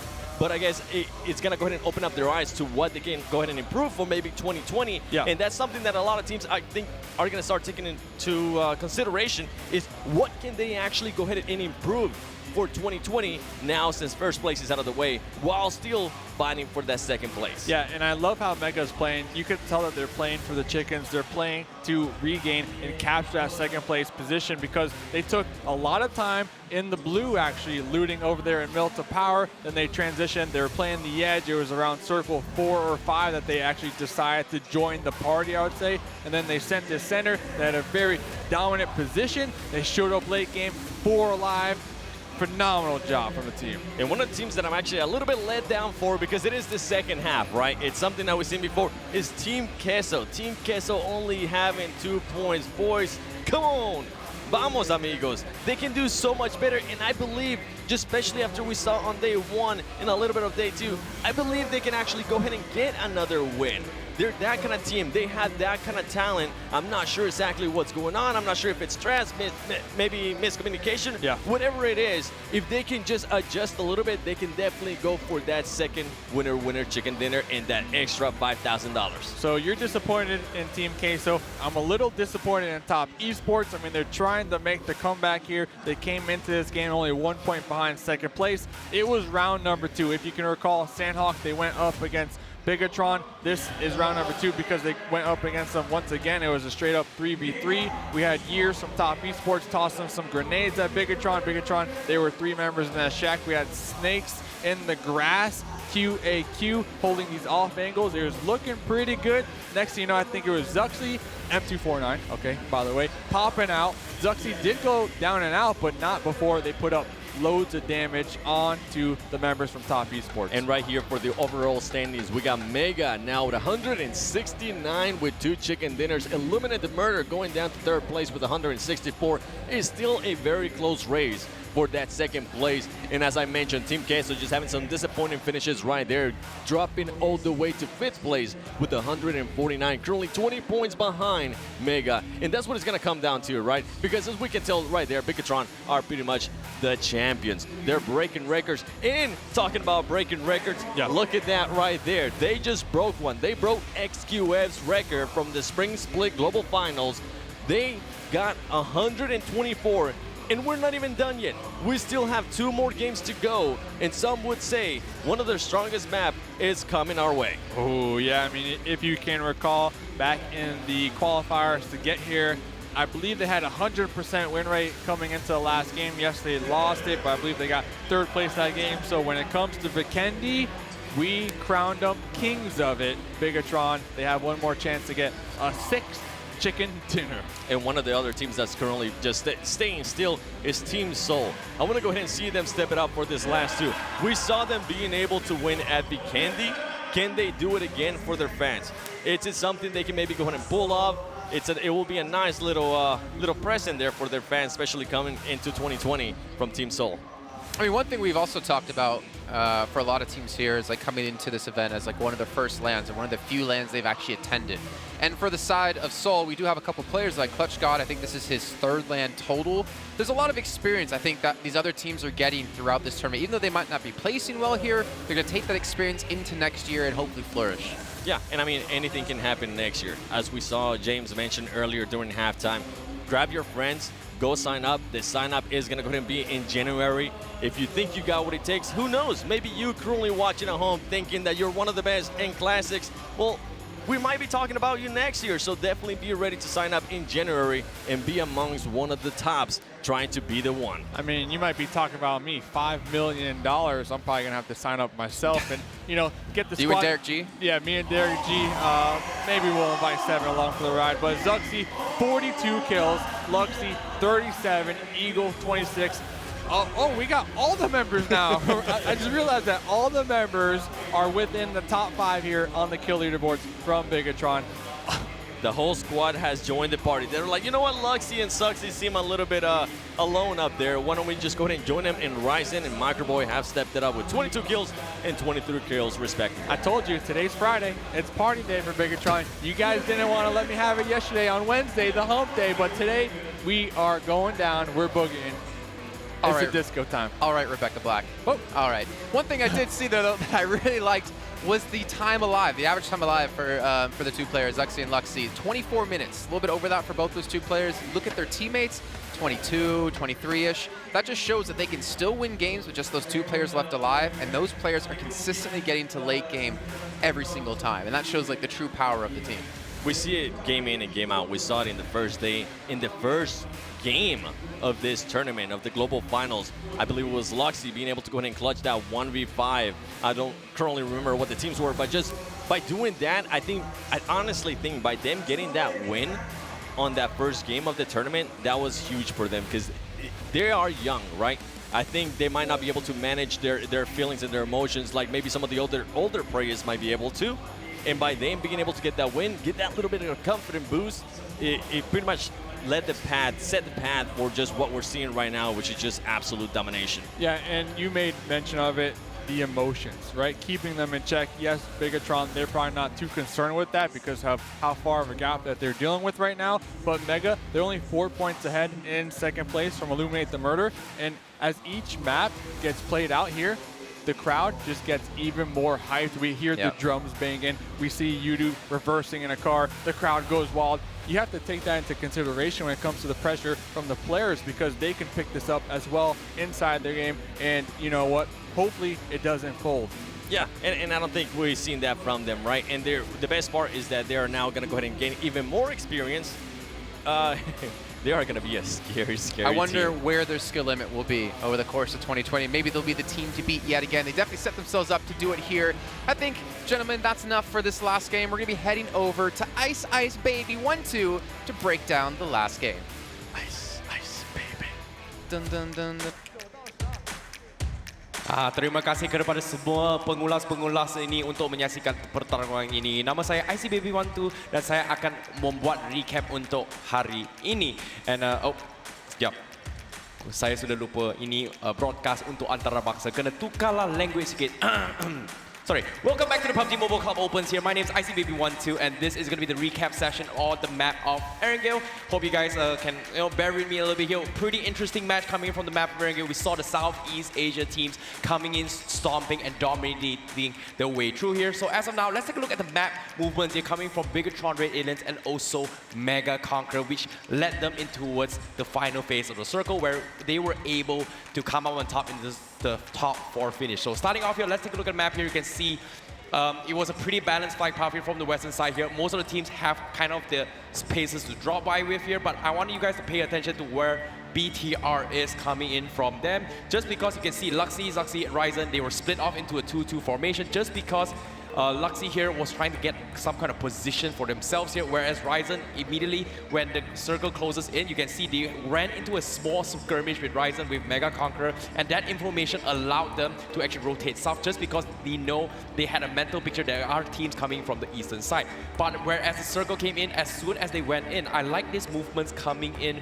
from Mega Conqueror because they were so late in the circle, they always send their scouts in to check out the information or even positions before they go to the rest of the teams. So you can see Zuxi, they were leading all the way to the charger, where they send it up in case if there's an emergency, they can have something to fall back on before going in. So that is the movements coming from BTR. But what about Mega Conqueror? It's a very similar situation here. You can see Rodfed slowly making his way up, leaving the rest of the members in the compound here to try and scout out the information first before actually having the rest of the teams rotate in for the next phase of the circle. And because of that, they were able to secure a lot of information to work with, which was very interesting here. But eventually, BTR, they were always on the move, always going for hunts, always listening for gunshots from all different kind of directions. Even Mega Conqueror, they heard all those gunshots, they found the best spot possible, which can possibly keep all the teams coming from the south side. So that's pretty much one of the key factors here, which allowed them a very, very great positioning coming from all these teams. But once again, that's pretty much the recap session for this game. We have 2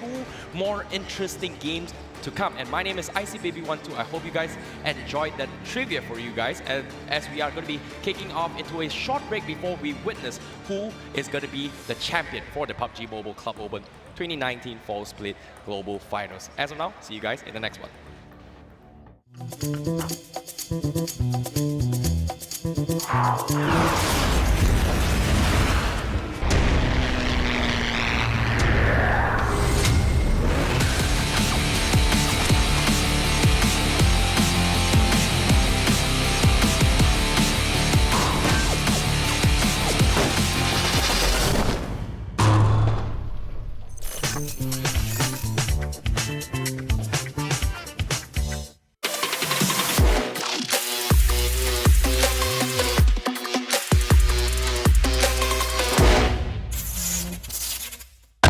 RRQ with the worst end of it. The nade is pulled, it's cooked by Ernie.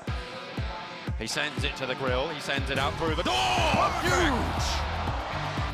Certainly more than Pons anyway. The Micro-Uzi trying to rattle off the shots, just waiting for the reload. Nicely done, goes in for the trade. No, but it's not enough! Outside Ayala, trying to heal up, trying to stay alive. 2 players for Top Esports. First kit did go off, turns the corner of the US, gets the first knock. Ayala now going for a second, and he manages to make it happen! For the guys from BTR, but now here comes the rest of Team Queso. Oh, they finish off UNicornGaming! Oh no! Waiting inside that lighthouse as Luxy comes out to finish the job, and that could be it. I believe we're now into a 1 versus 3. Ayla over the walls here, but Ayala will knock one here, will give away the kill points here. They know exactly where he is. BTR, they know they want it. They know they want the kill points. They have to play this one smart. Trading out, there's one more though. Ayla finishes the job as well. It's down to the 1 versus 1. He hasn't done.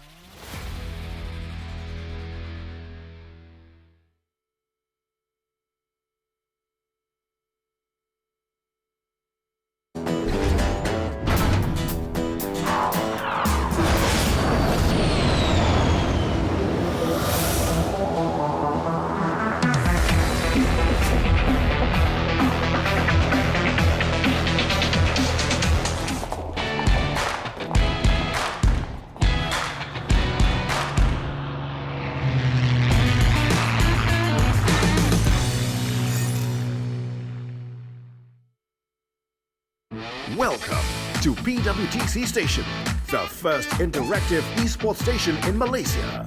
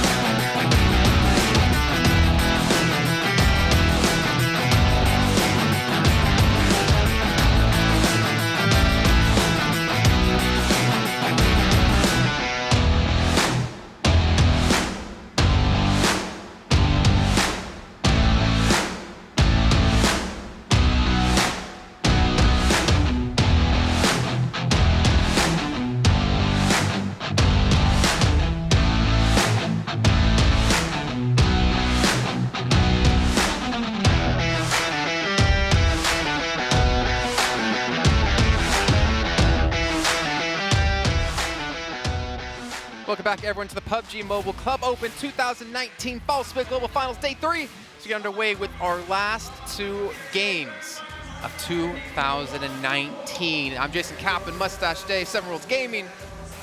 He really wants you to follow him on Instagram. Don't worry about it. Follow him on YouTube instead. So, Dave. 7 Worlds Gaming. Dave. Dave. Dave. Dave in the house. You want to talk about something here? Okay, 7. Let's go to you, though, instead. No. We're going to Vikendi. The last, you made mention of it, the last Vikendi of 2019. We're not going to see it anymore after this. Going back to day number 1. Soul first place, UNicornGaming second place, Team Queso third place. Day number 2, Bigetron first place, Queso second place, UNicornGaming third place. So there's one team on Vikendi that is pretty consistent. And in my opinion, this is their last chance to make their last hurrah to gain these points, because currently they're 20 points behind second place, and that's $90,000. You want me to go ahead and show you what team that is? Show me what you got.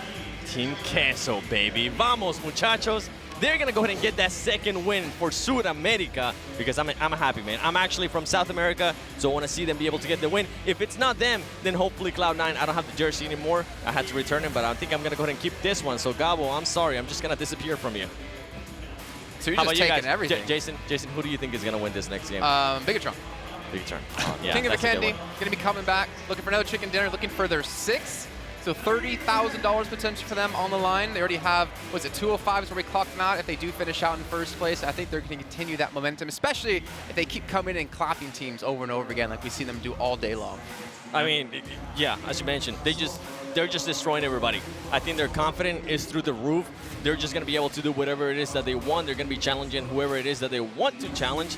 And I want to see which team is going to try to take it to them at the start. Any of the teams at the bottom, are they going to try to maybe see if they can challenge them, maybe take them out and be like, hey, We took out the champion in Vikendi. So we're talking about Bigetron a lot. I think we need to focus more, though, on like the 2nd through 6th place teams. Let's take a look at the overall standings currently where they are at the moment for these teams, because this is where the prize money has some major gaps in it, right? It was 180K for first place, 90K for second. Right now, Mega Esports do have it, but only by 5 points. Yeah, Mega, they're going to be ahead in second place by 5 points. That's at $90,000. Illuminate, they're going to be ahead by only 3 points on Top Esports, and then Top Esports are ahead of Team Queso by 12 points. So when it comes to the top 5, or at least 2nd, 3rd, 4th, and 5th, they are so close. I mean, we could come into last match where 1 or 2 kills is the deciding factor. I wouldn't be surprised. Yep, and just going based on that, right? It also doesn't have to do the placing. They need to get the kills if they want to be able to get second place, because we know Mega can actually get the kills. We know they can get the chicken dinner. I mean, all of those teams currently have the chicken dinner, but if they do get the chicken dinner, can they get the kills? Because if another team, maybe they end up in second place and get more kills, they will end up getting more points than whoever gets the chicken dinner. And it's going to be interesting. Let us know in the comments below, who do you think is going to be the winner of the next game and end up being in second place? I think RRQ.ATHENA do have a chance as well, considering they've been getting better as time's gone on. They got 51 points so far over the course of today. But I want to get into prediction game yet again here. Mustache Dave, we already know who 7's going for. Who's your money behind? I'm saying RR. Who? I don't know who that is. I'm going for Team Queso. Like 7. It's their last chance to make a comeback, in my opinion. Give me some. All right, well, gentlemen, we know it's going to be all cheesy here on the desk. Let's head back over to our commentators for our final Vikendi match, the PMCO 2019 Fall Split. John Allen and Blank, take it away. As the plane flies over the frozen tundra, we're going to be seeing match number 15, the penultimate game of the day, of the tournament of the year. My name's John Allen, with me, Blank. Hello everyone, welcome back. Like John says, to match number 15. And a lot of these teams probably quite happy we're heading over to Vikendi, because they absolutely do need a bit of a cool down right now after that last match, which was an absolute banger of a game. So hot. So hot. The final circles were so crucial there, obviously, with all of the teams near the top of the table still being in it that late. Didn't really open up too many gaps. Obviously, we saw some leads eke out. Team Queso, a little bit more work to do. They weren't quite able to make it there with the rest of them. So we'll see if they're able to make up that difference here on Vikendi. Yeah, they were looking for an early fight, didn't they? And it just did not pay off for them. And it was very, very unfortunate, because they were actually in a good position to hold on to that number 2 spot, seal it away from Illuminate The Murder. But now, as we head in over Vikendi, it's going to be a lot less easy to die early on. Compounds galore, so many areas to hold down and play that early on. But Vikendi, as we know, John, when we cast it at least, the circles are absolutely horrible. Well, as we know, of course, with the plane being on the northeast, it is only right that the circle goes down. Okay, there we go. Yes. All right. We cursed the game.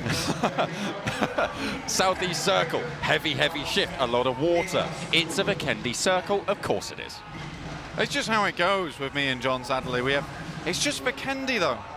The cursed Vikendi. If you want to follow more Vikendi circles, you can hit us up on Instagram, John Allen Casts _ and Blank_Casts. Of course, we'll be doing every off Vikendi circle in the world, apparently. It would seem so you can keep up to date with that. But heading back into the match here, 64 will drop down, 16 teams alive. Only one will walk away victorious here as we head into, as you say, John, the penultimate map of the day. Standings there on the right-hand side of your screen. Mega, Illuminate The Murder, and Top Esports, all very, very close within 8 points of each other. And a little bit further down than we said earlier, Team Queso, 149, 12 points behind Top Esports. RRQ within striking distance, but they have a lot of work to do and only 2 games to do it. And as we know, RRQ, from the 2 other days we saw them in, they were a very passive team, and they're only starting to come alive now today in day 3. Wait, sorry, RR who? who? Oh dear. Had a little bit of a laugh in there. Yeah. I like it. Kind of We're building on it. We got you, Dave. We got you. Oh yeah, certainly do. You do. You can see on your screens, the crowd loves skating. Look at those beaters. Look at those glow sticks coming on through. Big fan of those, by the way. Massive fan. They're actually very cool. You can change the color, so you can rep wherever you want. Be it Top Esports, Cloud9, Unique if you really wanted to. You do. Most commonly. Most commonly. That Absolutely. blue coming in. Oh yeah. little bit of a blue color, as we have found ourselves very familiar with them. Over on the northwestern side, diametrically opposed to the next circle, you saw Orange and Unicorn both taking up position just north of Dobromesto, and they'll have to make a long rotation, Blank. Yeah, Team Queso playing up in the northeast as well. They're pretty safe up there. They're completely alone. They can make their way down from the north with only Kurd squad in their way, which, to be fair, should play into their favor as they try and move downwards. But it's Rodfiat once again, who is the forward scout right outside the circle. Mega doesn't half like to spread their wings as far as possible. Sometimes the wings get clipped, but more often than not, Rodfiat is able to come back with a lot of valuable, useful information. You see he's coming back now with the post in hand. Males here, see what came through. Is it going to be a nice little, I don't know. Oh, I really was worried that he'd just... a nice little check from your nan, or is it going to be more of a bill from a gas company? Yeah, it's true. 21 kills over the course of the tournament. Very, very strong from him. Online 24, that's the guy I really want to see the stats from. That he has been miraculous. He has literally been miraculous most days. I mean, he 1v3'd against UNique, around the edge of a smoke on a sliver of HP. He was able to get the final kill in that previous circle and see Mega to that chicken dinner. What's interesting here for me, John, is a lot of teams are already taking a central position in the circle. They know they have to get here early because this is the area of the map which is actually, the western side of it is not clear at all. It's got the frozen lake, which is very open, the castle itself, and Volnova. It's hard to walk out from there because you are coming down from the hillside from Winery. Most teams will be able to spot you out. So BTR, a little bit of a difficult rotation depending on where the next circle does head out next. Pretty tricky indeed. All rejection being spotted out by EGC Bear, but they aren't going to be able to push in. They don't really want to. They might just try and skirt around the edges. It is in the path of their direct circle approach, but on the other side of it, you've got Castle, and you don't really want to be rotating through there, especially with only one route of egress from it in the center of that river. You're going to be going into so many teams because you know they're all going to be clumping up on the other side of that bridge. Which is the difficulty, but a lot of teams, they don't want to make that northern rotation, knowing that it's going to be super gate kept as well. It's hard going forward for a lot of these teams on Vikendi, and it always is when you get a circle like this. A lot of things just get thrown to the wind when it comes to rules of survival here and how you want to proceed going forward. But Kurd squad, they're the ones coming down from the northern side. They're going to try and take a central position, hopefully not get fired upon as they make their way down past Factory. So there's a couple of teams obviously we're paying attention to. Mega, as you can see on your screen, currently one of them. We're really looking at Top Esports, Illuminate the Murder, and Team Queso, RRQ, to bring it up in the back. Those teams are the ones who are vying for those top spots, the top 3 placements, gold, silver, bronze. Exactly, and I was talking to C9 a little bit earlier, and they said they'd be very, very happy with a top 5 finish. Right now, they're down in 8th with 122 tying with Entity, also on 122 from that last match. They've got a long way to go to even try and breach into the top 5, though, with Team Queso currently 149 points and going forward. But this is the team that Seven wants to see on the desk, so does Dave. I talked about them at the very beginning of the tournament. I love this team. They're so improved. And they've just got a lot of passion for the game, and I think that's what I appreciate the most about them. Passion is running in the veins of pretty much all of these players here today, Blank. I mean, they have put in so much work. They've done so well to get here. They are the best 16 teams in the world. So even going down early, going down low in these tables means that you've achieved so much already. Yeah, it's something to be proud of. Geek, though, tries to find Uber, but just quite can't find the shot underneath the car. With the smoke coming out as well, that might just afford him some time, but no, he's going to go low, goes down, sidelines. They're going to be overrun by UNique. YOODOO able to get that first blood, but the crash comes in. Okay, into the backside, Team Queso coming flying. Ayala, the brutal slaughterhouse of a man that he is. For Team Queso, leads it up, the Mystic goes down first. Brax holds base with the micro Uzi. YOODOO holds strong for now, but they go out wide, and Ayala, they challenge, the AKM wins it out. Now it's Geek's turn to face, he's still on the corner, vaults on in, the nade is out. He might just try and send it over, try and get this confirmation with Mystic down, they're into 3. But this fight, remember, oh no, it's getting worse. It's on the same side, right on the top. Oh, the nade, not quite so good. Is around, but the micro is there. Ayala goes down on the sidelines. The smoke is going to cover them. This is not what Team Queso want whatsoever. They died to a terrible crash like this last time. too overzealous maybe from this team, but Exil is still alive. Two of them, one of them gets confirmed, able to escape the Fury for now, but Mystic so low. It's Unique on the sidelines, they're just going to send it away. Potentially, the Vultures are attracted by all this fighting, but Team Queso, they know that they do not want to go out right now.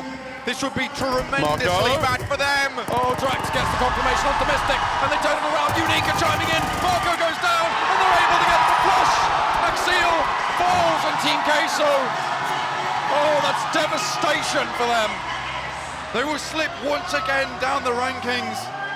A top 5 finish is looking further and further away in the distance, but it's Unique now, trying to take a fight with YOODOO and Orange, John. Fire just wants to get out of there, lest he be extinguished, and YOODOO, they have to hold it down. Entity is atop the hill. You can see him off in the distance there. They might be trying to crest the ridge. They might be trying to, what is this, 5th party now, Black? This is very unlike Vikendi. It's what a circle like this does. There's so much open area around here, roads everywhere, trees are pretty sparse. Entity don't want any part of it. They're going to send on through. Over towards Top Esports and Kurd squad as well. My goodness me, what a way to kick it off. Team Queso, though, that is so unfortunate. That might have put a spoiler on their 2nd place dreams. It was a suicidal run that they made directly into the compound. It was not executed fast enough, and as soon as they took that first casualty and Unique was on the sidelines, things were all but over. Nades going both ways, the Apex on the arc. Going high for Unique, but they aren't quite able to connect the damage. They'll take out the vehicles. They'll stop those rotations coming through from YOODOO as well, but they're safe and sound in the center of the circle. And it's a good position to hold too, right on the coast with barricade right in front of you. You can be very certain the next circle is just going to push inwards from the water. And the circle will still be at the back of Unique, so this is a really good position going forward. Lovely decision for them to immediately try and take this down, and that can play it slow versus YOODOO just over the side of the road. A lot of smokes around the YOODOO compound right now. Another nade going to be sent on in, followed by a second. They're looking for some damage. That bounce might have been good. Oh, Yasha sends it around for the bouncer. 3 points to you, my friend. Cricket player gets the bounce through, and it's all 3 wickets down on Mampring. He's going to go and take away a very difficult push as the smokes begin to clear, but Drax has the off angle. Ducking around the wall, does get spotted. Oh, he's able to get behind the cover just in time. Pops the first aid, and the res is through as well. They have some cover here. They've managed to move forwards. Unique closer to the coast. They have a little bit more protection from the sea, but there's so many teams looking to come in from the west. YOODOO, on the other hand, have so much utility afforded to them by their bodies littered around from Team Queso, who went down in 16th. They're happy to take another fight. That fight before with Team Queso didn't hurt them too much at all. Circle, as you can see, comes in really very kind, not too much to worry about. Illuminate the Murder, RRQ, both on the outside, playing hard edge right now. You can see how much these teams want to stay into the late game because they know that's where the points are. As long as you can hit those top 4 spots, then you're in with a decent game, especially when you're so down to the wire, Black. Yasha, Mampring, both playing a pixel peak right now. Oh, Drax is protected beautifully. Zalik lands the headshot onto Rogue. And YOODOO coming alive in front of their home crowd. This team just continues to have more and more good fights in them. There's even helmets on the floor to replace the ones they lose during this extended fight with Unique. And Unique just can't go anywhere. Whilst although good for them, they are just getting pressured, squeezed by YOODOO. But now with Drax on the off angle, Unique might find themselves slouched on their compound. If he can find an angle, that is. He's not quite got the ridge line to play around. Still, bold play here, looking for the angle onto Unique. We're going to head over to Top Esports EGC. Top Esports currently hold the high ground. Not only that, you've got Mega in the back lines there as well. Bigetron, they're moving away from their location at the moment. In Hot Springs, they're just sending it through. I think they're out for blood. We know they like to do it. We know that they like to play a little bit stylish, and Cloud9 might be the recipient of a couple of bullets they weren't too keen on. Uneven unloads. and sends them away. But Bigetron, they've dropped a player out in the sidelines. Burkus goes down. Micro Boy, he stops off, gets a pick-me-up, sends him on his way. Micro Boy's still up. BTR immediately change it round. The Wasp, they fly in. Zuxi, Luxy, Ryzen, the trifecta crash through, and it's Luxy to take the first on the second phase of this fight. Uneven falls, Beowulf goes out wide, takes down Micro Boy, and Pyra to hold it versus Ryzen. He's got one. Will he be able to get two? He looks for the edge. Ryzen should spot him in there. Might go for the jump shots, but no, it's Luxy. And he will confirm out onto Pyra. Just Beowulf, the IGL for Cloud9 left alive. C9, they prodded the wrong bear. And it came out of hibernation and flung its claws at them fast. Blood was drawn. Spilt over the fields of Hot Springs as Beowulf hunkers down behind the wall. Has the death crate to maybe keep himself looted up, but hang on a minute. Solar coming in. They're delivering a couple more kills, but they're trading it 1 for 1. They're going even for now. The reses can't quite come through onto Regaltos, though. He's a little bit more exposed, and in come the rest of Soul to try and back them up. Ryzen is getting rezzed. Luxy looks for the off angle, and the nades will start to fly. Beowulf has nowhere to go. Drax, no! Oh, in he's comes gone Drax. all the way around! He's moved on the off angle, but Kitsune's there. He didn't know. Oh, it's so unfortunate. They lose their player. Yasha can get rezzed, and UNique still hold down the compound. Rogue Solo makes the break for it. YOODOO can't be happy about that one, but Mampring now making his way in, takes a couple of pot shots. Oh, it's Old Boy on the flank as well, over on the corner, looking to try and close him down. He's got the Tommy gun in hand and looks for the shots out wide, not quite able to connect them just yet. We'll see if they can find a little bit more in a moment. UNique just repositioning. Mampring off in the distance now. Zully takes some shots though onto Old Boy. He's been brutal with this M16 from his window. Has the angle, but Beowulf, he's been spotted. That's Cloud9 down. They go out 15th place for the North American representatives. The past two games have been devastating for C9 and Team Queso. Both their grips weakened on the side of the precipice on the first leaderboard. It's Stamina that wins out the day, and Yasha seems to have plenty of it. Two of YOODOO down on the floor. Geek and Zully leaving Mampring in the distance. Over in the distance, as you say. Oh, the pan and the punch. UNique, you naughty buggers. Unfortunate, put YOODOO in the fire. And they stay alive. That was a long, long fight from UNique. They weathered the storm perfectly, but now they have to move into the circle after this next one pops. So they're right on the edge. Cement Factory currently completely unoccupied into this next circle. This is the central clump that we saw move into Circle 1. They have stayed in their compounds. We know teams like to hold it down on Vikendi, and no one's quite willing to leave there. Kurd squad, maybe a little bit of a different story. They're holding the hillsides around it, but that is a beautiful bit of oversight for them. They're right atop a really nice mountain. They're well protected there. Illuminate the Murder, they might want to push in from the north and actually place spoiler to that spot. They have a lot of room to play around with. Kurd squad currently holding down on the mountainside. RRQ pushing over to AllRejection. You can see that on the west, looking to trap AllRejection as they move into the circle from the bridge. Looks like they're taking a bit of an unconventional route in. Try and sneak beneath the noses of RRQ. Out wide he goes, UMP. At range, not the best weapon, but he's got a lot of SMG power. Vikendi, probably one of the more likely maps. Okay, he's got a bit of rock climbing. Let's hope he's got his crampons on. The rock shoes there, able to stay alive. Gets himself a crate. That's the reward he's going to find. Interesting. He made his way down there. That's killed me in game. A little bit of abseiling. That has killed me in game. I won't lie. Yeah. Oh, 100%. But he gets away with it. How has he done that? He's it's the one, the only baby. Interesting play. I mean, perfectly done, to be fair to him. Soul skidded down.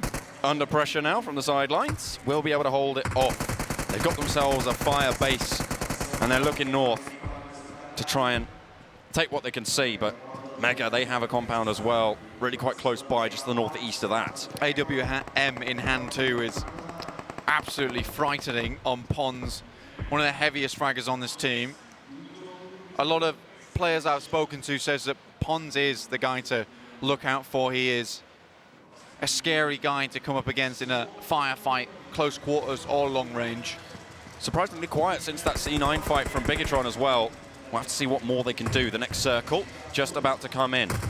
As Mega get the first knock onto Soul, they might be trying to look and push out Southwest, but might just be a knock and some damage over onto the meds, over onto the armor, which proves really crucial and can be a really bad mistake to make to get hit by those shots.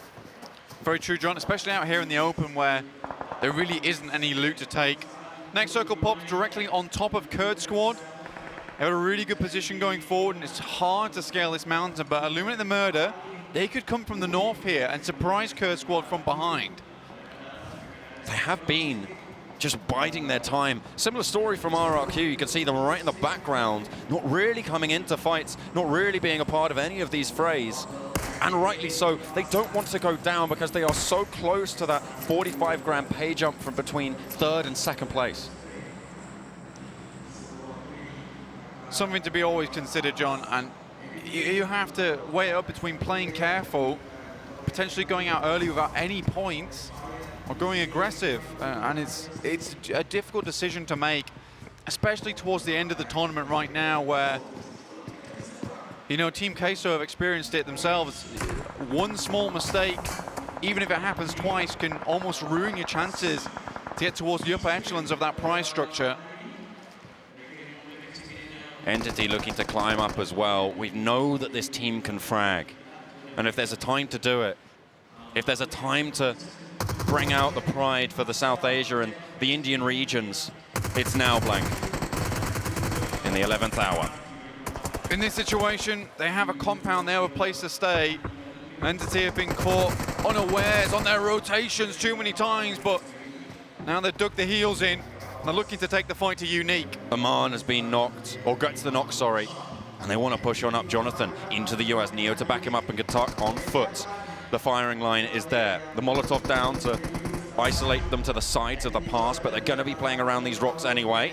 Jonathan wants to breach. One of the highest damaging players. You've got Kurd squad up top as well, remember, who want to send it in. A nade from Neo. Takes down Rogue. He takes a knee. Gatak on the off angle. Another nade going to be sent up. The Molotov's behind the vehicles. Oh, Rogue's burning away. Soon, though, he's turned around. He's looking for that ridgeline, and it's going to be found out by Kraken as well up top.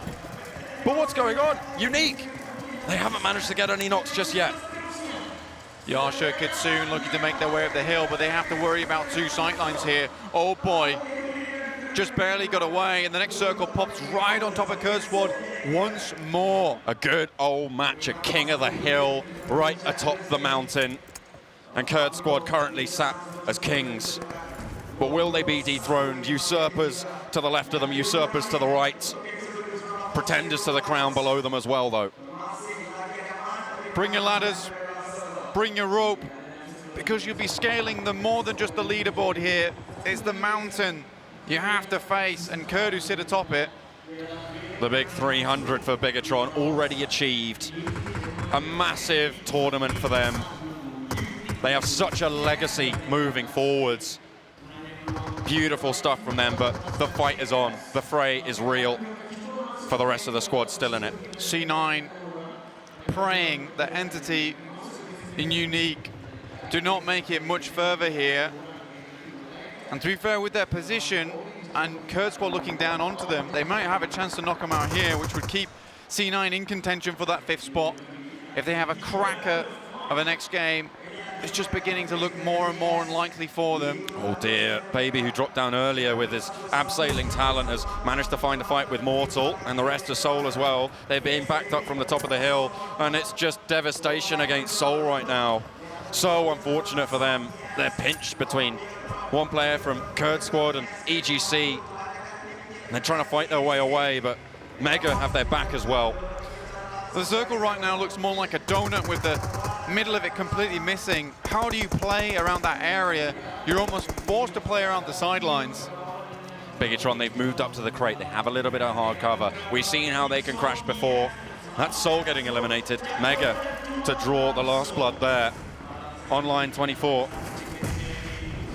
Able to close it down. What a player this guy's been. such strength as Bigetron down to 3. They're looking to crash. So far, they've been successful in pretty much every single one of their crashes. Even when they didn't necessarily plan for it. C9 tried to take them out of the cars, but unfortunately, BTR just turned around and showed them what's what. The push into the foothills has started. UNicorn trying to scale to the summit, but Kurd squad still dominant over it. Great sightlines, but they'll run out of utility soon enough if they keep taking those fights, keep getting damage sent their way too. Top Esports, they found Bigetron. He is able to take one. Zuxi looks for a peek, but there's still plenty of Top Esports players out in the blue. They need to push through. The high ground is theirs, however. An aid is sent in from the bottom to the top. Not going to find any damage, though, as Zuxi takes face with Eagle. Looks for the nades, looks for the shots. The shadow descends as the Eagle swoops down. The spray is in, the drop shot is through, and is back up from the rest of his team, but it can't quite happen. The micro Uzi is there. Zuxi gets knocked, but his brother's at his back. And his brother's in arms as Zuxi turns the corner to face off against 2. He roars his last cry as he goes down. Top Esports still alive. BTR out. This time they won't be able to steal away all the points from these other teams. And Top Esports has a real chance here to extend their lead once again ahead of Mega. But here's Mega on the sidelines themselves, a little bit higher up than Top Esports. The next shift is going to move off the peak of the mountain over to the northeast side of it. That means that Kurd squad have to move through. Oh, they spot a baby. It's only a matter of time now. Mega, they're going to be able to pick up that kill, but there's still 3 Kurd squad players alive. And they'll have Overwatch. In fact, they spotted RRQ as well as Kraken rattles off with the AUG.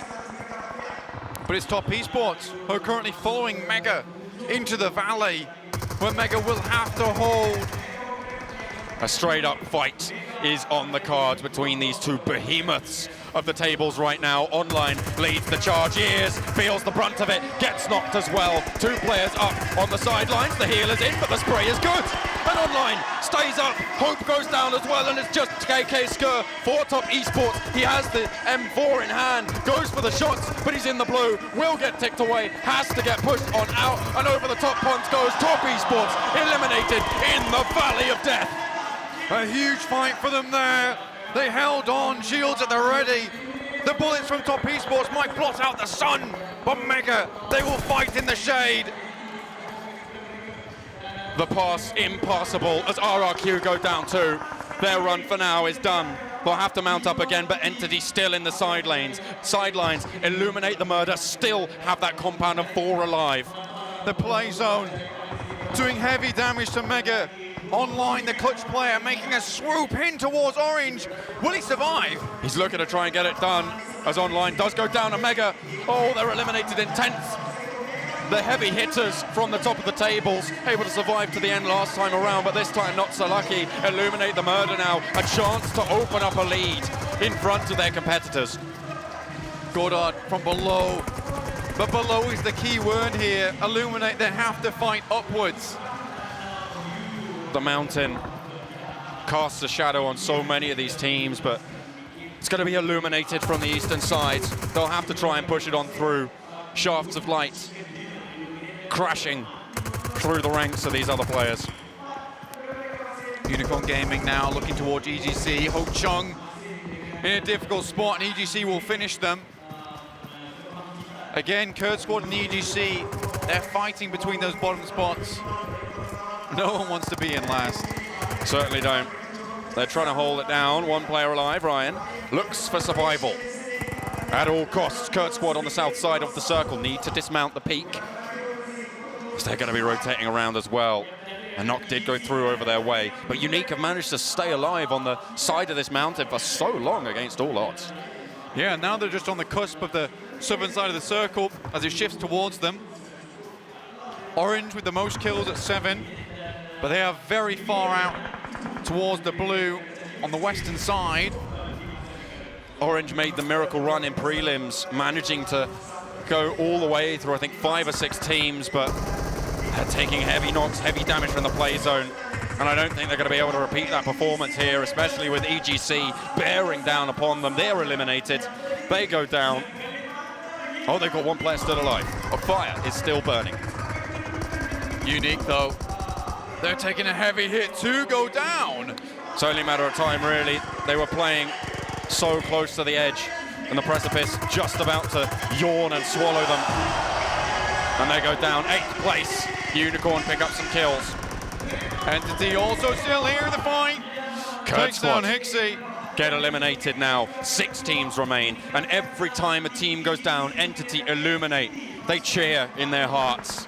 They know what it's worth to them. Every point a battle, and every point as crucial as the next. If Entity have a roaring game right now, they can potentially jump up in the standings, but it has to be a good one from them. We've seen them finish in the regional finals on Vikendi so strong time and time again. But now, they have to do it here at the global finals against the best of the best. The smoke is there to block the retreat. 3 players alive for Entity, and the shift comes through. It's on to Illuminate, Blank. Illuminate, so ecstatic about this one. They can hold around these corners so well. Look at the split that they've got going on. They hold all the angles, they hold all the options in their hands. But they've got to choose one of them, and they've got to be confident in it at that. Only 1 kill to their name so far. Going down now would mean a pretty shaky game at best, but Entity starting to frag out. 4 teams now remain. Entity looking to remove EGC. The other team with 4 members still alive other than Illuminate. It would make things certainly a lot easier. They drop down. Matt Toy definitely has heard this one though. Oh, he's going to go out wide, goes for the spray. Will be able to get the knock as well. Illuminate, get the confirmation. As EGC try and play the ridgeline, but Entity are on the side as well to potentially play spoiler! Oh my goodness me! Absolutely mad plays coming out from Illuminate. They're able to get 1, get 2, and Entity finish them off. Oh my goodness me, 3 teams standing. Illuminate still in the fray, but Neo is going to do so much work for his squad. Entity, one of the last 3 teams standing, and Orange still out their representative. Fire's been healing for so long out in the blue. They gave him all the merits before they all went down. And not only the merits, they gave him all their hope to move upwards. But right now, it doesn't look like Entity or Illuminate are going down anytime soon, but it's been a massive feat to stay alive this long. But the next circle will certainly kill him. Won't be able to survive for too much longer, but they'll be absolutely chuffed to bits with that. 3rd place, 7 kills, 17 points on board. A really nice turn up for them to try and ladder up in terms of the prize pool. Entity atop the cliff. They're getting spotted out. The next shift will close it pretty much entirely. Blank Jonathan. Oh, stays alive for now, but Neo not so lucky. Katak is low, and Illuminate. Orange! Oh, at the end of the... He stoked the fires! He's able to get all the way to 2nd. Beautiful stuff. Punching the air! At the end of the 15th match, look to the east. Illuminate, shine bright. Fire, Illuminate, they go hand in hand to the death, but it's a peaceful victory for them. Incredible performance from Fire as well. All credit to Orange in that situation. Absolutely great stuff coming out. Able to heal it through, bided his time, didn't try and risk it, and got so many points for Orange in the process. 14 placement points for a run that we never thought would happen. The 7 kills on board, that's going to jump him all the way up to 21. Orange going to be hugely happy with that one. They'll be able to leapfrog over Cloud9, I think. They should be able to push on up into 8th place, make that front card. Remember what you said, John. Orange in the prelims, the last 2 matches. That's when they turn it on. You just can't stop them. Sometimes it is written in the fates. The teams are meant to be the best. And if there's a comeback, God, I think they're looking down on Orange and smiling right now. A really good game for our last Vikendi of 2019. The PMCO Club Open 2019 full split. Insane game. A great ending for us. And Vikendi, it just wasn't all compounds as I said it was in the beginning. The battle for the mountain. That's really where it was pitched, and what a way to continue to get towards the final game, because Blank, we've only got 1 more left. We've only got 1 more map to play. It's back to basics, it's back to Erangel after this. And again, all these teams are so close in terms of scoring. Anything can still happen. for that top 5 spot, for the 90 grand, for the 45 grand. Those huge bonuses. Such massive jumps, and it's going to play on the minds of all of these players, Blank. They're going to have such a tough time to try and pick it up, but we're going to head over to the desk to break down the chaos underneath the mountain. I don't even know what to say about Orange Esports. They're somehow managing to stay alive that long in the blue zone, healing constantly, just hoping that one team got knocked out, gets them to second place, gets some extra points on the board. Not too many kills for them, unfortunately, but still, Illuminate the Murder. The team you did not back this time. No, don't be happy. You did not back them. You had Team Queso. You had Team Queso. You both had Team Queso. And now I know why they dropped down 16th place, because the jersey's off. Yep, The jersey is off, and I'm back on my Vivo hero suit. It felt just right coming back to it, you know?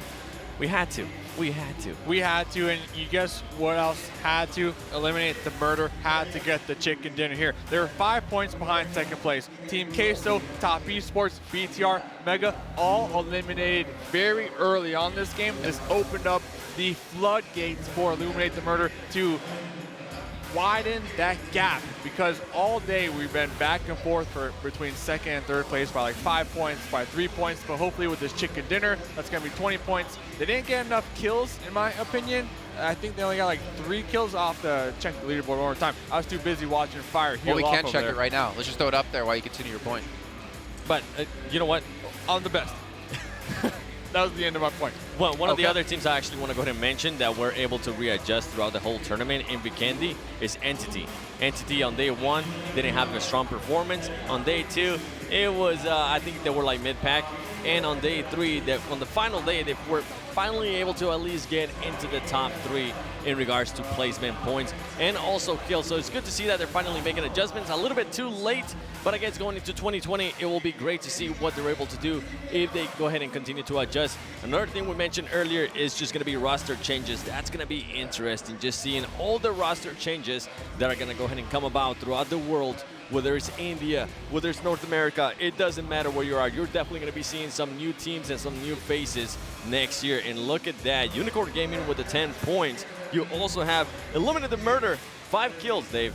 They had 5 kills. Yeah, I mean, I would have liked to have seen more kills from them. But one team that we don't normally talk about because they're just not doing too much. YOODOO GANK finally up here on the top 8 page. This last game was amazing for them. They're the ones who actually took out Team Queso very early on. It was a bloodbath, to say the least. There were smokes everywhere. There was Uzis everywhere, just spraying and praying. And then almost immediately after that, TeamUnique had a nice little engagement with them across the road. And then we saw, was it Rax? Rax from YOODOO GANK making an interesting play to wrap all the way around TeamUnique, starting the engagement, but with no support. YOODOO GANK was having such a phenomenal game, but then at the end, I feel like just throwing it. And I think the audience has to play a big factor on that. I'm not sure if the if people at home were able to hear the audience, but they were going crazy when YOODOO Gaming was able to clutch the squad wipe. And it might have gotten into Rex's head. It might have gotten like, you know what, I want to be able to hear that pop off again. He was able to go in and knock one, so he was able to hear the pop from the crowd. Yeah. But after that, it just... It was just a bad play, and nobody was near there. They tried rotating around with the car, but it was just a little bit too late.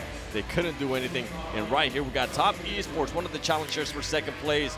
They got 12th place in points. And look at that, even though they knocked off Bigetron, and that's something to mention, Top Esports finally were able to knock off Bigetron, but Bigetron only had 3 players left. I mean, yes, I'm gonna give it to him. We're all tongue twisted right here. The excitement from the crowd. Bigetron, yes, killing them 2 times in a row. Finally, Top Esports going to be crowned the victor in this fight. But then almost immediately after that, they went down what John called the Valley of Death.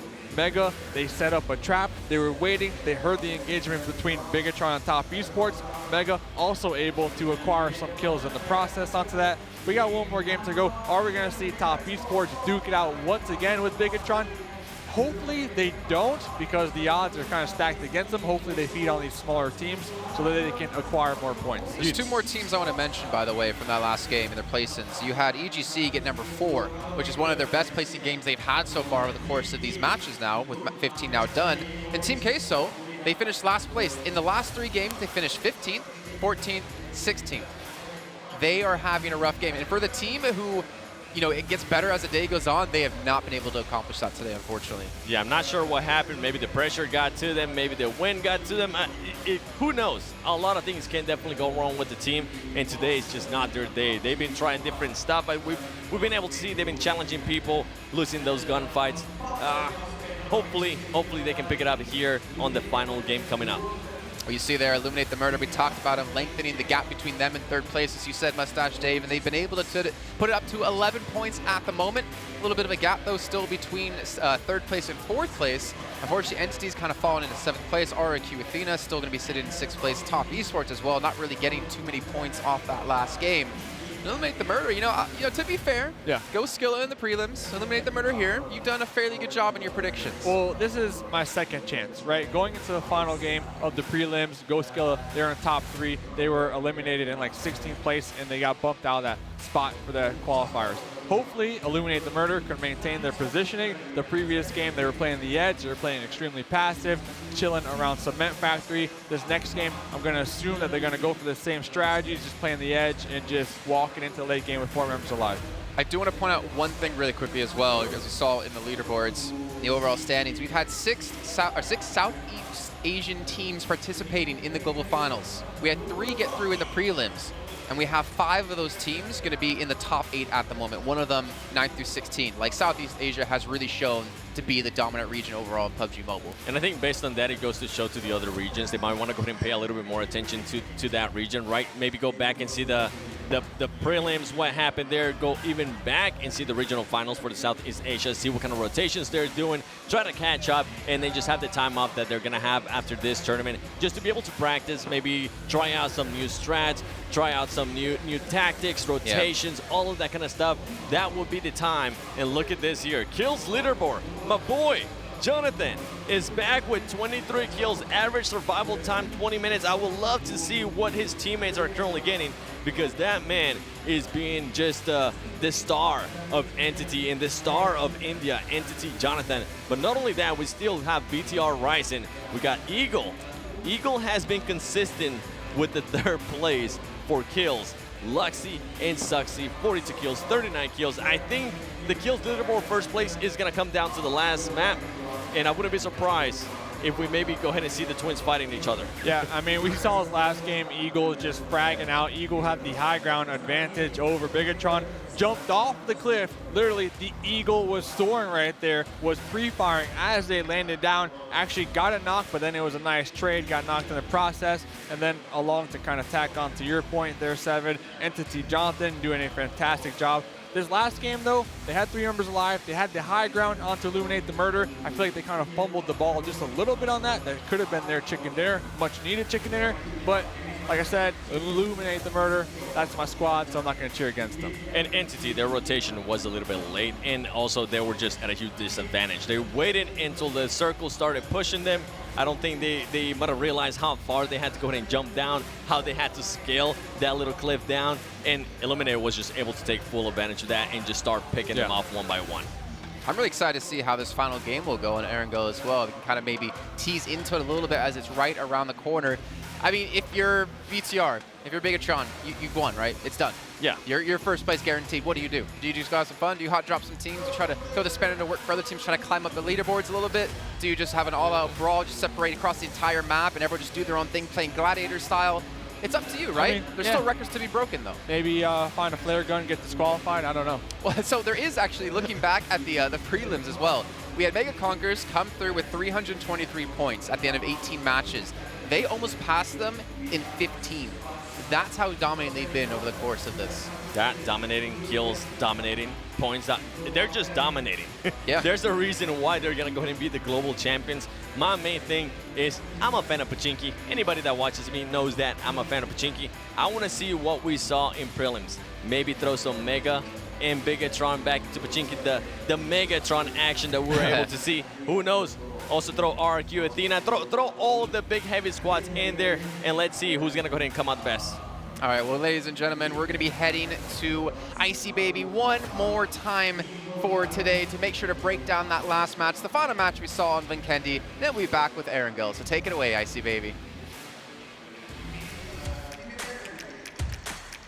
Thank you guys so much for the casters here. Amazing games to come here. And once again, my name is ICBaby12, and this is going to be the recap of the map of Vinkendi. So let's jump straight into it here. It's going to be an interesting problem. I brought it up into the previous recap on how important scouting is. So let's pay attention into the map here. You can see Illuminate The Murder all the way in the northern section here. Unfortunately to say, every single team was kind of in this section where they're all on the south side, whereas Illuminate The Murder, they have a very smooth path for them. However, even despite having a free rain for them, you almost always gather information here. Starting off here, you can see Illuminate, they always spread out a little bit here, especially in the early phase of the circle, just to gather information whether where or may not be teams where could be here. Because as the game progresses, you can see the movements coming in from them. They are so spread out, and they always have Martin going a little bit aggressive here just to gather information here. They sent Martin to scout out ahead here before actually taking the next phase of the circle. But as the circle progressed, while at this stage here, they let a little bit of pit stop there just to cut off any kind of rotations who's going to be passing towards this roadside, just because there may or may not be teams rotating into the northern section of the circle, which fortunately for them did not happen for them. So pay attention to this movement coming from Martin around Illuminate here. He went into the eastern side here just to kind of scout out if any potential teams coming in. He's always rotating around sides, making sure that their end of the circle is pretty much clear for the taking before they make their next push. So as the circle progressed, what they did was they made sure they secured themselves a compound, which was pretty interesting because considering that how smooth the terrain was, a lot of teams would prioritize focusing on towards this mountain here just because of those vision that they usually give. But what Illuminate did was, because they understood the terrain from their perspective, and based on this terrain, there are actually multiple entry points coming up to this mountain where you can get possibly flanked from multiple angles, even from the western side, which is this terrain, and also from the north section. So what they actually did was really smart of them, because they made sure they focused everyone from the south side, because at this stage of the circle, they pretty much had so much information coming from multiple angles, and they made the decision that, you know what, let's send Martin up here to mess any teams coming from the south side. And you can see they actually went up to the north side, and then after that, they sent Martin to kind of have a little bit of a roadblock here to try and mess with any teams who tries to come in from the southern section here. Whereas the rest of the teams, you saw like teams like BTR, TOPESPORTS down there further south early on the stage, they got messed up because there was just so many teams in the southern section here. So a little bit of a more introduction of why the terrain favored Illuminate a lot here. Pay attention to this terrain. You can see Illuminate The Murder, they were all in this section here, and you can see open fields from multiple angles here. If you were to secure the top of the mountain, they could be possibly flanked from teams coming from here, from here, from here, from here. So they didn't want to take the risk here. That's why they focused on one direction, which is making sure that they were cleared on this side of it, which they already preemptively did all the way throughout the earlier stages of the circle. So that was fantastic information gathering coming from Illuminate The Murder. And once again here, this is pretty much it coming in from the recap session. My name is ICBaby12. It's been an amazing journey in the PUBG Mobile Club Open, and it's coming to my final session, and we are one more game away to finding out who is going to be the PUBG Mobile Club Open Fall Split 2019 Global Finals champions. And my name is ICBaby12. I'm going to be, oh, I can't sign this. I'm going to sign this right here. And I'm going to say goodbye. So see you guys right after break.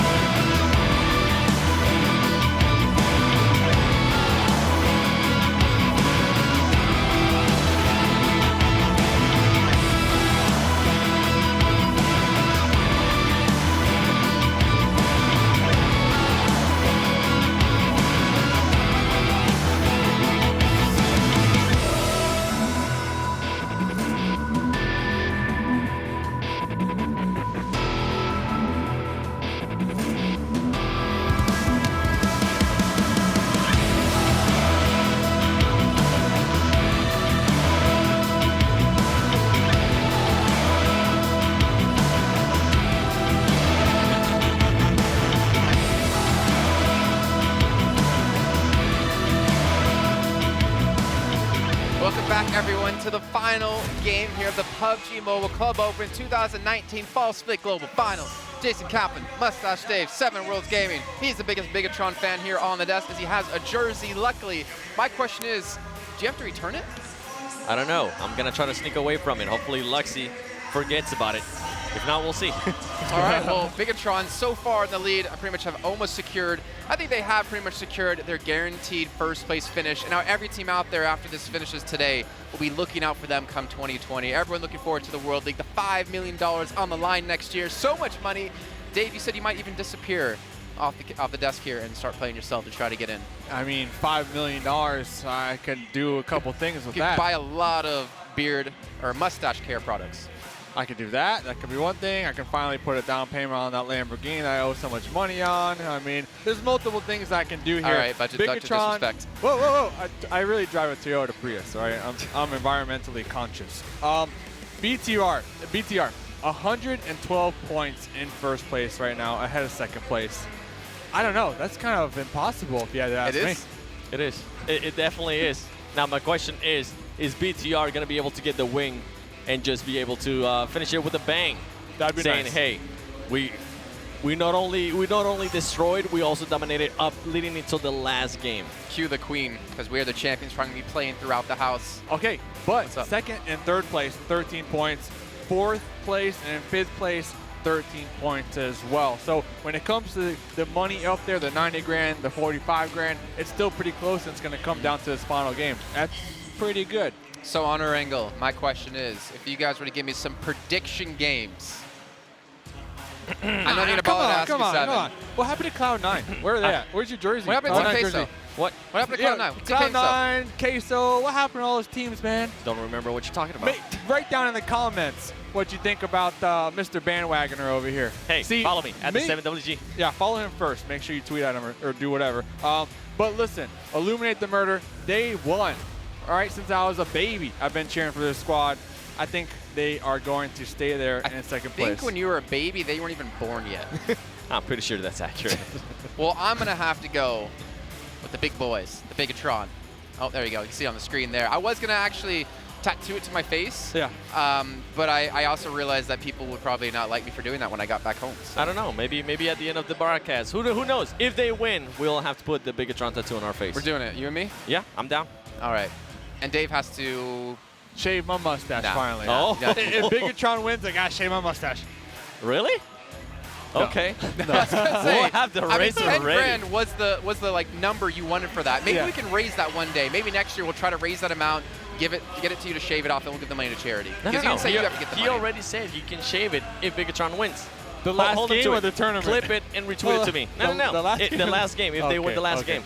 All right. It's not going to happen. So well, guys, it's been an honor being on the desk for you. I think, or with you. I think this is our final time here, so it's been a pleasure. Hopefully, see you guys again in the near future. I'll give you the telekinesis fist bump.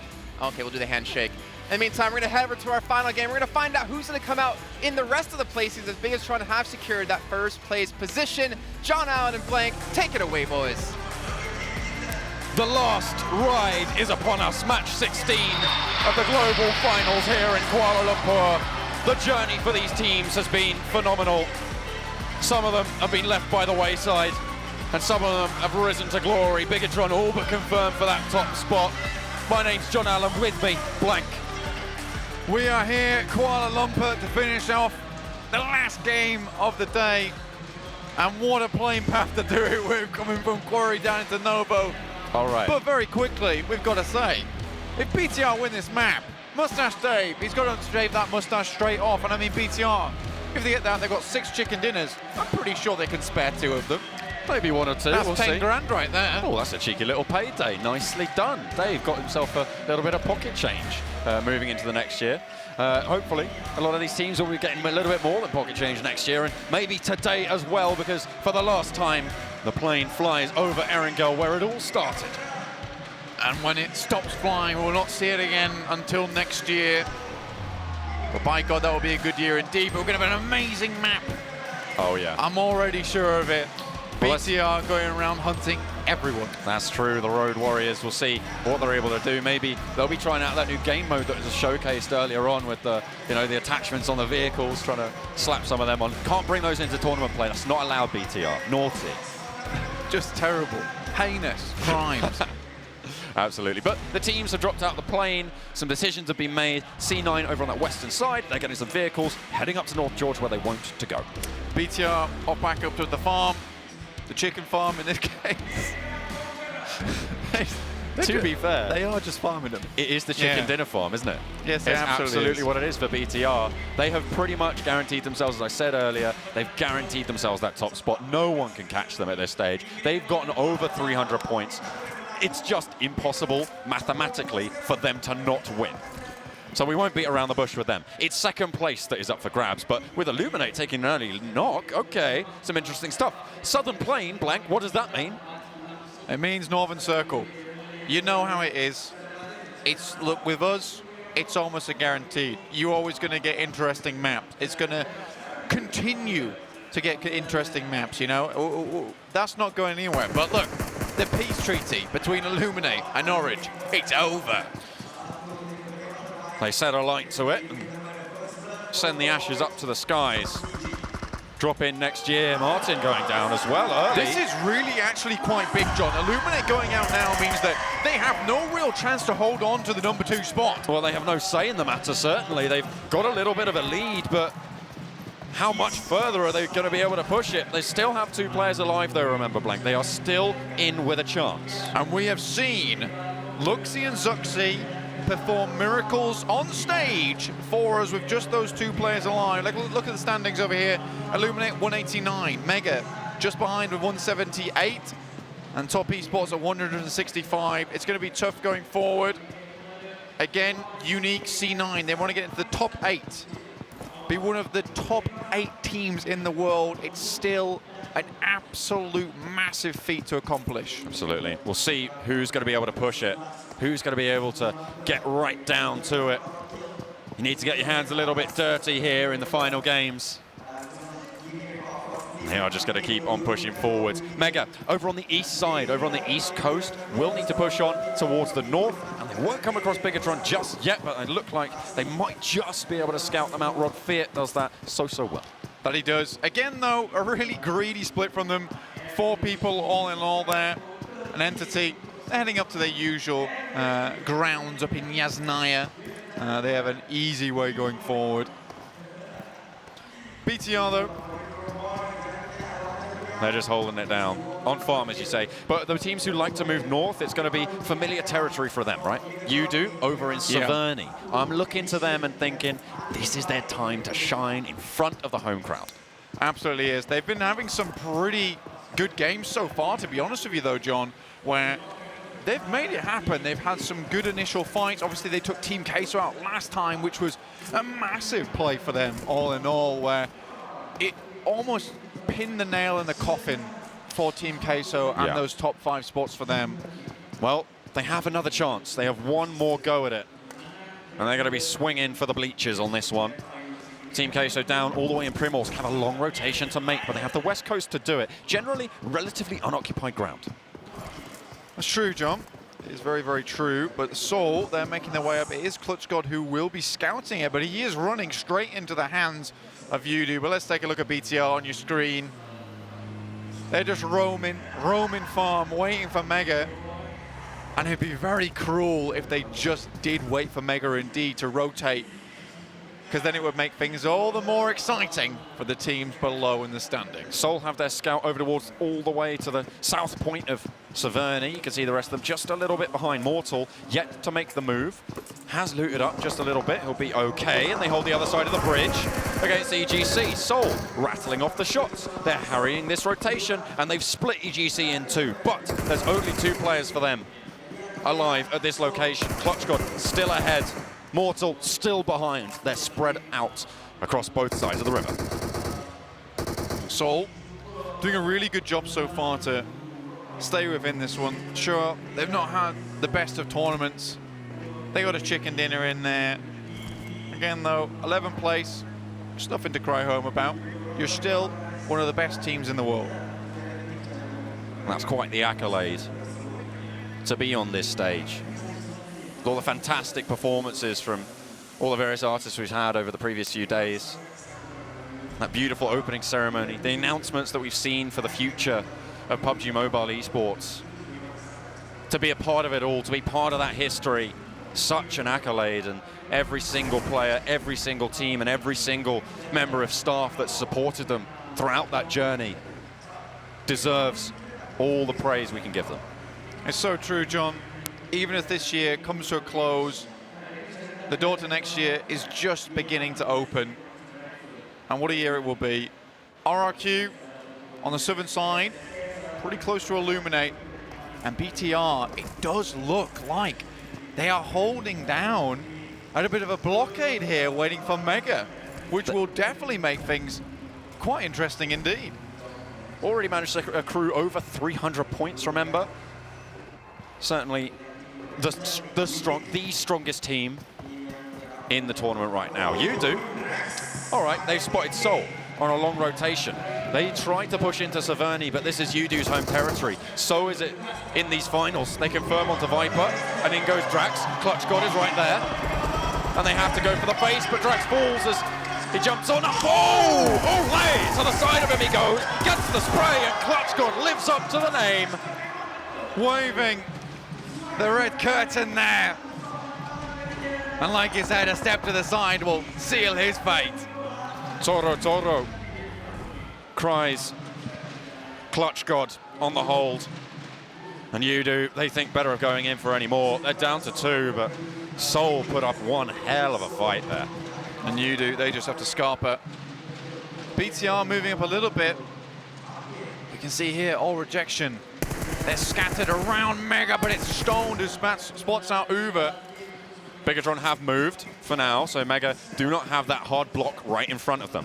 Uber, he's going to get confirmed here. His teammate's not near enough to try and back him up. Kraken takes a tumble out in Headshot Valley. His D2E pulls up on him, gets himself a little bit of Kurd squad loot. They'll take that one there. RRQ pretty happy with that one. Currently sat in 6th place. But Senior going down like this is not going to be good for business if RE can confirm him. They are going to roll on up and get that cover in. Senior, though, he just wants to get to that ridgeline instead, wants the terrain cover, not something that can come back to bite them should it blow up. Goes to the spray onto Ernie. Not quite able to capitalize. 2 teams all the way still on the south. You've got Mega, you've got Unicorn as well, still to mount up and make that push through, Blank. Currently it's AllRejection who is kind of holding Mega in position, and they'll have a long rotate up into the circle. One thing you've got to give Kurd Squad credit for is that I think that during all these matches, despite the rough times they've had, they've continued to hold passionate face, a serious face whenever we've seen them on cams, playing their hearts out here at the global finals.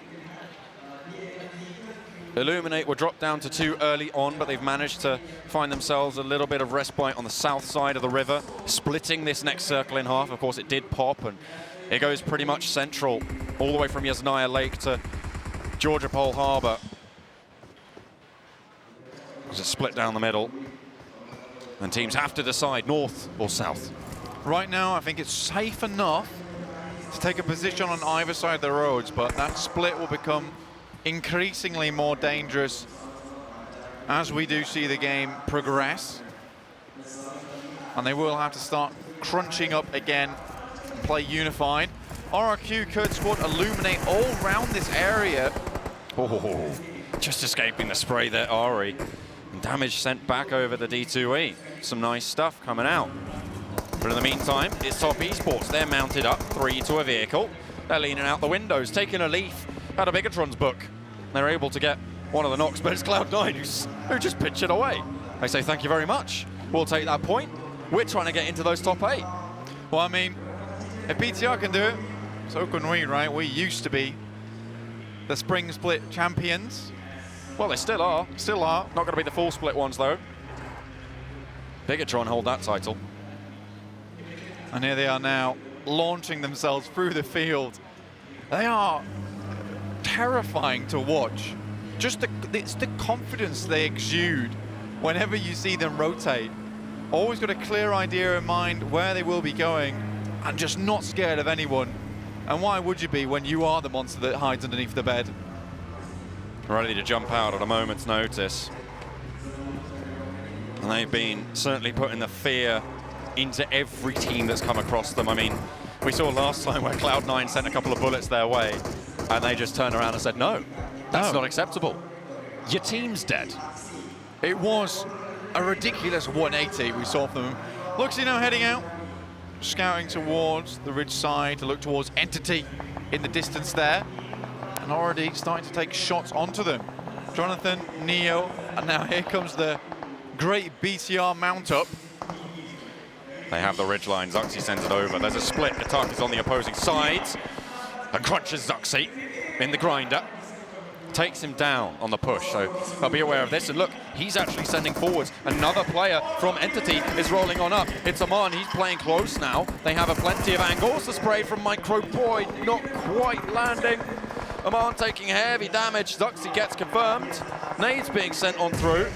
Not quite going to hit as Luxy relocates, but Micro Boy down to half HP. 128 kills for BTR. They're looking to make that one 132 with Entity in their sights. They're bearing down on them as well, but so's Aman. One player is dead already, Zuxi, and the rest of them, they're going down pretty quickly as well. Entity starting to come alive here. They want to make that push. They want to try and eliminate Bigetron in 16th. They'll be able to get fresh face for the final presentation. As Katak rolls around the side, Micro Boy now looking to finish it off. And this is what we praised them for at the beginning of the global finals, the positioning, the movement, Entity. It's clean. 16th place for Bigetron, but it matters not a jot. They're still gonna claim that overall glorious chicken dinner here at the full split. The fire, no, I mean the bonfire from BTR has been burning brightly during this entire tournament, but it was only a matter of time before it began to fizzle out. The circle shifts north of the river, Blank, which means everybody will have to cross. No one can be left behind, and if they are, well, they're going to have to be prepared to take the hurt from the blue. And the rest of the players guarding that side as well. Currently Seoul very, very central, have a little bit of a northern side, but they're being contested by Top Esports. Top Esports definitely not a team to mark down at all. This is a very, very strong team indeed. You got to be careful of them. Great at long distance as well, and they have that central position once again. That's where they thrive. That's where they have got most of their chicken dinners from. Team Queso have moved from one end of the island to the other, from Primorsk all the way up to Severny, where we saw YOODOO start out. They're playing right on the northern side of this circle. They're looking to try and rack up those points and hope that teams above them don't do so well. Team Queso, they have been in a tough spot over the past 2 games. If they can try and bring it back, they potentially have a good chance going forward, but it has to be a mega game. And with BTR out of the running, there is potential to do very well without being immediately dunked upon. Top Esports take a heavy knock, and I don't think they want to send for it, but that's a lot of damage sent their way. Helmet will be pretty much dismantled from that one as he lands the shot, and will soak up some of the meds from Top Esports. And being so central, they're going to be pushed upon quite a lot. They're going to need them.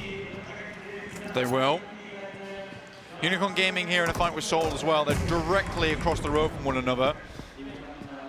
But 3 members alive. They took that fight with Mega early on. Mega currently on the southern side of the map, but this fight is the interesting one.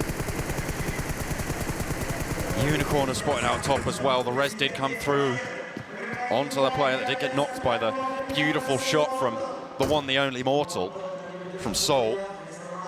A veteran player for this squad, came out of retirement to see them all the way to the global finals. And now here they stand for India. Circle now begins to close around all these teams. It's a hugely open space that all these teams can play in, and a massive hard shift on the circle there, down to the southwest of the circle. C9 hugely happy about this one. 2 bad games might just turn into a good one now. Orange played spoiler to Illuminate at the start, taking 2 of their players down. Will they be able to do the same to another of the top spots as Mega try and push onto their location? But the fight is now breaking out between Seoul, between Unicorn as well. And they push around the side, the crash comes through, the vehicles blow up, the nades are in, and in comes the assault.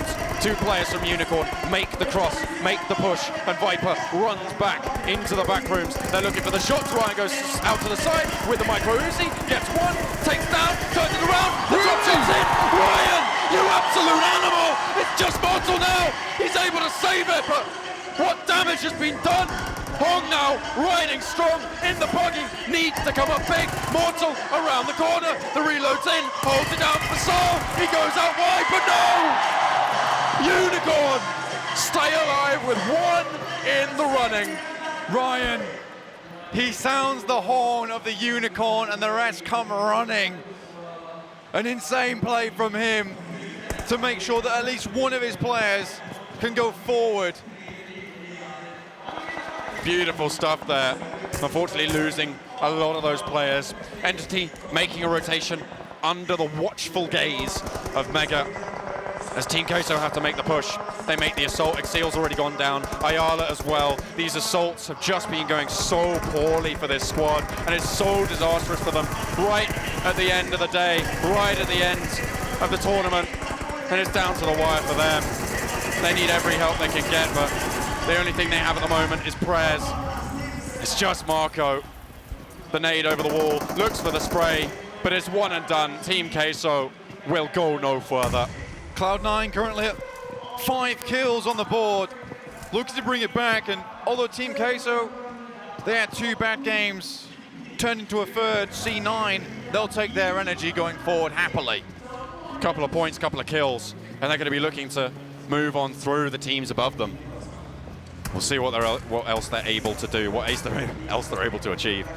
He hops in the buggy, the tire gets burst, he hops out the buggy. Rod Fear left stranded just a little bit. A standard routine in PUBG Mobile, jumping into a vehicle only to hear the whiz of eliminated. air. They're down in 13th. That's disastrous for their position, for their safety in that second spot. Now Mega can start to open the door. Top Esports as well, they're going to be biting at their heels. You're 100% right, John. Oh! EGC finished by a beautiful nade onto the top roof. But it's C9 once again chiming in, taking shots onto ARG just to the south of them. 11 points separated Mega and Illuminate before this one. And that's going to close very, very swiftly. Already quite a few kills on board for Mega. They've almost been able to do it.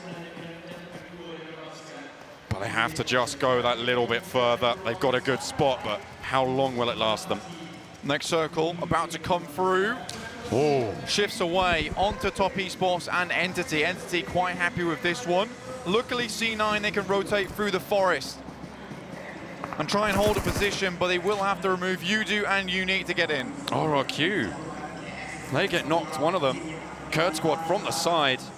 The smokes are out from both of these squads to try and move along this hillside. They have to push forwards to take some spots in the zone. Cloud9 have to push from the west. UNique as well have just made their ingress, and they will play the northwest of the next spot.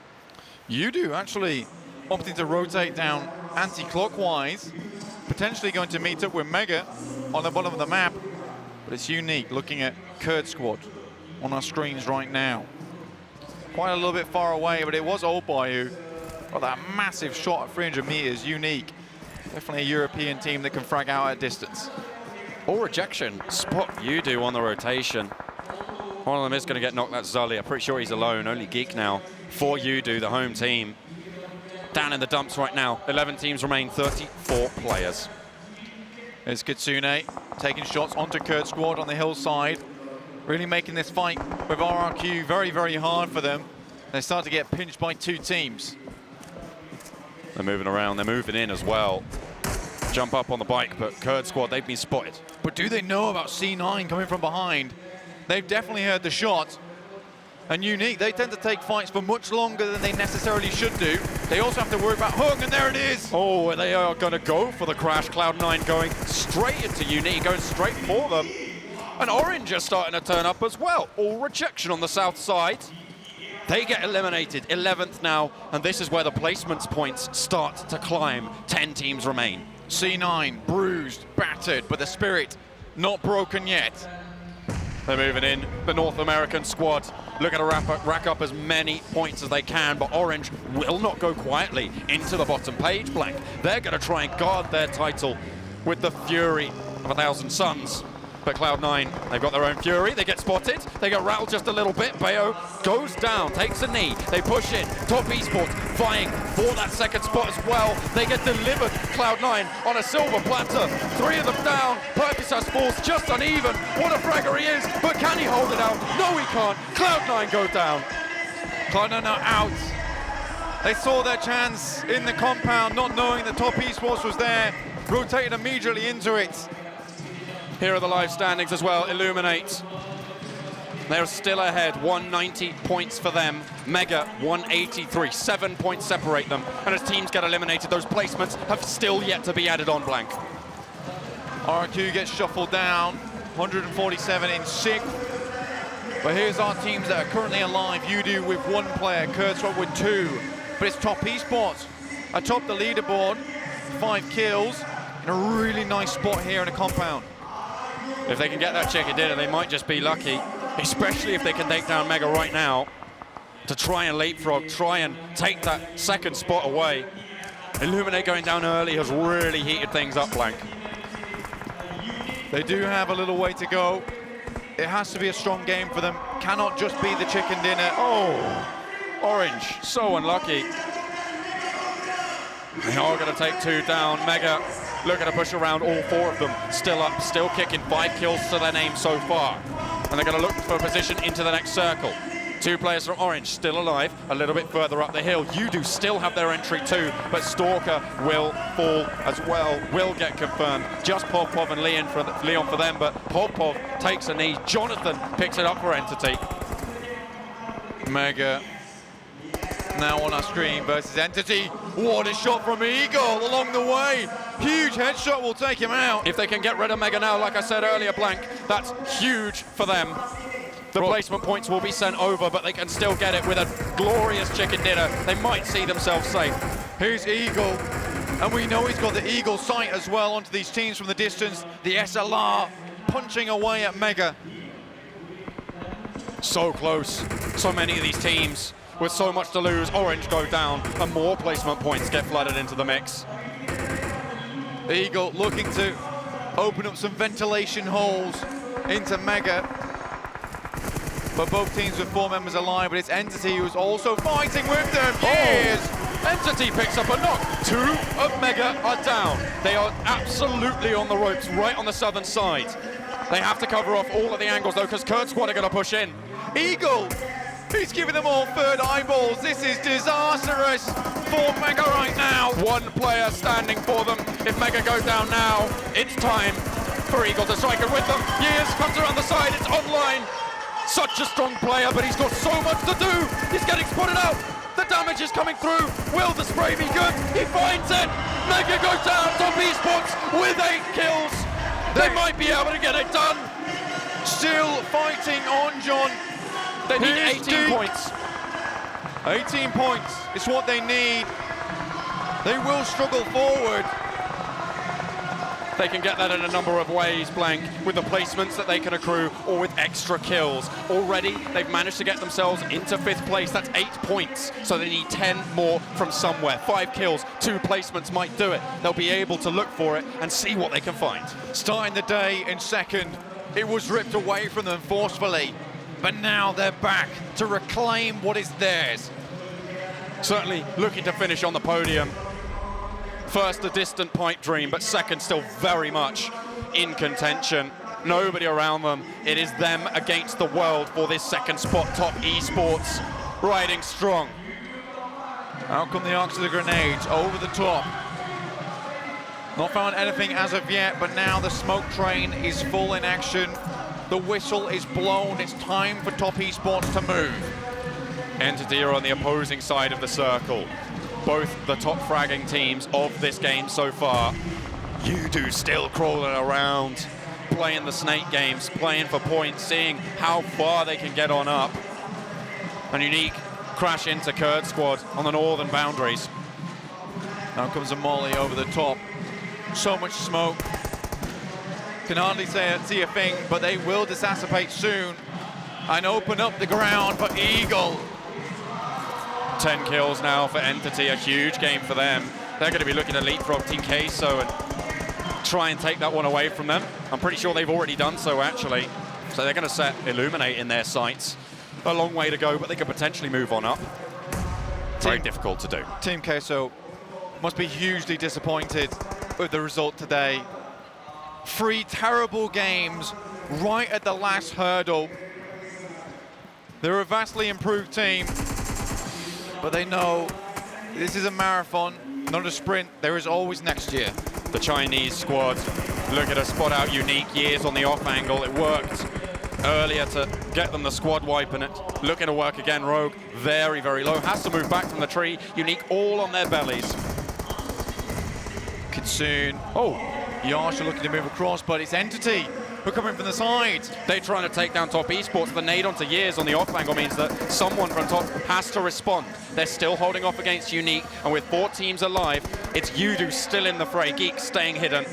Oh boy, he's looking out towards UNique. Neo makes the spray. The bullets whiz past UNique. Oh boy, feels it on his face. The breeze going past. Oh, he's got the nade. Will they know where it is? Oh, so close. Onto KK Skr. An Entity now clashing with UNique. UDOO will finish it off onto KK Skr, but oh boy, finds Entity as well. Oh, Geek plays spoiler, and Top Esports might have been their match. He could go all the way. Entity though, they're trading back. They will go down. And UDOO, they still have a shout. I think no point have spotted him. He might just be able to do it, but it's 2 versus 2 as UNique take a knock. Eagle around the edge. It's Geek. Sunk his claws into the heels, but Top Esports, they have to keep running, despite the Achilles heel being slightly damaged by Geek.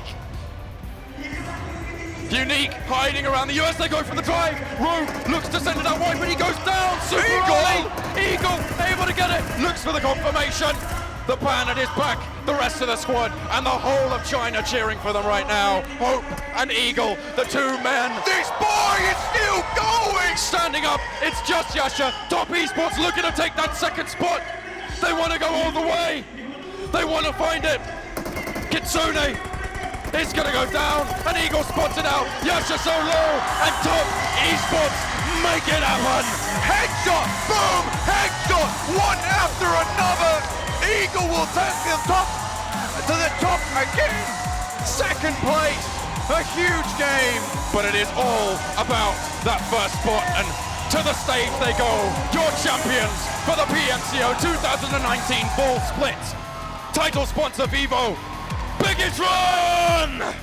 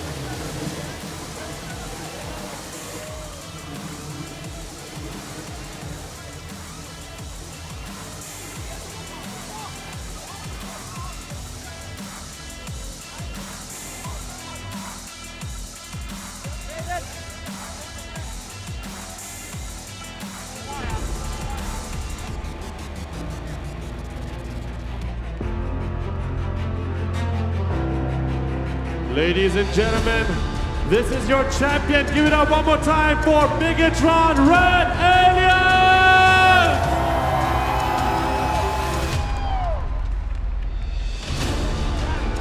Of course, these guys came a super long way. One of the 3 prelim teams that made it out here. These guys finished 5th in last season's global finals, but managed to Leslie come all the way to becoming the champion this time around.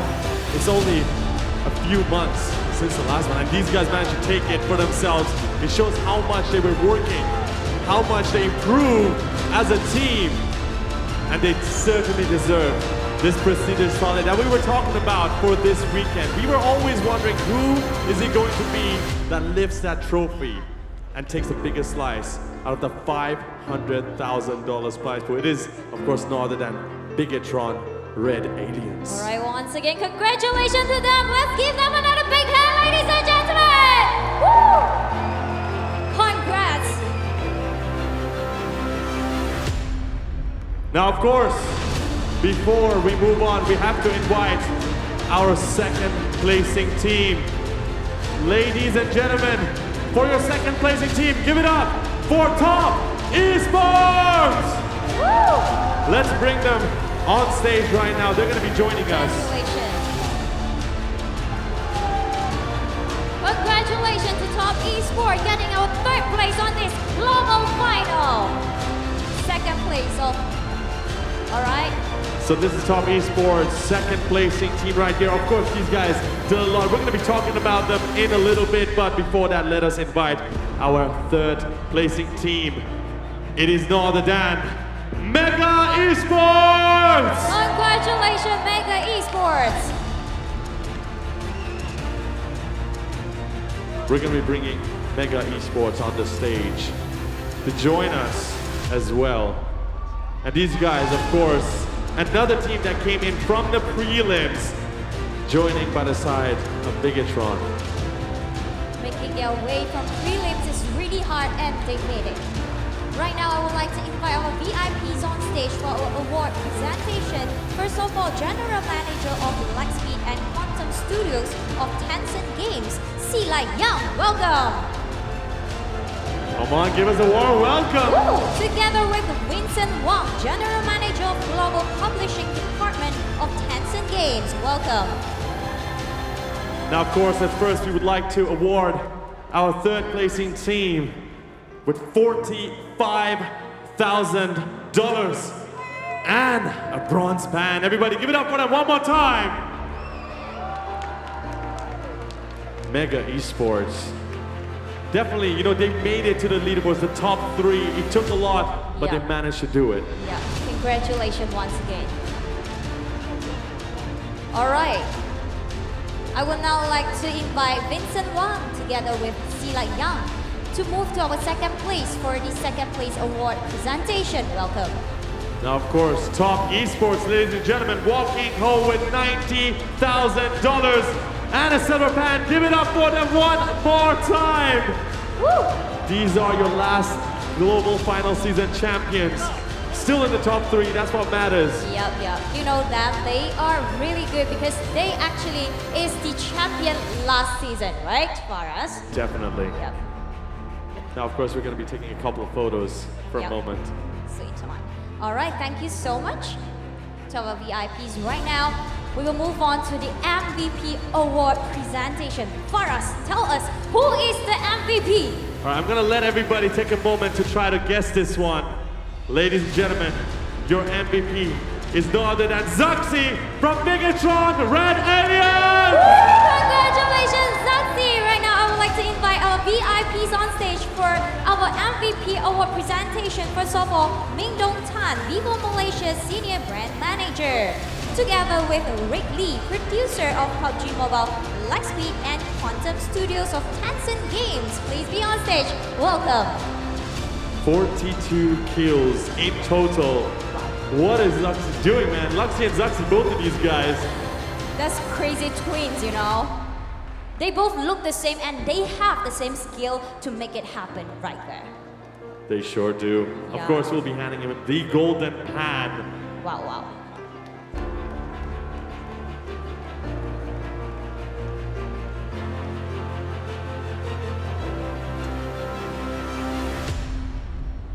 All right, congratulations, Zaxi, for that. Right now, ladies and gentlemen, are you ready for the championship? Woo! Let us right now welcome our VIP on stage for the Champion Award. First of all, Wong Hee Chu, PUBG Corporation Chief Operating Officer, together with General Manager of Product and Head of Interactive Entertainment Domain of Vivo, together with Sealight. All right, for our championship award presentation. This is going to be $180,000, ladies and gentlemen. And that, of course, is excluding the amount of chicken dinners that each of these teams have gotten all the way in this weekend. Right, ladies and gentlemen, let's give them another round of applause. Woo! All right, everyone is busy taking video, right? So, we're gonna ask all of our VIPs to step to the front and join our champion at the side. Yep, our VIPs. All right. Our VIPs, do pass the trophy to our champion right now. Thank you. All right. We're gonna give one more round of applause for all of these guys that came down here this weekend to fight for you guys and give you guys the best PUBG Mobile action you have ever seen. Wow, that was a surprise. Once again, let's give round of applause to our champion of PUBG Mobile Global Final Fall Spring 2019, Bigetron Red Aliens! Woo!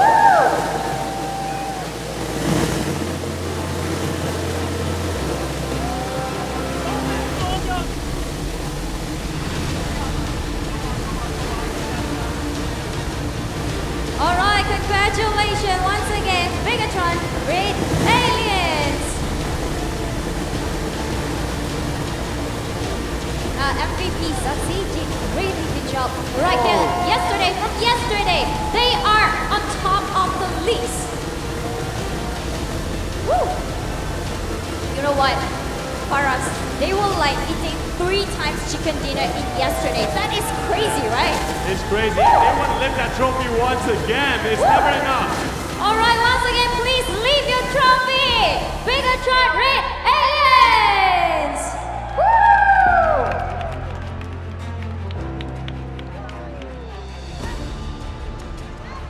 All right. All right. For everybody, I want to say thank you so much for being along with us this weekend for the PUBG Mobile Club Open 2019 Fall Split Global Finals. Of course, our journey does not end here. As you guys saw, we announced earlier that we have bigger plans for PUBG Mobile Esports in 2020. And this is going to be something that we all expect to see. Will we see Bigetron dominate more, or is it going to be the other team stepping up? Thank you so much for watching, and we'll see you guys next time. Thank you.